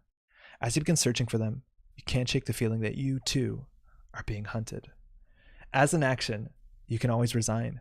You don't want to risk taking too long, so you head to safety with information you've gathered. 6 Doom to advance. So anytime you see an action like this on an agenda deck or an act deck, any investigator can take it regardless where they are. So in theory, first action, me and Maddie could both resign, and we would basically skip this whole scenario, still continue on the story, very likely, and it would affect our campaign. Again, anytime that we're maybe stuck in a corner and we have 1 health left, you can always resign. 6 Doom to advance, and we already start with 1 on an acolyte. Act 1A, uncovering the conspiracy. You have 1 night to find the members of this cult and unveil their plan. The more members of the cult you can find and interrogate before midnight, the better. As an action, investigators can spend 2 clues per investigator, so we have to spend 4 clues to draw the top card of the cultist deck. So again, wherever we are, we can spend 4 clues between us, or all the same person, to draw the top card of the cultist deck. And the cultist deck is over here. There's 5 cards in it, and it's made of uniquely cultists. And our objective says, find as many unique cultist enemies as you can, and then add them to the victory display. If there are 6 unique cultist enemies in the victory display, advance. But it gives us a little note here. It says not all 6 of them are in the cultist deck. So there's only 5 cultists here, so the 6th cultist, we don't know where it is. But we basically, the only way it seems right now to find cultists is to find 4 clues, spend an action to reveal a random cultist from the cultist deck. And if we get 6 in the victory display, we can advance. But again, maybe we get closer to midnight. Maybe we resign when we only have 4 or 5 or 2 or whatever. But there's a lot of flexibility in this scenario. If you look at the scenario card, we use the same chaos bag as before. The skulls are negative X, and X is the highest number of Doom when a cultist enemy in play. So that's another reason why you should care about cultists. And right now that's -1 because there's 1 Doom on a cultist. The cultist itself is -2, and then you place a Doom on the nearest cultist enemy. And it doesn't care if you succeed or fail. It's just a -2 and place a Doom. And then finally a -3 on the single tablet in the bag. And it says if you fail, basically drop one of your clues on your location, which is annoying because we definitely want clues. And we start here in Rivertown. It says the banks of the Miskatonic River are lined with dock warehouses and small shops in a district aptly named Rivertown. There is 2 clues, 1 shroud. It says there's something unsettling about the waters of the Miskatonic River tonight. It ripples and bubbles as though something is moving beneath the surface.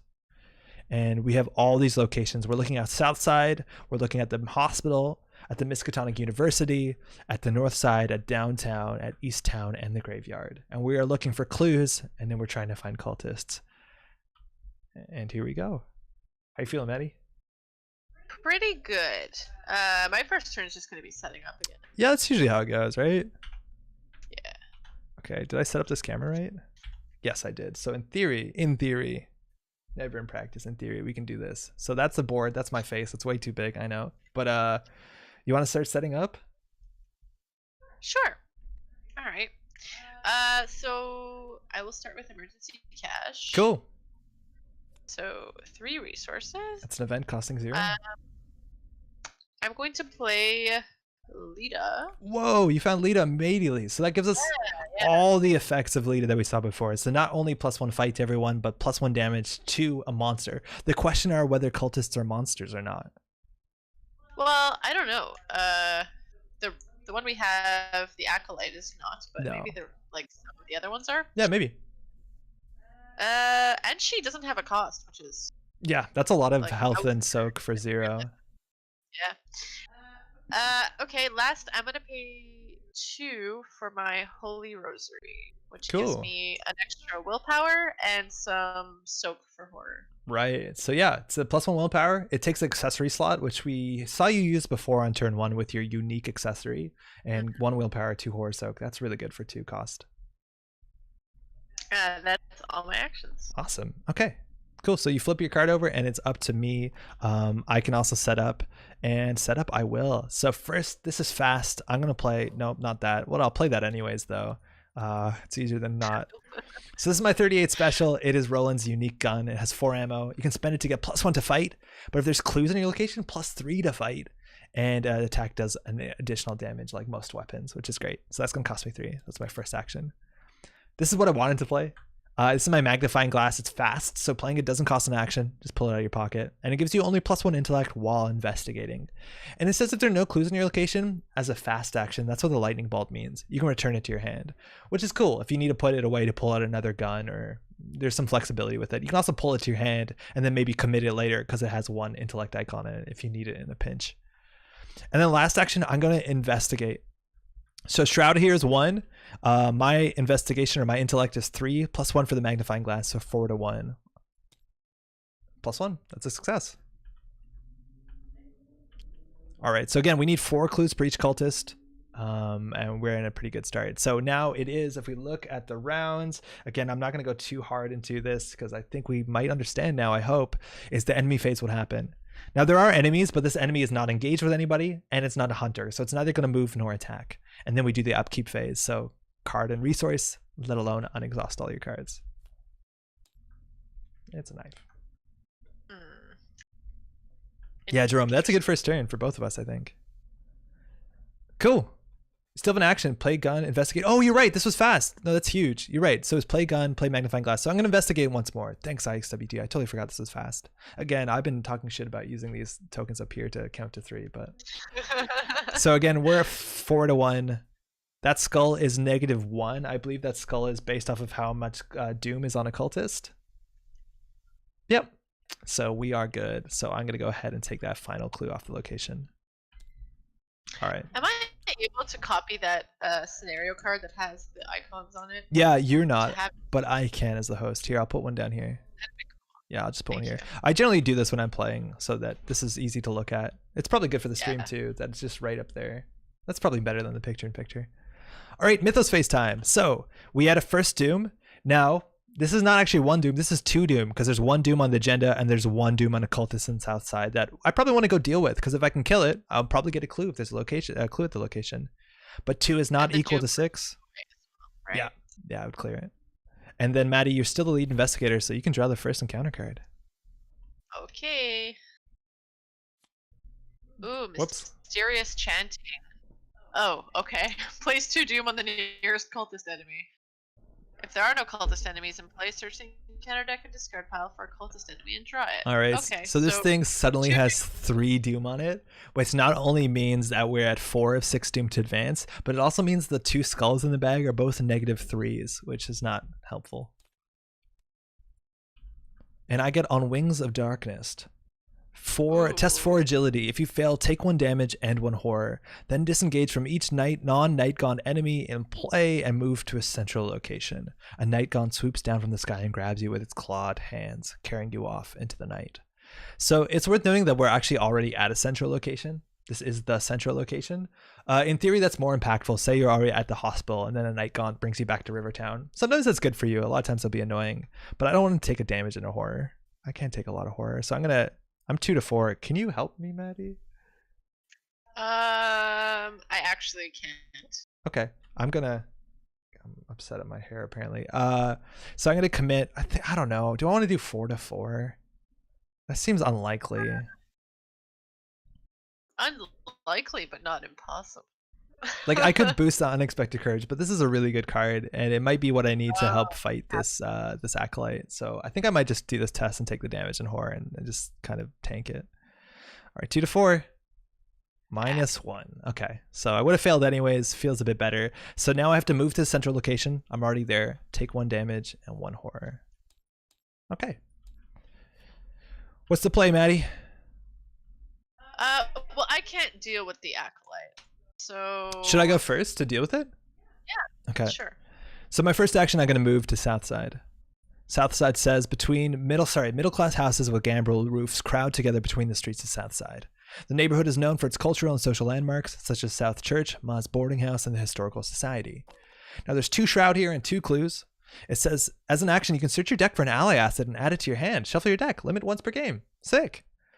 Ma is famous for its cheap rooms and mystery meat Mondays. A motley variety of characters can be found coming and going at all times a day. So that's really good because I can go find my my beat cop. Now the acolyte engages with me because I moved to its location and wasn't engaged with anybody else, so it just jumps on me. And we're in a pretty okay spot. I was gonna say something. Oh yeah, anything like this that says limit once per game, that is, if I'm not mistaken, and chat might be able to correct me here, that's per investigator.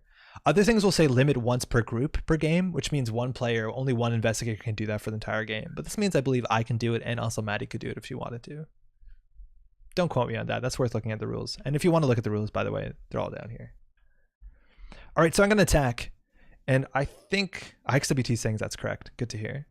I'm going to attack with my Roland special, I guess. So I'm going to use a bullet from it. I'm going to use an ammo. And it gives me +3 fight because there's a clue on my location. So we're looking at 4, 5, 6, 7 to 3. Here we go. -1. The acolyte is dead. And that means all the doom is going to be cleared.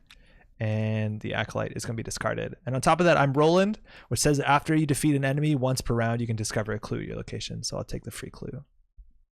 So that was 1, 2. I'm already at 3 clues, Maddie. We can maybe find a cultist fast.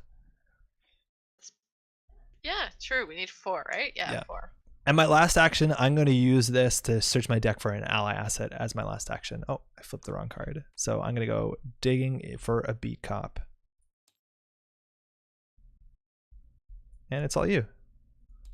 I don't love my hand because I don't think there's really ways I can do much still. So I think maybe we can start looking at other areas. Okay. Just to see what's going on. Yeah, the university's on your left. The graveyard is a one-way dead end, which is kind of scary. And if you want to get to downtown, you have to like do a loop. I kind of want to go to the graveyard. All right. It is Halloween. Yeah. All right. So the graveyard lies at the foot of French Hill. Some of the headstones date back to the 17th century when the earliest colonists came to Arkham. Considering what happened in your house, you're not completely keen on heading there. Well, that's true. Forced. Ooh, after you enter the graveyard, test willpower. If you fail, you must either take 2 horror or move to Rivertown. Okay, I guess it's good that I went in here. So you have the willpower, and on top of that, this place has low shroud, which is good for you, and it has victory. That's like not too bad, but you do have to do that willpower test 3. Right. I'm you're 6 to 3. You're so good. I'm just gonna go for it. Nailed it. We're good. Awesome. So that's fine. That was sorry. 1 action. Mm-hmm. So I think I'm just gonna try to investigate 2 to 1. 2 to 1. Okay. Yeah. Skull is Uh, 0, if I'm not mistaken. Yep. It's the Okay. highest number of doom on a cultist enemy, And so there's none. that worked. That's one clue. So in theory, Maddie, we have enough clues to advance, right? Like we have enough clues to pull a cultist off the top of the deck. Now we don't exactly know what that means. It just says draw the top card of the cultist deck.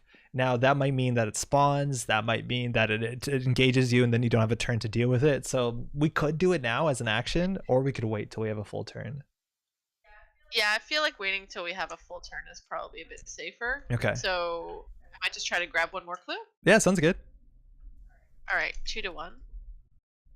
Cool. -1. Hey, that's a good turn. So we got 3 clues. We found some locations. We defeated an enemy. It feels good, y'all. All right. Enemy phase, nothing happens. So we do our upkeep phase. Untap your stuff, card, and resource. Oh, that's good. I needed that because I want to get this boy down. Sick. Okay, ready? Mythos phase, Ready. 2 doom of 6. You take us off the top with the first encounter card. Okay. Obscuring fog. Okay. Whatever. Well, fun ends there. Yeah, right? Alright, +2 shroud at the graveyard. So that's okay. That is okay. Okay, so it's 3 shroud. Like maybe we can get through that. Maybe. Maybe. All right, I'm looking for an enemy here, right? Because if I kill it, I can get that last clue. And hey, it's an enemy, but this one has spawn instructions, and it says spawn at any empty location. An empty location is a location that doesn't have an investigator and an enemy there. So I'm just gonna put it over here because that gives me somewhere to go, and then I can maybe go and get a clue there. Now it also says after it enters play, place a doom on it. So there's gonna be a doom on it. So that gives us something to do as well. So what do you want to do? Do we want to go for an acolyte right away? A cultist. Sorry, a cultist, yeah. I'm just worried that I'm gonna have to fight it. I guess I wouldn't have to fight it. It depends where it shows up. If it's like something that shows up in a graveyard, yeah, it'll be an issue. Yeah, because I really have no way of fighting. Do you have a shriveling yet? No. Okay. So I might just want to be drawing. Okay. Well, the problem is like we need to find that cultist. Like, do I pull it? Yeah, maybe if I pull it, I have a chance of drawing it. Yeah. Okay, so I'll go first. And as a first action, I will spend 4 clues 4 clues, so 2 clues per investigator to draw the top card of the cultist deck. So Maddie, how many clues you got? I've got 2. So I'll spend 2, you spend 2? Sure. Okay. And then we draw the top card of the cultist deck, which is right here. I'll just give it a shuffle. And we got Ruth Turner, the Mortician. So she is a unique cultist. She spawns at St. Mary's Hospital, which is where I was going anyways. She has only 2 attack, 4 health, and she says after Ruth Turner is evaded, add her to the victory display. So if you don't want to fight the Mortician, you can just evade her, but 5 evade, that's not going to happen. She's worth victory 1. She doesn't hit that hard, and she says bodies from the morgue have mysteriously gone missing. Perhaps a Mortician in St. Mary's has something to do with these disappearances. And it's exactly what the story says. Like you see her, she has that animal skull on the table, which is her cultist guise. So that's how we can tell that she is actually part of the cult. Now the issue is that's where I was going to go in, and now they'll both jump me, and I can't deal with both of them. Oh, that was awkward. If I boost my evasion, I think I can only get it up to 4. So I think I might have to wait a turn before I can go in there. Oh no, she only attacks for 1. This is fine. Shall I? Yeah, neither of them move. They just, there's no hunter. Yeah, there's no hunter. So I think I'll prepare for next turn to go in. So for my next action, I'm going to play Beat Cop for all of my resources. And Beat Cop gives me +1 fight, which is sick, and says I can exhaust Beat Cop and deal damage to it to deal 1 damage to an enemy at your location, which is good. So you can just ping people off. And actually, for my last action, I think I will move just to ensure that I'm using my Roland ability once per turn, because I'm assuming there'll probably be clues in the hospital. So if I can defeat if I can use Beat Cop to defeat the Acolyte, we'll get a clue. So I'll move in. But won't they attack you? Yeah, she'll attack me. That's fine. They both will. I'm hoping to kill the Acolyte with the Beat Cop. Oh, okay. So this is Arkham's only hospital. St. Mary's is 24-hour receiving room and is busy at all hours for the night. Dr. Mortimer and Nurse Sharon have been particularly stressed lately, thanks in part to recent events. So there's 2 shroud, there's 2 clues. As an action here, you can heal 3 damage. That can be pretty good. And as an extended stay at St. Mary's can do wonders for the body, but its effect on one's psyche is unclear. And so that's my third action. I did one, I used the card to find a cultist. Second, I played my beat cop. Third, I moved. Now that I've entered this location, both of the enemies here are unengaged, so they enter my threat area. But before I end my turn, I'm going to use the fast action on this card. And fast actions don't take an action. And it says to exhaust beat cop and deal 1 damage to it. And it says deal 1 damage to an enemy or location. So I deal 1 damage to the acolyte, which defeats it because it only has 1 health. So I discard it. I clear the doom, and Roland has defeated an enemy once per round, so I can take a clue off of St. Mary's. This is how Roland is good at getting clues. I realized that was fast. Oh yeah, yeah, cool. It's really good. Now the unupgraded one, I think you have to kill it or something awful, but this is the upgraded one that you can do it fast, and it doesn't kill it. I think the other one you have to discard it, the lower XP version. Anyways, that's my turn. Now I am ending my turn with Ruth on me, so Ruth will end up attacking me, but like, I'm at the hospital. I can get hurt. Okay. Okay. I'm gonna try to get these clues. 3 shroud? Yeah. I'm at 2. Okay. It's at 3. So I'm just gonna try.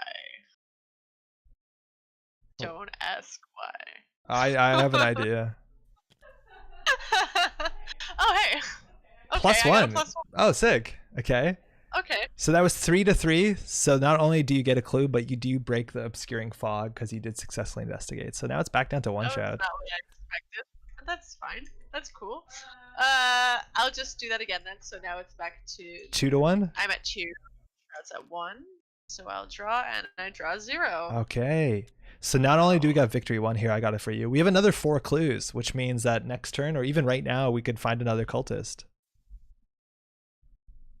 I think. Do you think it's smart to draw another one now? I don't think so. Because like if it looks like they're gonna spawn at different locations. Maybe one will spawn in the graveyard, and then it's just on top of you. And I don't know how you deal with it, let alone how you deal with the next turn. Like it's gonna hit you. Okay.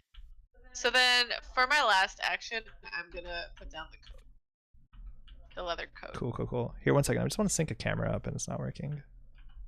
There.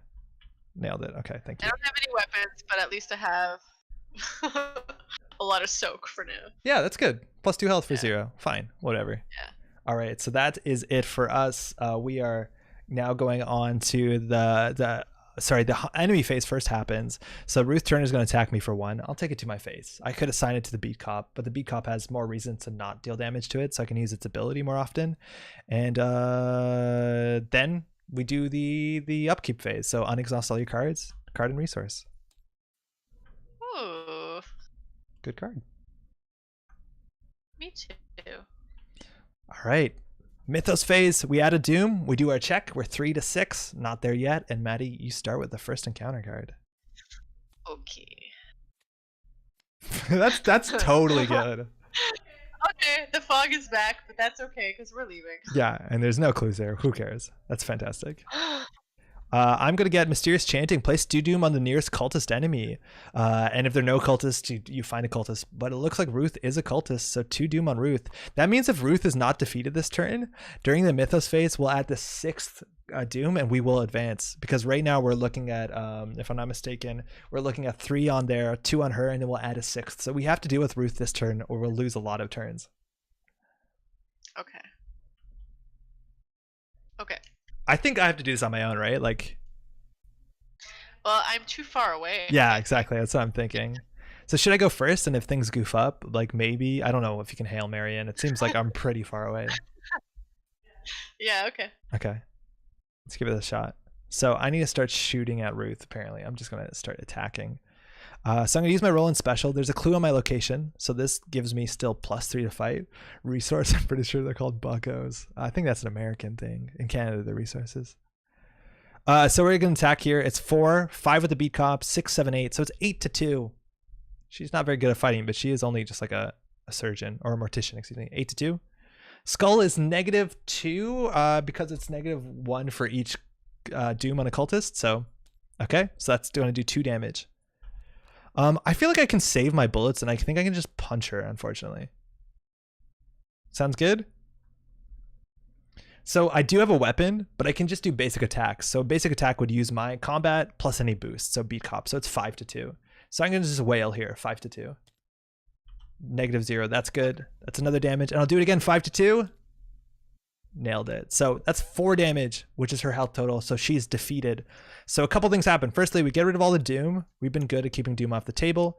We add her to the victory display because she has victory on her, and that's going to give us ability to upgrade our decks, let alone what we want to do here is get 6 unique cultists in the victory display. So we're 1/6 there. And because I defeat an enemy at my location once per round, I'm going to get that final clue off the St. Mary's Hospital. So we're up at 5 clues now. And that is my turn. So then maybe I should spawn a new cultist? Yeah, I think there's no chance it'll spawn on me, right? Because I'm assuming there's only one from the hospital. I guess so. I guess there's maybe 1 per location. Yeah. Do you want to give it a shot? Yeah, okay. So I have 2. Okay, so we need to spend 4, so I'll end up spending 2. So I still have 1 left. And then you can give a good old rip from the top of the deck if you want. This one? Okay. Yeah. Victoria Devereaux. She spawns. She spawns on the side. As an action, spend 5 resources to parlay. Add Victoria Devereaux to the victory display. Okay. Cool. She has some text. So Oliver Thomas, the proprietor of the Curiosity Shop, has informed you that a new client has taken a keen interest in a mysterious mask. And there's the mask that she is wearing. Again, the only way that we can tell they're cultists is to find the animal skulls that they wear. Awesome. So north side is all the way over here, which is in the opposite corner, but she doesn't hunt, so she's going to stay there. And again, we can either fight her. She's not that hard to fight, but again, there might be actually, I don't know, there might be consequences to killing cultists as opposed to like parlaying with them. Like the game can't do that. But 5 resources seems like a pretty penny considering that I have 1 and you have 9. Never mind, you're good. I have a lot of money, yeah. you need to find spells, right? No, I'm okay. Cool. Just buy the cultist a mask. What's the worst that can happen? If you buy a cultist a mask, the next thing they'll be asking for is a goat. So, there's a wait, was children's that book. An action? Yeah, that's an action. That's a children's book? If you give a mouse a cookie? Did you ever read that one? It's like a terrible moral. It's like, if you give a mouse a cookie, it's going to ask you for this. And then the moral is like, help no one. Terrible. The mouse does ruin them out of their house, though. Maybe it's a mouse thing. I don't think I ever read that as a kid. Okay, so that was 1 action. Mm-hmm. Right. Let's see. I'm gonna move in to Rivertown. Okay. To get a bit closer, and then I'm gonna go ahead and play Shribbling. Oh, sick. Is that your upgraded one? Yeah, they're both upgraded. Yeah. So this is the new Shriveling. So it gives you +2 willpower. So Maddie's going to be fighting at a massive like 8 to whatever she has to deal with, which is obviously very good. All right, that's it for us. We've both taken 3 actions. So there's no enemies that hunt or attack because nobody's hunter or engaged. So we go to the upkeep phase, card and resource. Oh, I have another one in my deck. I forgot about these. These cards are not very efficient. They exist in the core set, but like, that's it. That's fine. I don't know which card you're talking about. It's a card that you've never seen played. Oh, okay. Mythos phase 4 of 6. We're getting there, Maddie. What's your encounter card look like? Let's see. Ooh, okay. Hunting Shadow. This is a fun keyword, and this is honestly such a fun keyword. It's called peril. And during peril, it means the table can't have any conversation. And if it is a test, I cannot commit cards to Maddie if I was at the same location. So it's basically saying Maddie is on her own. And a lot of these cards make you take a decision. And again, a lot of times you want to confer to the table what's the best decision. But peril means you just have to be quiet and watch while your teammate makes a terrible decision. With all due respect, Maddie. I don't mean you. I just mean anybody. So, well, I don't have much of a decision to make. Oh, that's true. I don't have oh, shit. So I need to take advantage. Do you break the coat? Do you split it up? What do you do? I think I'm just going to break the coat. Okay. So that's also worth noting, because now that we know that this card is in the encounter set, it might be good, kind of like I have, to always keep a clue on you if you're not good at taking damage. So from now on, Maddie, I'll try and spend more clues than you. Sure. Okay. I get my encounter card. Oh, fucking hell. Oh. Wings of Darkness, test for agility. If you fail, disengage, move to central location. Okay. So my agility is garbage. I could boost it in theory to 4 to 4, which is not very good. So I think I'm just gonna go ahead and fail this. Here we go. Auto fail. So we fail by the biggest amount, which doesn't matter. So we are going to move to central location, take a damage, and take a horror. So I'm going to assign the horror to the beat cop. I'm going to take the damage to my face because I want to protect the beat cop so it can take as much damage as possible. And then I move to central location. So Maddie and I have joined up. It's cool when your partner falls out of the sky in front of you. Oh, I'm here. Oh, hello. All right. So we got one clue. There's one on the south side. There's definitely more clues everywhere else. There is Victoria up there. What's our turn? Investigator phase just starts. So I think I'm gonna go up to the north side. Okay. Location so that I can pay Victoria. You want to pay her out? Yeah. Sick. You want to go first then? And then maybe I can react if something bad happens. Sure. Yo, LePair, what up? Been playing this recently as well. Game is good. Game is quite good. Happy Halloween, man. It's been a minute. All right. Okay. So first action was to move. Second is to move. Oh wait, first you gotta flip this location because it's new. Oh right, I enter it. All right, so this is the Miskatonic University. Miskatonic University is one of the most prestigious colleges in the Northeast. The university library is famous for its collection of occult books maintained by the esteemed Dr. Henry Armitage. Ooh. So for Shroud, kind of difficult, 2 clues per investigator. As an action, search the top 6 cards of your deck for a tome or spell card and add it to your hand. Shuffle your deck. That's pretty good for me. Yeah, that's good for you. I don't have any tomes or spells, but that's really good for you if you need something fast. Yeah, definitely. The flavor text here is the campus is quiet and lonely. Several of the buildings have been left unlocked for students and faculty working late into the night. Nice. It's also Victory 1, but like for Shroud, that's gonna be a struggle for either of us. Yeah, right now. Maybe if we get a flashlight. Yeah, maybe. Second will be to move up. Mm-hmm. This is the north side. Do you want to read this one? Sure. Northside is a commercial district that contains many offices and factories as well as the train station. We're looking at 3 Shroud, 4 clues, Victory 1 as well. And as an action, you can spend 5 resources to gain 2 clues from the token pool. And this is a group limit once per game. So if you got money in Northside, you're doing well. It says in Northside, nothing gets people talking faster than a bit of dough. And because you moved into a location of an enemy, it's going to enter your threat area, and it's now engaged with you. Right. So as my final action, I'm going to parlay for 5 resources and add her to the victory display. Okay, so this is actually like a kind of, I wouldn't say that tricky of a situation, but it's worth knowing if you look at the action card. There's only 4 actions you can do when engaged with an enemy that don't provoke attacks of opportunity. Fight, evade, resign, and parlay. So that's why Maddie can parlay to Victoria without taking the attack of opportunity. And parlay just spend 5 resources and she's good. You spend 5? Yes, I did. All right, welcome to Cultist Watch. We are at 2 of 6, but our clue situation got a bit more dire. Mm-hmm. Do you think I'll go the other way because I can't deal with 4 Shroud? Like I don't want to go to this, so I think I'll go the other way.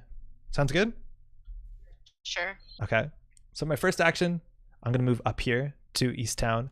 Easttown says, the Easttown neighborhood situated on the northern banks of the Miskatonic River contain lower class housing of Arkham Police Station, popular eateries like Velma's Diner. 2 Shroud. Sick. 4 clues. While you're at Easttown, reduce the cost of each ally asset you play by 2. All right, well, I've already played my ally, but I can definitely get some clues here. So I think I'm just going to stay here and get these 2 clues.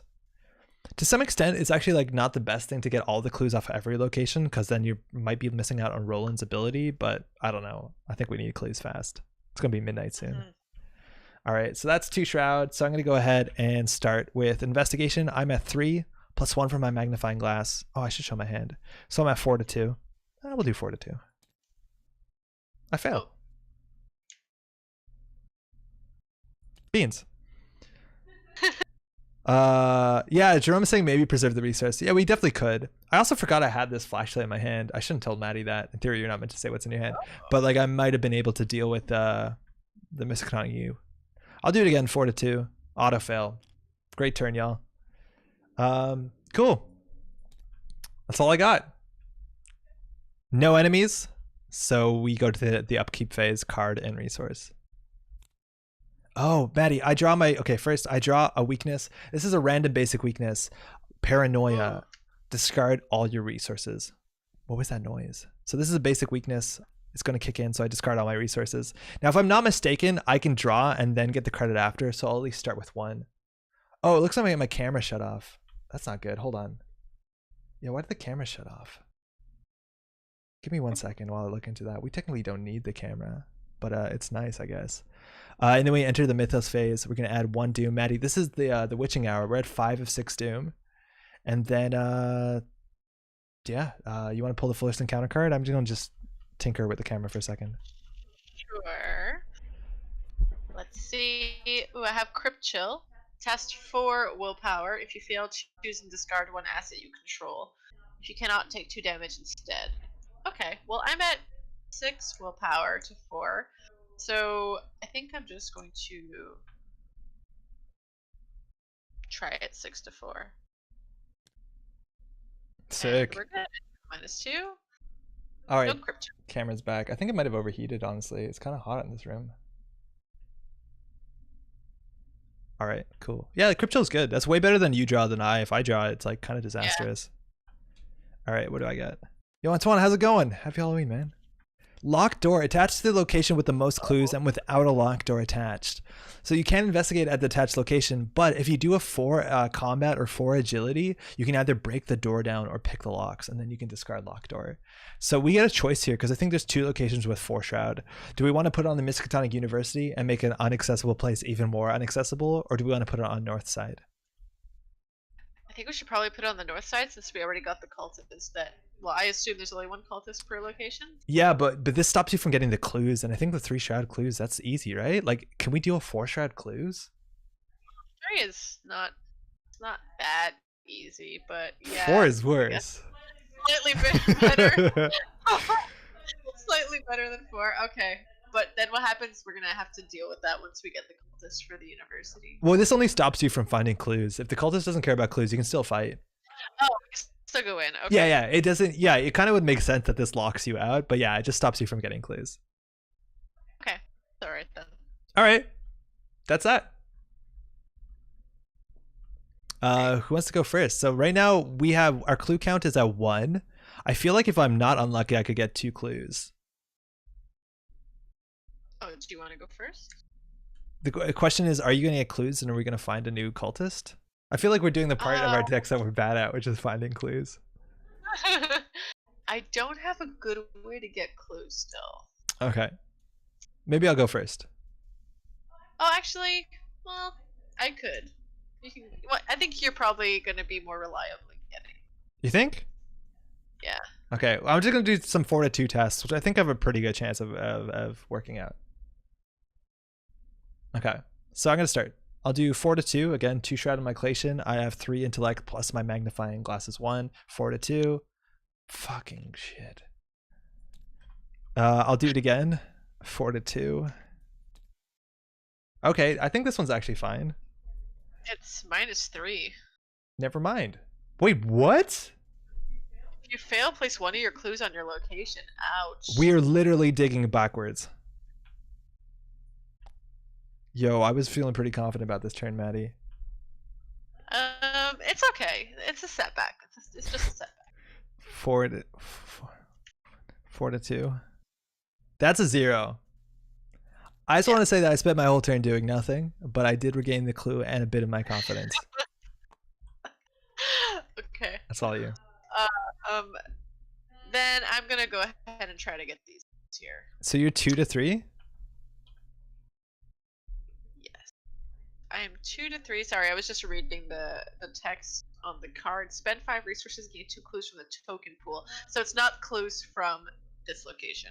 No, yeah, it's from the token pool. Oh, sorry, I had to fix that camera. Yeah, so that's what this says. It says to add 2 tokens. So if you can spend money for clues, like it's good, but like I don't know, do we need money for anything else? 5 for 2 is good. I guess that's good if you're stuck, like you really can't investigate anywhere. Yeah. So I'm just gonna try to investigate this. So I'm at 2 to shroud 3. Okay, so already uphill, but I think you have some tricks. -1. So you fail by 2. -1. Right. So I'm gonna play. Look what I found for 2. And I can discover 2 clues in my location. Did you play it? Oh, can you just drag into your board? I have the camera, so I can't see outside of the board. Yeah. Yeah, no, you're sorry. good. You're good. No, you're good. So this is look what I found. It says fast play after you fail skill test by 2 or more while investigating. Discover 2 clues at the location. So that's really good. This is a survivor theme of succeeding when you are failing or going to fail. Here, So that's 2. Okay. I got you. I'll let you bring those clues. Thank you. I think now I just have to emergency cash. Okay. So just gain 3 resources. That means I have 1 more action. Okay. Do you want to try again? Oh, you don't have another one, do you? I'm gonna try again. Oh, okay. 4 to 2. I mean, whoa. Oh, that actually does +1. Nice. Your trauma actually helped you. +1 for each horror on Agnes. That's the Elder Sign, which does a unique thing. So that makes Maddie 3 to 3. So she actually gets a clue because she was hurt. Here, I'll pull it in for you. So we are actually now back again at 4 clues. So next turn, because our turn is over now, we can find another cultist. But I think we're gonna have some problems before that because firstly, enemy phase, no enemies, card and resource time. And now we're gonna hit the Mythos phase. And if I'm not mistaken, we're gonna hit 7 Doom or 6 Doom. We're gonna advance. So 6 Doom. We now check the threshold and we've hit it. So we're gonna clear all the Doom on the table and we flip this thing over. And this is always a fun surprise when you're playing. When you flip this over, it's actually an enemy. And this is the 6th unique cultist that the game is talking about. It's not in the cultist deck. It just shows up. It's the Masked Hunter silently stalking. It's engaged with prey. The prey is the most clues. I think that's you. And yeah, that's you. Yeah. It is Hunter, so even if you evade it or try and run away, it'll follow, and it gets +2 health per investigator. So it actually has 8 health. And it says while you're engaged with the Masked Hunter, you cannot discover or spend clues. So that will stop us from doing the thing we want to do, let alone it will actually stop me from using my Roland ability. Oh, I think Roland is after. And it hits pretty hard, 2 physical, 1 mental. Now we drew this at the Mythos phase, so it's not going to attack you during the enemy phase because that's later, and you still have to draw an encounter card though. But actually first, excuse me, we have to read the next card. Time is running short, Agenda 2A. The minutes pass quickly as your investigation continues. As an action, we can resign. You don't want to risk taking too long, so you head to safety with the information you've gathered. 8 Doom to advance. So we got a bit longer, but you do still draw the next encounter card. Okay. I was just checking. This cultist is sadly not a monster, No. so Lita doesn't give us a bonus. Alex is saying resigning is for cowards. That's technically correct. Oh, cool. Another enemy. This is a monster, though. Okay. While attempting to evade hunting night gaunt, double the negative modifier of each revealed chaos token. Okay. Okay. I need help. Yes. I need help. So it says they had no faces at all to smile with, but only a suggestive blankness where a face ought to be. Now you can't show up all the way through like Lovecraft's work. I believe, yeah, they don't have faces, and I think it's said in one of the other books that they actually like usually have wings, but they're entirely silent when they fly, which is pretty freaky. So this thing's hard to evade because we pull a -2 cancels a -4, and otherwise it looks easy to evade with only 1. But Maddie has a lot of things on her, and she does have a shriveling, which can do a lot of damage, but only so many actions in a turn. But hey, we're not even done yet. I still got to draw a card. False lead. If you have no clues, false lead gains surge. Surge is a subtype that means you just draw the next encounter card. Some cards will do an effect and then say surge, which means you do that card and draw the next one. But so if I had no clues, we just draw another encounter card. But otherwise, if you have 1 or more clues, test for intellect. For each point you fail by, place 1 of your clues on your location. It's happening again, Maddie. Okay. Oh no. So I'm testing right now. My intellect is 3 to 4. This is a subtle thing. Magnifying glass only gives you +1 intellect while investigating. And this is an encounter test, so it doesn't actually give me the test because I'm not investigating. So I'm 3 to 4. And feels bad. Feels pretty bad. It's just dropping 1 clue. It's not that worst thing. I'm going to test 3 to 4. Here we go. That. For each point you fail by? But I only have 1 clue. Oh, right. Okay. Oh, excuse me. That is -2. Place 1 doom on the nearest cultist enemy. So I fail. I drop my clue. And I have to put a doom on the nearest cultist, which is the cultist that is the big one engaged with you. So that has 1 doom on it. That means that as we see here, the skull is -X or -1. Maddie, what do we do? Help. We need Help, help. please. Okay, so the thing is, like, I'm pretty far away. So I can do move, and I can shoot one of them, which will do 2 damage to one of them or 3 damage to the other one. Because one of them is a monster, right? Yes. So I think that we should probably take down the one that's a monster first, so that we only have to deal with the bigger one. Interestingly enough, right? Like, if I do 3 damage to this Night Gaunt, and then you take 1 damage from an attack of opportunity, you can use your Agnes to kill the Night Gaunt. But would the attack of opportunity not be done by both of them? Oh, yeah, that's a good point. Yeah, that's a really good That point. would hurt. Yeah, that would hurt. I don't know, Chad. I think you can choose the order that you attack. Like, if it goes to the enemy phase, you can say the Masked Hunter attacks first, and then you take the horror from the Masked Hunter, and then you can kill the Night Gaunt before it attacks. That's my understanding of how the enemy phase works, but I might be wrong.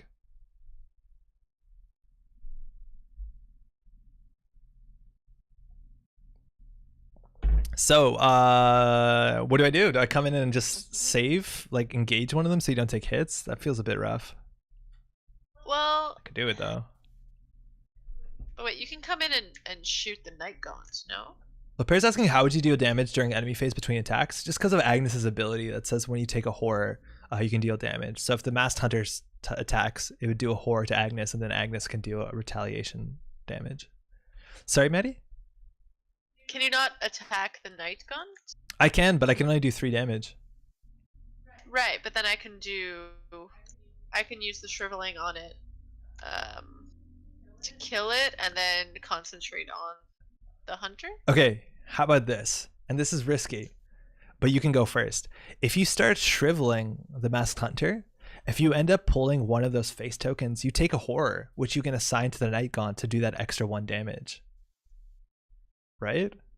I think Lita says if I successfully attack a monster enemy. I don't know if that counts, does it? No, that won't be attack. But if you do 1 damage to the Night Gaunt, I come in with my gun, and that gun does 2 damage plus 1 with Lita, so that would be 4 health, right? Oh, sorry, I thought you meant that it would do an extra. Yeah, okay. So there's a chance if you start shriveling the big guy that you might, like, in the midst of pulling a bad token, hit the Night Gaunt. Luckily. Okay. Well, and if not, maybe I can just run in and engage the Night Gaunt. Yeah, okay. Yeah, Jerome is saying something in chat that I can't tell Maddie about exactly, but yeah, we have some options. Ooh, okay. Okay, so then I guess I will start. Okay. So I will go ahead and use a shriveling. So this is a better shriveling, Yeah, so it boosts Maddie's stats a lot. So right now we're looking at 5 base willpower plus 2 to shriveling, and of course an extra because of Holy Rosary. So that's 8 to 4, which is basically only auto fail or bust. And now that I've said that, that's called bust. Whoops. No. All right, so 8 to 4. So we're looking for a face token. I'm not gonna boost. Okay, -3 still connects. Yeah. That's so that does 2 dégâts. Yeah. Okay, I'll do that again. Okay. Oops, that's the whole And card. it's worth knowing this thing has 8 health, so like we can maybe even just kill this turn. So 8 to 3 again? Mm-hmm. Sorry, 8 to 4. 8 to 4. Yeah. Still good. All right. Okay, let's do it again. The Mythos circle between your sheets, you can change the state. Ooh. Oh, that's exactly what we needed. We did it. Okay. Oh, I didn't know about that. Oh, that's actually kind of cool. I didn't know what that was for. Thank you, Lopera. I didn't know that. So, Maddie, you see this thing here? Okay, anyways, it's not the point. So, Maddie connects with the skull, which is -1, right? Because it's -1 for the highest doom. So that does 2 damage to the Masked Hunter. But more importantly, if Maddie pulls a skull and shriveling, she has to take a horror. So, Maddie, did you take a horror? No, I'm gonna. Does it have to be assigned to? It says placed on Agnes, so yeah, I think you have to take it. I will put it on. That might be wrong, actually. We'll find out. And that means that we can do a damage to the enemy, so we can do 1 damage to the Night Gaunt, which means I can finish it with my gun if I show up. Seems cool. Or does it make more sense I still just shoot the Masked Hunter? Because I can one-shot either of these, hopefully. Yeah. Yeah, that probably makes more sense. Okay, yeah, we save more damage here. Okay, so that's Maddie's turn. That was a good turn, Maddie. Yeah. So first, I'm going to move to downtown. Now we have to hope nothing surprises us on the way. Sometimes you do run into things like the graveyard stops you from moving, stuff like that. So this is the downtown area of Arkham is filled with government buildings, including City Hall. The First Bank of Arkham, Independence Square, and Arkham Asylum can also be found in this area. It is the busiest district in the city. Now this is actually a very important time to understand. The Arkham Asylum in this is the same Arkham Asylum in Batman. So we have to worry about the Joker, we have to worry about Penguin, Victor Zsasz, Freeze is there, and it's actually the Arnold Schwarzenegger Freeze, so it's like kind of campy but pretty fun. 3 Shroud, 2 clues. As an action, gain 3 resources, limit once per game. Oh, we'll call this a loan. And that's not going to stop me, but that's a good place to get cash if you want, especially if we want to get that cash into Northside to get some clues. My second action, I'll move in. And my third action, I'm going to go ahead and shoot. And I think we decided to. Nice to meet you. I'm going to go ahead and shoot the Masked Hunter. Actually, Vincent says, yo, what up? I actually made a recent shitty Batman scenario for this game. Oh, I'm excited to see that. Poison Ivy's tricky. So I'm going to attack. I'm at 4 attack. There's a clue at your location, Maddie, right? Yeah. So that's going to give me... Yeah, so it's going to be plus 3 fights, so I'm 5, 6, 7. Plus Lita, it's 8, plus my B Cop is 9, so I'm attacking 9 to 4. Now it's important to know that because this enemy is engaged with Maddie and I miss, I will shoot Maddie in the face. Please don't. I will try my best. 9 to 4. -2. -2. Place 1 Doom on the nearest cultist enemy. So I'm going to place a Doom on this cultist, and then it's going to die. I'm going to deal it 2 damage, sorry, because the bullet does an extra damage, and it's not a monster, so Lita doesn't trigger, which will kill it. So a bunch of really cool stuff happens. Firstly, it's dead, and that's important because it's a unique cultist, and it was scary, and that's a victory 2 in the display. So Maddie, we're halfway there. Second, I have killed an enemy, so I can find the last clue on the location. And thirdly, there is no thirdly. I got a bit carried away. But we're good. Ready? Here we go. It's the enemy phase. So Maddie, you're gonna get smacked by the Hunting Night Gaunt, but hey, I got you. Oh, nice. This is Guardian stuff. Fast. Play when an enemy attacks an investigator at your location. Cancel that attack. And the wording is specifically very generous. It doesn't always sound like that, but when it says an investigator at your location, you are always an investigator at your location. So you could use this, I wouldn't say selfishly, you can use this to dodge yourself. I guess it's more of the Android universe. It's called Last Call Roxy's. Oh, I played Last Call from Roxy's, Vincent. And I gotta pay 1 for that. Now it's the upkeep phase. For what it's worth, in theory, this Hunting Night Gaunt is evaded or exhausted, but now at the upkeep phase, it'll... actually, no, this matters. Check this out, Maddie. So in theory, when an enemy attacks during the enemy phase, it exhausts. And then during the upkeep phase, it actually readies, which means I'll engage it and get it off of you. Like, that's such a often missed rule. I've been playing years with not doing this right. And now we do card and credit. And now you have to discard down to 9, or 8, sorry, and I'm good at 8. I always going to go over. Yeah, Loper says, what? Yeah, I know. It's such a missed rule. If an enemy attacks during the enemy phase, it exhausts, which means it disengages. So when it wakes up, it's your choice if it doesn't have Hunter. Let alone if an enemy attacks because of a Mythos card, it will exhaust because it attacks, and then it won't be up for the whole investigation phase. It's wild. Just heard about the UK's month lockdown. I wonder how long until I can run a public board game meetup again. Yeah, sorry to hear that. Hopefully it's for the best, but that's why I've been, 200 hours into Tabletop Simulator. Hopefully you're staying okay, sitting tight. 1 of 8 Doom, Maddie, you're still the lead investigator. What's on the top? Okay. Oh. Okay. It's back.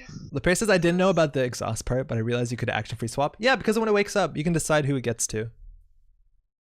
It exhausts but doesn't disengage. They're commonly associated but evading. Wait, actually, Neax, is that true? Maybe we're wrong here.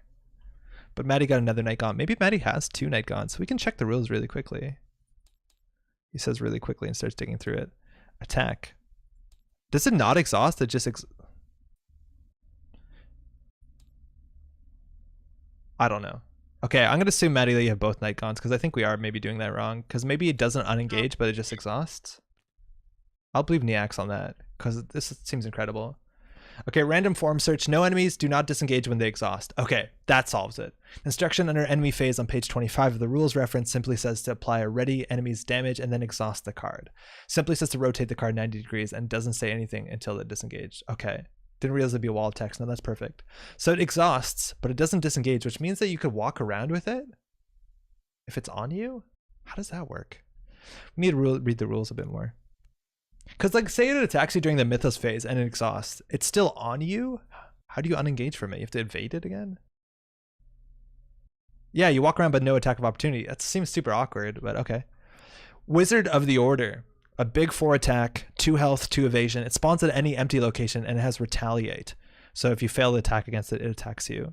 At the end of the Mythos phase, so right now, you place 1 Doom on it. So it's like a basic Acolyte, but it gets stronger and stronger. Or not stronger and stronger, more clues. Now I want to put it somewhere that there's clues so that I can get my Roland ability, but the problem is I think we have to deal with the Night Gaunts, right?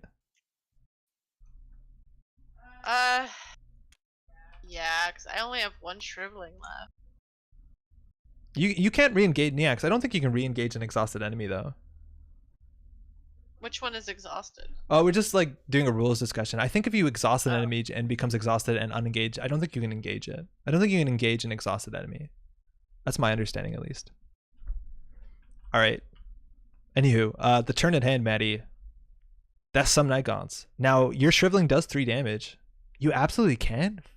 F off, really? That's fascinating. I've been playing this game wrong for 4 years. That's fine. What's the play? Do you want to go first? I can definitely back you up. I only have 1 weapon, which is my special, but it has a bullet in it, so that's good. Well, the first thing I need to go to do is to go to the washroom. Okay. Okay, wait a minute. Yeah, we got that. Thanks. Yeah, if you ever want to check the rules, obviously you can Google them, but they do have rules PDFs over here. I don't know, page 25. How easy is that to get there? Swaps Mythos buttons investigator phase. Yeah, okay. I can't believe you do that. That's wild.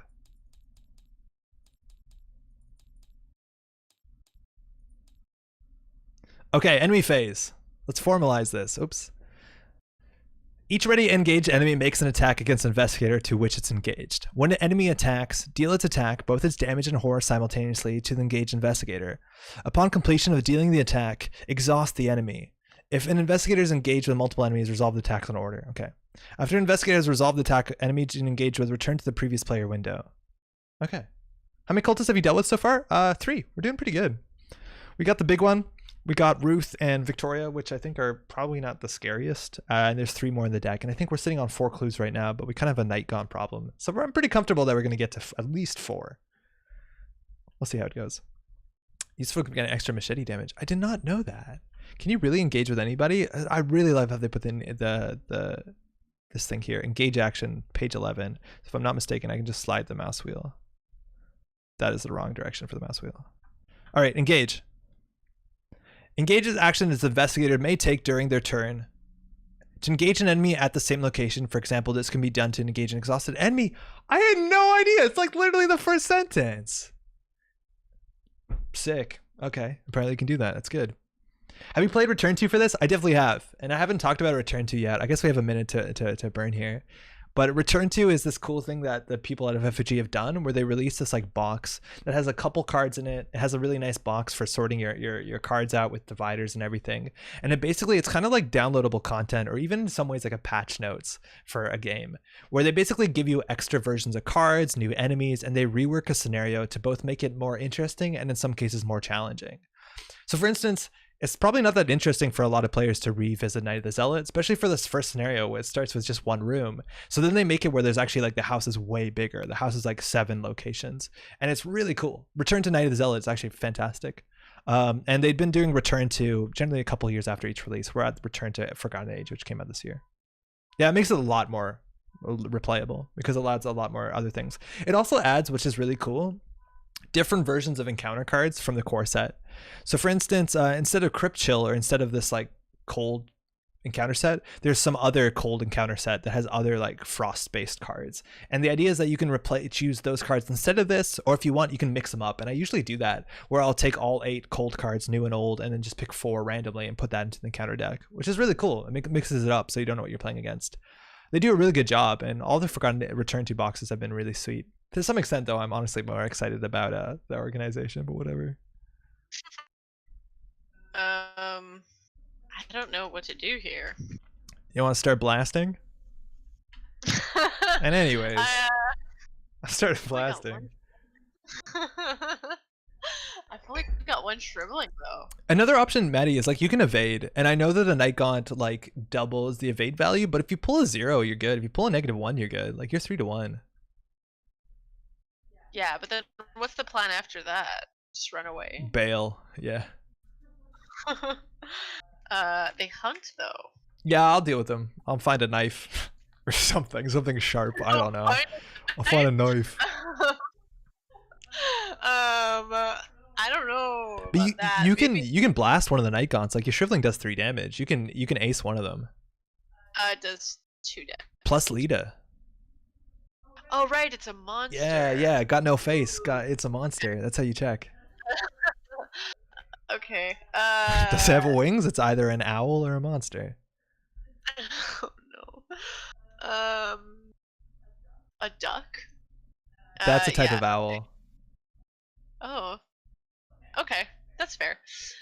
So, all right, then let's try to shrivel the one that already has damage on it. Sick. Okay, so there goes the shriveling. I'm at, what am I at again? 6, 7, 8. 8 to 3. 8 to 3. Seems good. All right. So that's -0. But -1. No. Oh, isn't there a doom somewhere? Yeah. Oh, yeah, sorry, you're right. It's -1. So you still succeed because you were at 8 to 3. And that does 3 damage to the Night Gaunt. So that's going to kill this Night Gaunt, right? Yeah.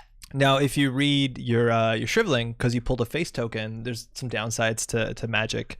You have to take a horror, which means if you put it on your face, you can do a damage to the Night Gaunt, or you can put it on Lita and not do damage to Night Gaunt. No, I'm gonna do a damage to it. Okay. Did you take a horror? I did. Sweet. Okay. I'm now at 3. So that was good. One action, you did 4 damage. How good is that? Yeah, pretty good. But For now what I have it's- this new one to do. You can also fight. Like Lita does 2 damage, and with Lita you're 3 to 3. Like again, it's not that likely to succeed, but this doesn't have retaliate. I think the other option is maybe evade. No, I think I'm gonna try to punch it. Okay. So right now it's 2 for her fight plus 1 because Lita gives everyone at the location 1. Does Lita trigger off Agnes's ability? No, because it's only during an attack. And then it's 3 to 3 here. I can also boost you. Wait, I'm at the same location. Do you want to boost? I can boost this one. Oh, sick. I can Okay. boost 5. Yeah, Shang, this is a Tabletop Simulator. It's a super complete super complete Arkham Horror mod, which was pulled off of TTS, but you can find it on Discords and stuff like that. It's still updated. 5 to 3. That seems Yeah, fine. that seems good. Good enough. All right, let's go 5 to 3. Sick. Nice. So that's 2 damage. 2 damage. So Maddie committed And then Unexpected Courage, which is 2 wild icons, so free boost. I'm gonna try 3 to 3. Okay, do you want me to boost you?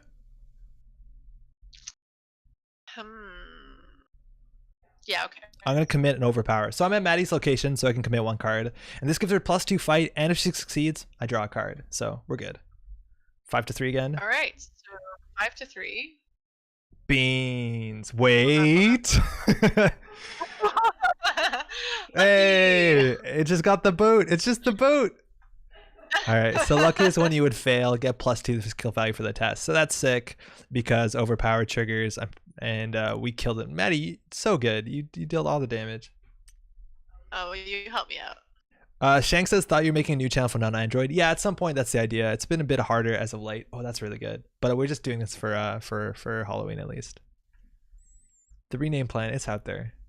All right, Maddie, that's your whole turn. I guess I'm going to go deal with this wizard, huh?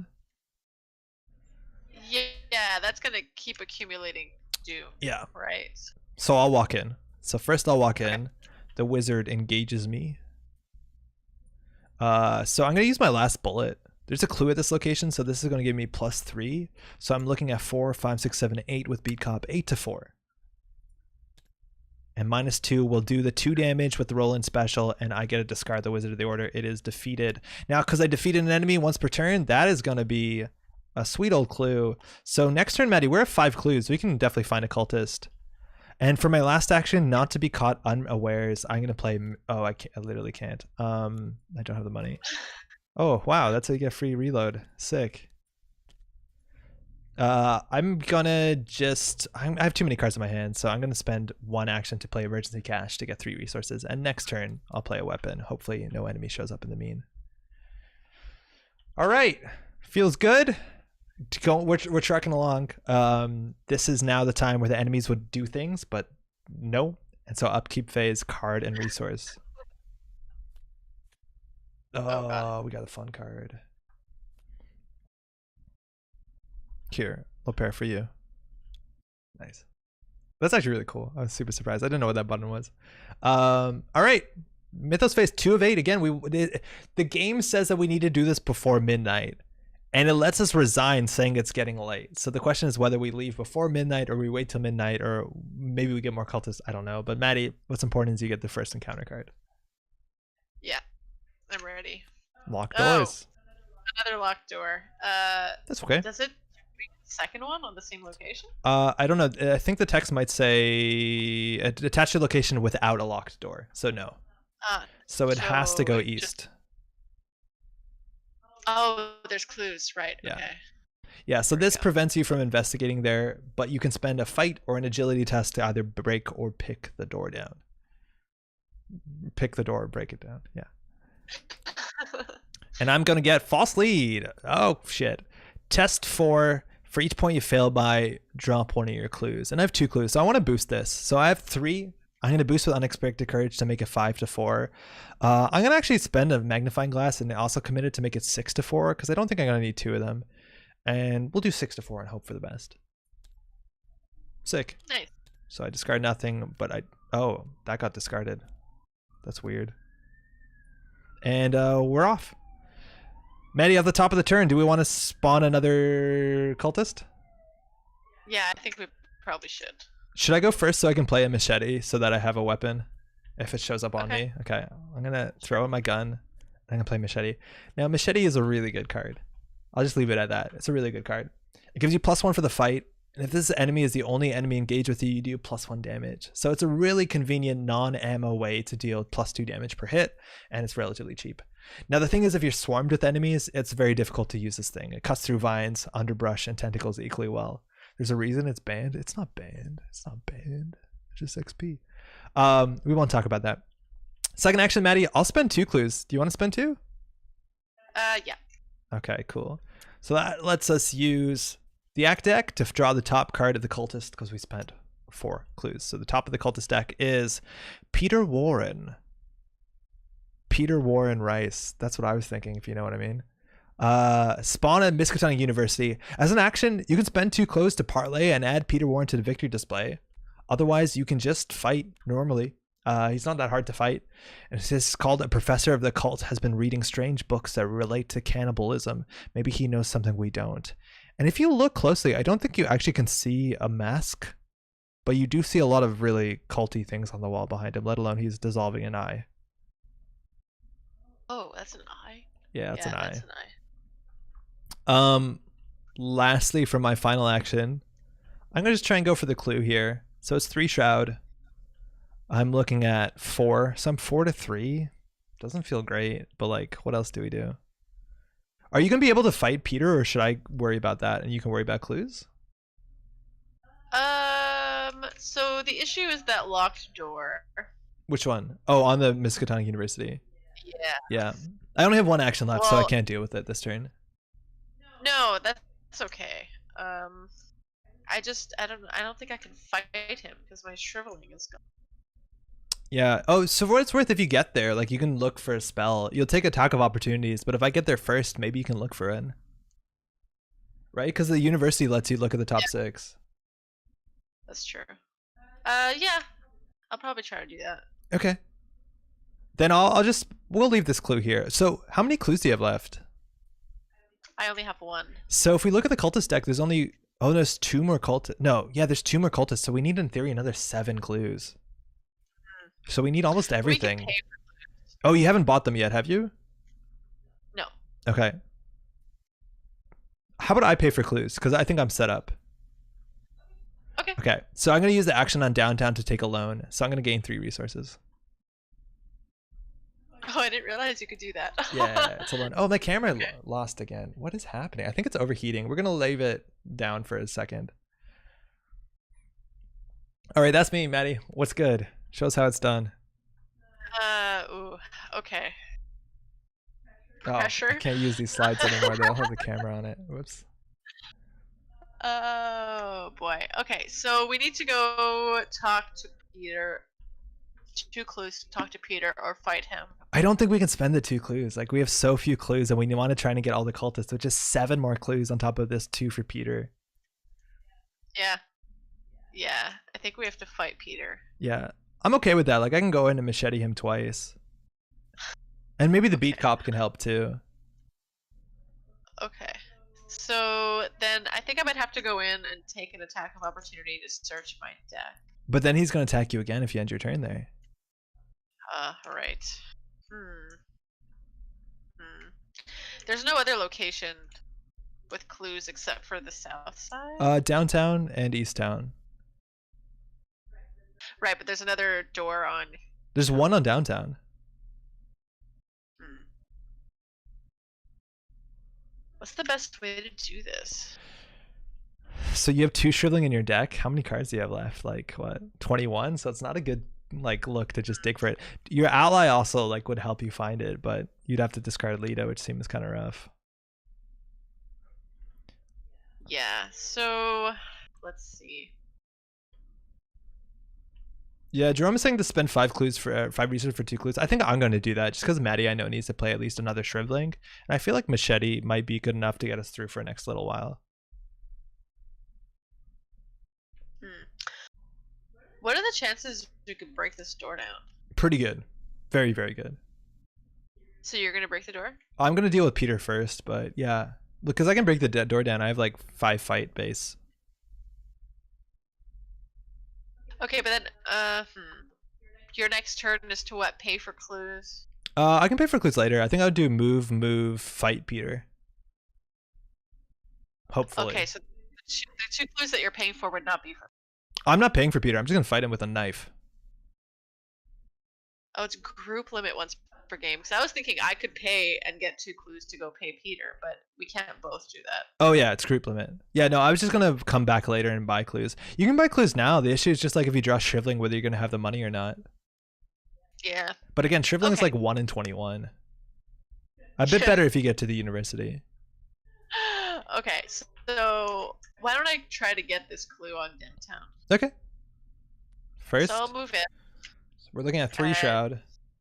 This guy stabbed a man on the streets. He's in his office. Isn't he at the university? Yeah, so I'm imagining he's in his office or his lab, and I'm just gonna run in with a machete and be like, "You're a cultist." See if we can cut you in half. Right. Okay, so I'm just gonna investigate then. It's at 3 Shroud and I'm at 2. I'm just gonna go for that. Okay. So you fail by 3. That's unfortunate. Oh wait, hold on. Oh, it's an auto fail, so yeah. I can't do anything about that. That's unfortunate. Well, got one more. I guess I'm just gonna try that again. So you fail by 2. Yes, this is fine. So this is fine. I'm just trying to decide which card I want to play here. Story more turns into threatening him menacingly with machete. That's true. Okay, lucky. That's good. So if you fail by 2, you succeed. You get +2. So that's classic survivor shtick. All right, so we've cleared that out, which means we're looking at what, 2 clues so far? So we need 6 more. So we're gonna have to do basically all of Easttown, and doing all of the university would actually be good because it has victory. Yeah, the thing is, I can try to go get clues with some stuff that I have. It's just the locked doors won't let me do it. Yeah, I'll get that eventually, I guess. I need to break this. Yeah. All right, it's the enemy phase. No enemies to speak of that have hunter are engaged. It's the upkeep phase, card and resource. Yeah, it's fine. All right, let's go. We don't have that many turns left. It's 3 of 8 doom, and you get the full first card. Oof. Okay. Let's go. Peril. Oh, okay. I'm gonna take 2 damage. Sick. So it was So either lose a clue or take 2 damage. And Lita looks like she's taking the damage, which is good enough. she's taking. Acolyte. Spawn any empty location after Acolyte enters play. Place 1 doom on it. Okay, so in theory, I want to put this somewhere with a clue. The question is whether I want to put it on East Town, which is in the opposite direction, or whether I want to put it on South Side. I think I'll do South Side, and then we'll get to it eventually. So again, this has 1 doom on it. That doom counts towards our threshold, so we're 1 closer until we deal with this. It also makes the skull -1, because now there's doom on a cultist. All right, shall I go first? I can deal with Peter, hopefully. Yeah, okay. Oh, I totally forgot I also have this, which is going to be good at some point. So first, second I'll move in, Peter engages with me, and then third, I'm going to attack Peter with the machete. So I have 4, 5 for the machete, 6 for beat cop, so 6 to 2 for 2 damage because Peter's the only enemy engaged with me, and that will do 2 damage. So Peter is still alive, but once Peter tries to attack me, oh no, I'm just going to exhaust the beat cop, excuse me, this works a different way. Exhaust the beat cop and deal 1 damage to it to deal damage to an enemy or location. So that will defeat Peter, doing the 3rd health. And we are now at 4 of 6. So Maddie, I'm going to be able to do the doors next turn. That's all you. Are you also wanting to pay for the clues? If you don't need the money, you could do it. I was just worried that you might need the money. Oh, hey. I might. Camera's back. That feels good. Yo, man, I left the camera on all night on accident testing that night. I forgot to turn it off, so I'm worried it's like heating really bad. We'll see. I'm gonna give it a rest. I thought you were talking to the cat, and then I turned around and she was here, so I was confused. Oh, I was talking to you. No, because you said, "Oh, hello." I was like, who? Oh, oh, hello. Okay. Yeah, camera on all night's probably not great. Yeah, it seems bad. Okay. Okay, so what I'm gonna do then, I'm gonna prepare for when you break those doors down. Okay. So I'm gonna move here. Oh, you can, yeah. I'm gonna come in here. Yeah. And I'll go ahead and use the top 6 cards. Sick. Oh, okay. So Maddie, do watch out. I still think it's right to use, but your weakness is a spell. So if it's the only spell that you pull in the top 6, you have to take it. Yeah, we're gonna have to risk that. Yeah. Alright. Let's see. So there's one thing that Tabletop Simulator needs. It's a Tomer spell. Is that there's no ability to like search the top X cards of your deck. The best you can do is go into search and look manually at the top 6. I shouldn't have done that because now I know this is coming up, but whoops, I'm not going to shuffle. So that's a problem. So you either have to open that and look at the top 6, and then if it doesn't shuffle, it's awkward because you see the rest of your deck. The other option is to take the 6 off your deck or into your hand like Maddie is doing and look at them and then put them back on top. It's just clumsier. I think they really need like a scry feature. Unless it exists, then I don't know how it works. Whoops. No, something's going to get interesting now.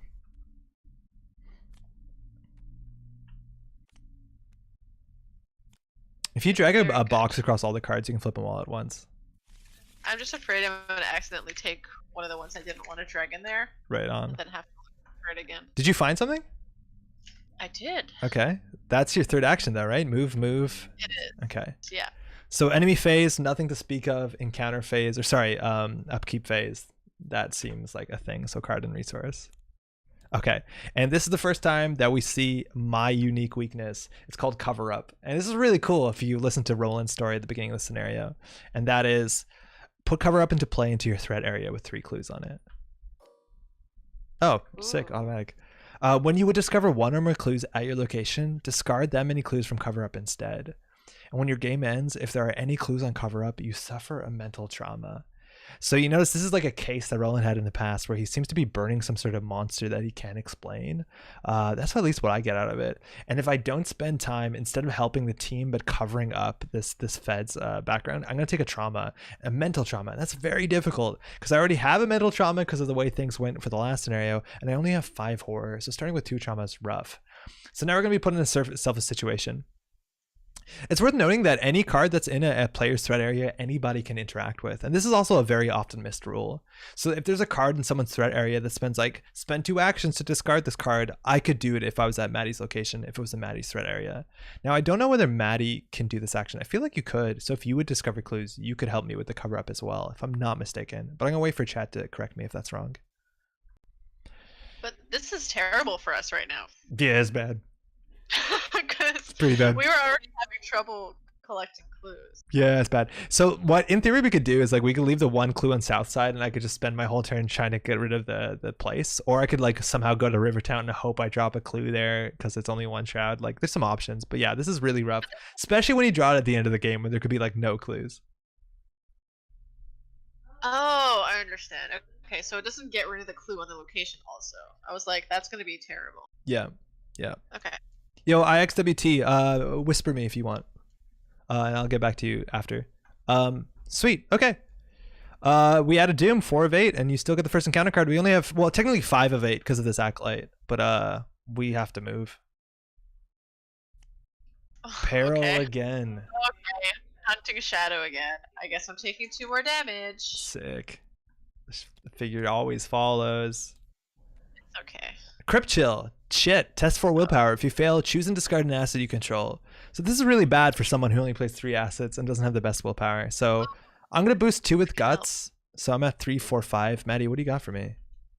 Do you have something? Here you go. Holy Rosary. Okay. So I'm at 6 to 4, which is like, okay. I'm going to also boost physical training because I'm never going to play this card. 7 to 4.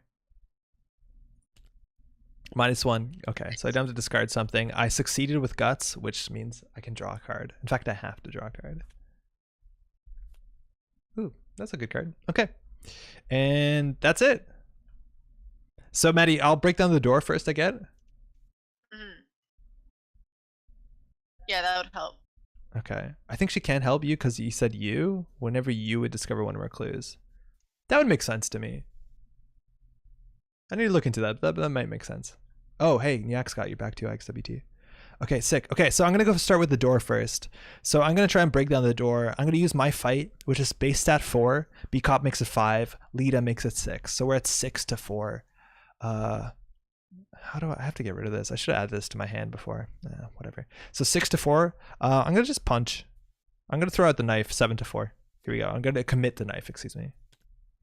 Sick. Okay, so that's a 0. So you succeed. The door is broken. So we can now discover clues at this location. Or sorry, we can investigate the location. Are you cool here if I go north and buy clues? Yeah. Okay. So next action, I'm going to go up here. As a fast action, this says if there are no clues in your location, you can return magnifying glass to your hand. And that's good because it opens up a hand slot for something a little less permanent. And then third action, I'm going to spend 5 clues to get 2 clues from the token pool. So I'll spend 5 resources, sorry, to get 2 clues. Thank you, Maddie. And this is when you would discover clues. And this doesn't say discover, so I can't like pay money for my cover up. That's my turn. Okay. Let's see. So I think first then I'm going to play my flashlight for 2. Okay. Oh, that's really good. That's really, really good. Yeah, so it's going to be a little bit easier to get some clues. Mm-hmm. So the shroud here, if I use the flashlight, is now at 2.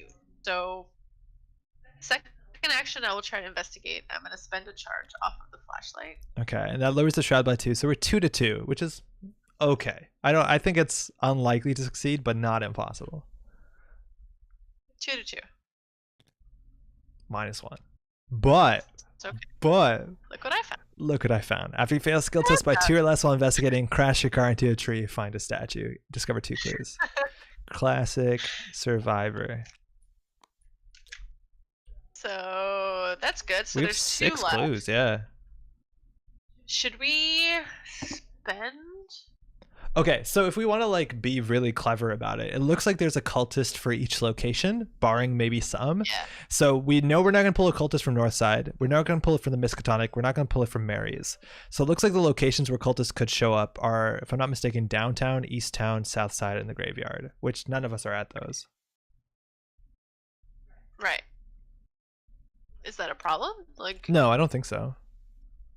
so should we spend? Just Yeah. I don't know. Are there any cards that would like force us to get rid of clues? Yeah, encounter cards like that peril card you keep drawing. Yeah. I'll spend two. I'll spend two. Okay, I'll spend 2 also. Okay.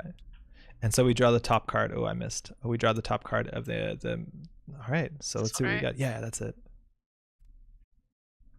Wolfman Drew. Okay. He spawns downtown. Downtown. He's not a hunter. And when Wolfman Drew attacks, heal 1 damage from him. So you really have to kill him in 1 turn, hopefully. And 4 attack, 4 health. That's a fair bit. Not a monster, is a cultist, and Drew is a longtime patient in Arkham Asylum. Rumor has it he was locked up for committing cannibalism several years ago. He's considered extremely dangerous. Okay. All right. Do you have one more? You just didn't. Oh, no, you played your flashlight, so that's it. No, that was all of them. All right. Enemy phase. This doesn't hunt. I heard a really big meow from the living room. Yeah, that was Nanako. It's 4, so she's gonna start asking for food for an hour. For 1 hour. Okay. Yeah. Card and resource. You check your hand size. We're well below the 8. And so we're going to go on to the Mythos phase. We are looking at now, it's 6 of 8 Doom because there's 1 on this Acolyte and Maddie. Again, so this is where you get to the end of the encounter deck. Now, in theory, this shuffles and goes back, so we'll be going through the same deck again. But Tabletop Simulator, this mod will do it itself, so we don't have to worry about that. So Maddie, you can pull a card. All right. Ooh, Shit. Wizard of the Order. Any empty location. And at the end of the Mythos phase, we put a Doom on it. I'm just going to put the Doom on it now. But that's a really big deal because now we're at 5, 6, 7 of 8 Doom. So if we don't kill one of these, we're going to advance. Should we just put it here? Can you kill it? Yes. Okay, yeah, that's good. Oh. Yeah, there's some locking on cards, so you have to like unstack them a bit. You can disable the locking by right-clicking on a card and going to the menu. Oh, Wings of Darkness. Actually, this might be good for me. This might move me right on top of that Acolyte we have to deal with. Sick. All right, so this is 4 agility. I kind of want to fail this just to be dropped into downtown on top of an enemy. So I'm going to do 2 to 4. Oh no, I almost succeeded. So I take 1 of each type of damage, and I am moved to downtown, which means this Acolyte immediately engages me, that actually helped us a lot. Yeah. Thanks, encounter deck. Cool. All right. I reckon I want to go first because I'm an enemy, and we're at 2 clues. I can almost definitely get the Acolyte in the bottom place and get another clue. Do you think you can get 1 more clue? I think we only need 1 more clue to find the last Acolyte. Yeah, I can get another clue. You have to kill the wizard too. Yeah. I'll start there. Okay.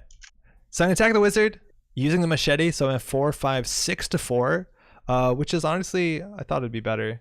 It does have retaliate, so it actually will hit back if I miss.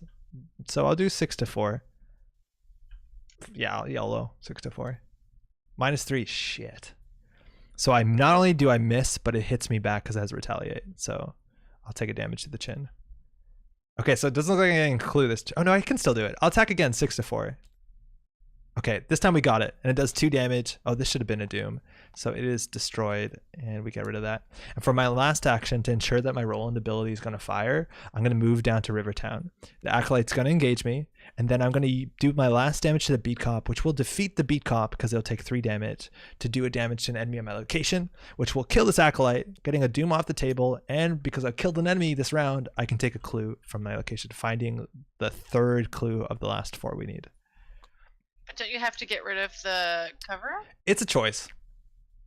Oh. You're right. Really? I could choose not to do it. Yeah, it's you because it's that arrow is a reaction, but it doesn't say forced. So you can choose to do it. So I think I'm going to take one for the team because I don't think we have time to cover up if we want to get all the Oh, that shouldn't have gone in there exactly, whatever. That should have gone in my discard pile. What did you put in there? Oh. I trashed my B cup. That's me. Interesting. I didn't realize that was a choice. Yeah. The That's really important. Anything that doesn't have forced on it is not necessary. So this does give you some choices. Okay, so we need 1 more clue for the last cultist. Mm-hmm. And we have Wolfman Drew. Downtown. He's not a hunter. Okay, so he's just gonna stay there. Yes, and then eventually we have to go sort it out. So there's like a hope that the enemy is either on south side, which is on top of me, maybe a bad time to draw it, or in east town, and then we do like one victory lap. It Okay, could be so graveyard too, though.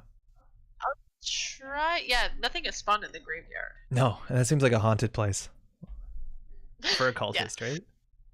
Yeah. So then I guess I'll try to get some clues off of the university. Okay, what do you got? I'll use the flashlight. All right, so it's 2-2. 2-2. Hold on. Let me think. Mm-hmm. Yeah, let's just make it 3. You're boosting. 3-2. Yeah. Okay. Yeah, I don't want to get the Holy Rosary because it's really good for my. Yeah. So Maddie's committing this wild icon to give her 3-2. Yeah. 3-2. Not enough. No lucky, nothing like that. No, I spent them all. Okay.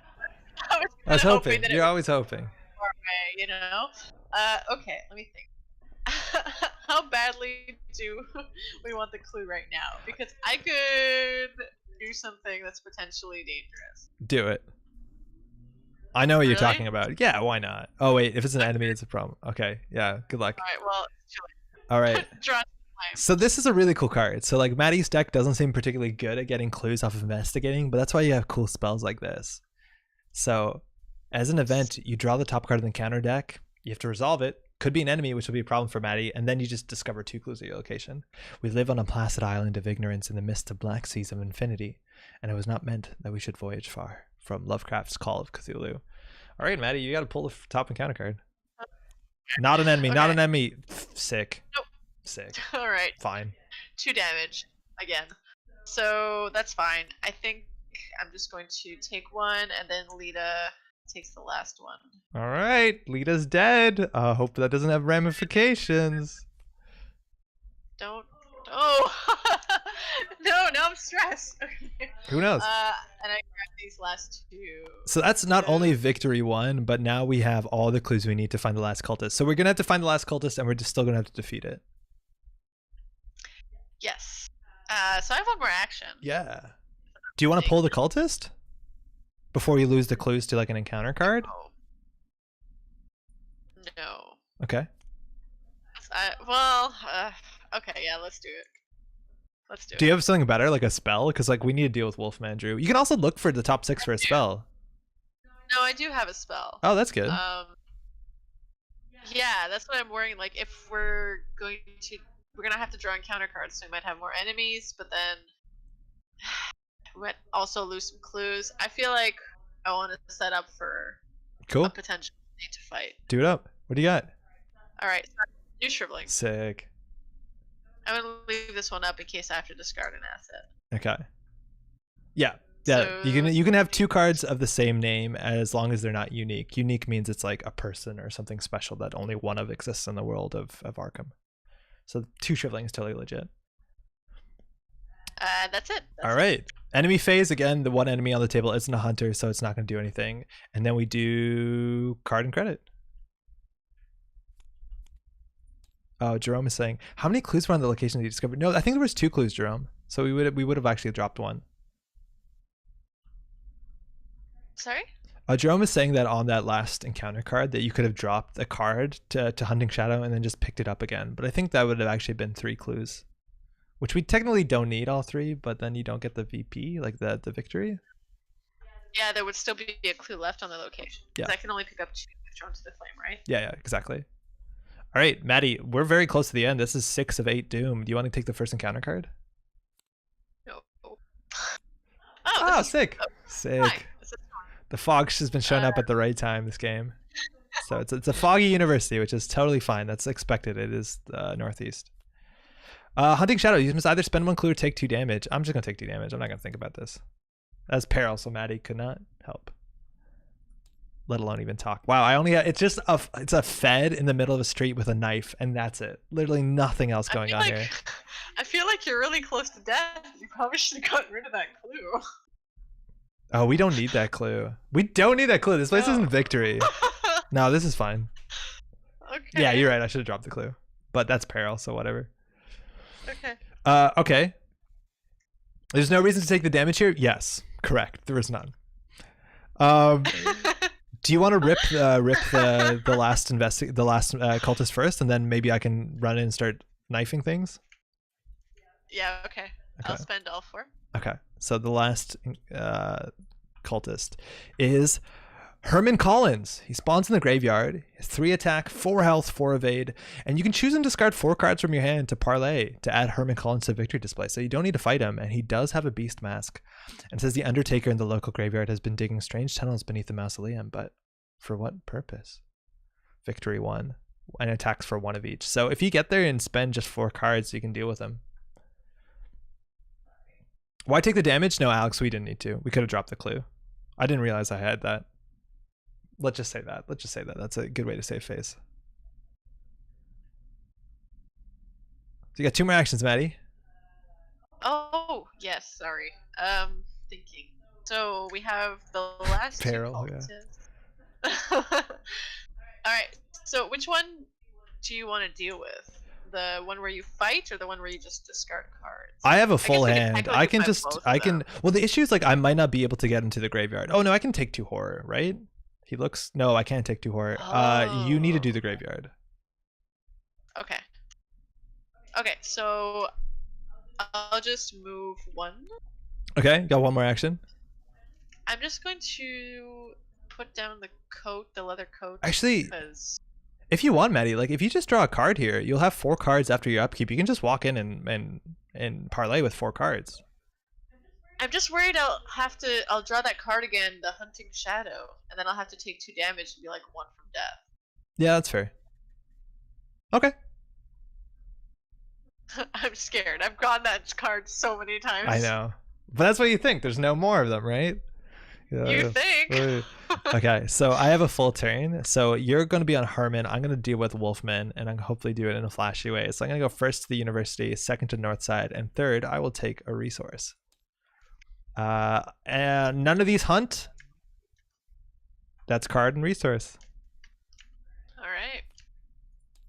1, 2, 3, 4, 5, 6, 7. No, I have 8 in hand, so I'm good. You have 2? All right. This is called the Witching Hour, so there's 7 doom. So we are going to advance next turn. Now, if this objective like has a resolution attached to it, otherwise, like it might something like there might be more cards underneath this. There might be more in the back. We don't know, but we're hoping to get the last 2 cultists this turn. But Maddie first does have to get the first encounter card, and I will follow. How do we steal agendas, Janktivist? It's actually, you're scared of the agendas in this one. Ah. Oh shit, that's a bad one. Oh no. This is okay, right? No. Yeah. Yeah, you're fine. We'll figure it out. I just don't want one. Okay, false lead. We have no clues. False lead gains surge. I have a clue. I planned this the whole time. You suckers doubted me.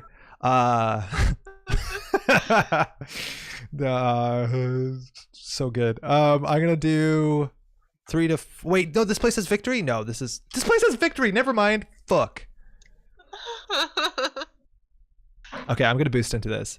3, 4. I didn't mean to play that. So we're at 4 to 4. I'm gonna do 5, 6 to 4. In some ways, it's worth keeping this because I just recover the damage, but I'm not gonna do it. 7 to 4. +1. Not even close. If that place didn't have victory, I wouldn't have cared. But the problem with victory is like when the scenario ends, that was a casual delete. Shouldn't have done that. If there's any clues on here, you don't get the victory. All right, Maddie, who goes first?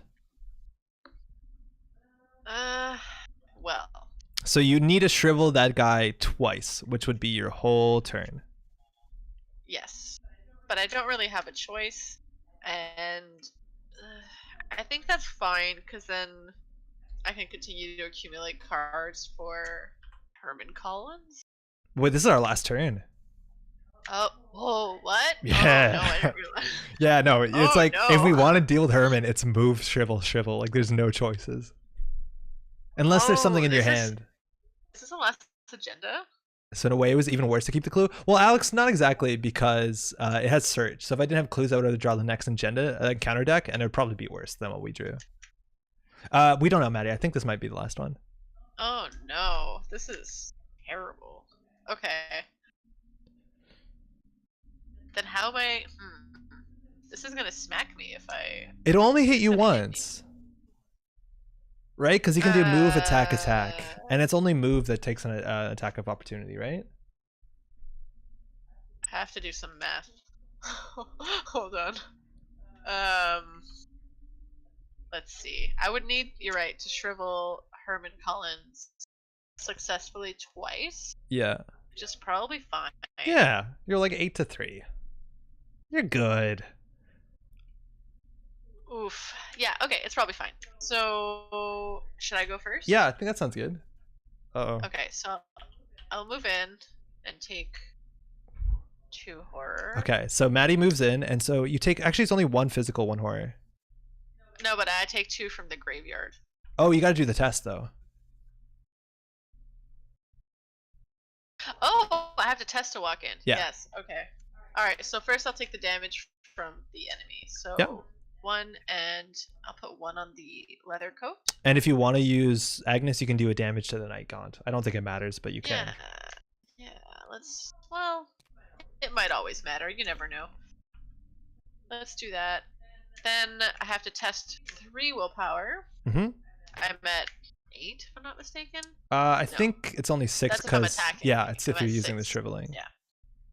So 6 to 3. Why not the cultist? IXWT asks. Well, in theory, and this is like a timing structure thing. So when you do the move, excuse me, one more time. When you do the move, that's when you initiate the movement. And before you actually do the movement, that's when the attack of opportunity happens. So the attack of opportunity will happen when Maddie is still in Rivertown. And then she takes the attack, and then she does the move. So you pay the cost, which is attack of opportunity. Yeah, it's before you move, totally. Drum is saying Parlay, you can do this. Yeah, I think Parlay is no, it's just 1 action short on Parlay, because you need 4 cards. I'm pretty sure, yeah. Yeah, I can't parlay. Yeah. All right. So the test is 6 to 3. The test is 6 to 3. I'm gonna commit this. Oh, sick. 7 to 3. 7 to 3. Nice. And I heal 1 horror. Yeah, Fearless heals horror. It's good. Especially for Agnes, who loves taking horror. So I'm now in the graveyard. That was 1 action. Mm-hmm. For my second, I will attempt to use shriveling. Okay, so you're shriveling Herman, I take it? Yes. Okay. Herman. So that makes me at 8 willpower. Yes. And it does 2 damage. Yes, to Herman. Oh, Lita's not here. Yeah, anyway, and he's so not even a if monster, he was yeah. I wouldn't do anything. Okay, so 8 to, what is he at? 3. Sorry. 8 to 3. That seems fine. -1, right. so that's 2 damage. 2 Oh, sorry, we damage. should have moved him into your play area. I was wondering why things were so spread apart. Because he's engaged with you now. 2 damage. All right, you got 1 more action. If you land this, Herman will go down, and that will be a cultist that we have defeated. Yes, I'm going to use shriveling again. Okay, 8 to 3. Looking not for auto fail. -0. Okay, but I do take a horror. Yep. I'm gonna put it on the Holy Rosary. And if I'm not mistaken, that's 2 damage to Herman. Herman is defeated. Yes. So Maddie, you Herman did is defeated. you did your part of the bargain. We're looking at 5 of 6 cultists. If I can get this last cultist this turn, we are gonna get all of the 6. You ready for some flash? No, my turn's not over. I have my weakness. Oh. The dark memory. Oh. Oh. So I have to take 2 horror. That's okay. No, not again. It's not direct. I'm still gonna take it direct just in case. And then this goes back to him. That's why I was doing all that math to go into the graveyard. I was like, really? is this gonna kill me if I fail? Oh, right, because they're doing the test. Yeah. Yeah. That's okay. Yo, interestingly, like if you could parlay with the guy, you can actually discard your weakness. Oh no, maybe you can't. Yeah, but no, I you didn't can't. You have can't. enough cards. No, I know, but you actually can't discard a weakness. It has to be randomly discarded, otherwise you can never discard it. So you actually would need 5 cards. Even worse then, yeah. Furnace says Agnes puts the horror in herself, she can trigger damage. Yeah, we actually already did that one for the Hunting Night Gaunt, but it didn't really matter this turn. It's once per phase, yeah, so I can't do it again. Okay, so my first action, I'm going to spend almost all my money to play Dynamite Blast. Deal 3 damage to each enemy at a connecting location or your location. Each investigator also takes 3 damage. So I'm going to just chuck a wad of dynamite into the asylum. Second, I'll move in. Drew is going to engage me, and then last I have this attack, and this attack needs to succeed or we won't kill Wolfman Drew. So I'm attacking with 4, 5. Oh shit, I didn't realize he had such big numbers. Okay, this might be a bit dicey, but we're attacking at 4, 5 with machete. I'm gonna commit a machete 6 and commit a vicious blow 7. Vicious blow does an extra damage, but that obviously doesn't matter. 7 to 4. No! We don't get all 6 cultists! Oh no. And I'm defeated again! Oh, that went just so poorly. Are you kidding me? We planned everything! This is Arkham. This stuff happens. It's fine. We've been defeated twice. It's fine. Okay. So we still have to do the story. Now, if we killed the 6th cultist, we would have gone to this objective, which we don't have it. So we're going to have to do something else. Oh, you have it. Yeah, you're right. You're right. No, we're fine. We're technically fine. Still bad, but we're fine. Yeah, thank you. Yeah, I forgot about something really important. So it's the enemy phase. So Maddie, you get snapped at by the hunting night gaunt. Yes. So I take 1 of each. Yeah. Okay. You were supposed to discard the machete onto that delete thing. Oh, did I destroy it? It doesn't matter. You're right. Yeah, you put it in the garbage. Put it in the garbage. I was so upset. I just put it in the garbage. Wasn't there another card I committed? Oh, they're stacked. That's why. Okay. And then this thing is going to attack me, which would kill me. It says when it attacks, it heals the damage, so it's going to heal damage, but I'm going to play dodge just so that I save a bit of face and I don't get killed. I totally was going to forget about that. Thank you. Ooh, nice. Okay, here we go. And this is the encounter deck. Sorry, it's the upkeep phase, so get a card and a credit. Or resource, excuse me. I haven't goofed that up enough today. I'm feeling pretty proud about that. And now we go to the Mythos phase, and we add our 8 Doom, and we advance. And it looks like this is the final card. 12 bells ring out across the town. It is midnight. There is no time left to investigate the city. You must act based on the information you've collected from the cultists you found. R2. Oh yeah, I guess people are asking whether that dodges the attack and doesn't heal. For what it's worth, it doesn't matter, but we can check after. So we have to read resolution 2. So we did not get what's probably the quote-unquote best resolution. We were shy 1 cultist, but we are going to read something, which is the most important part. 12 bells ring out, signaling midnight. You're out of time. The cult's ritual will begin shortly. You've managed to obtain some useful information about the cult and its plans. You can only hope it's enough. In your campaign log, under cultists we interrogated, record the name of each unique cultist enemy in the victory display. Cool. So this is going to be important. So Maddie, do you want to write it down if I read you names? Sure. Let me just move up. Cultist we interrogated. Okay. So we've got the Masked Hunter. Okay. Ruth Turner.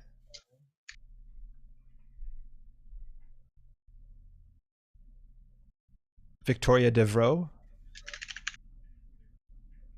Did I spell that right? Approximate. I don't know. I can't see. Okay. Peter Warren.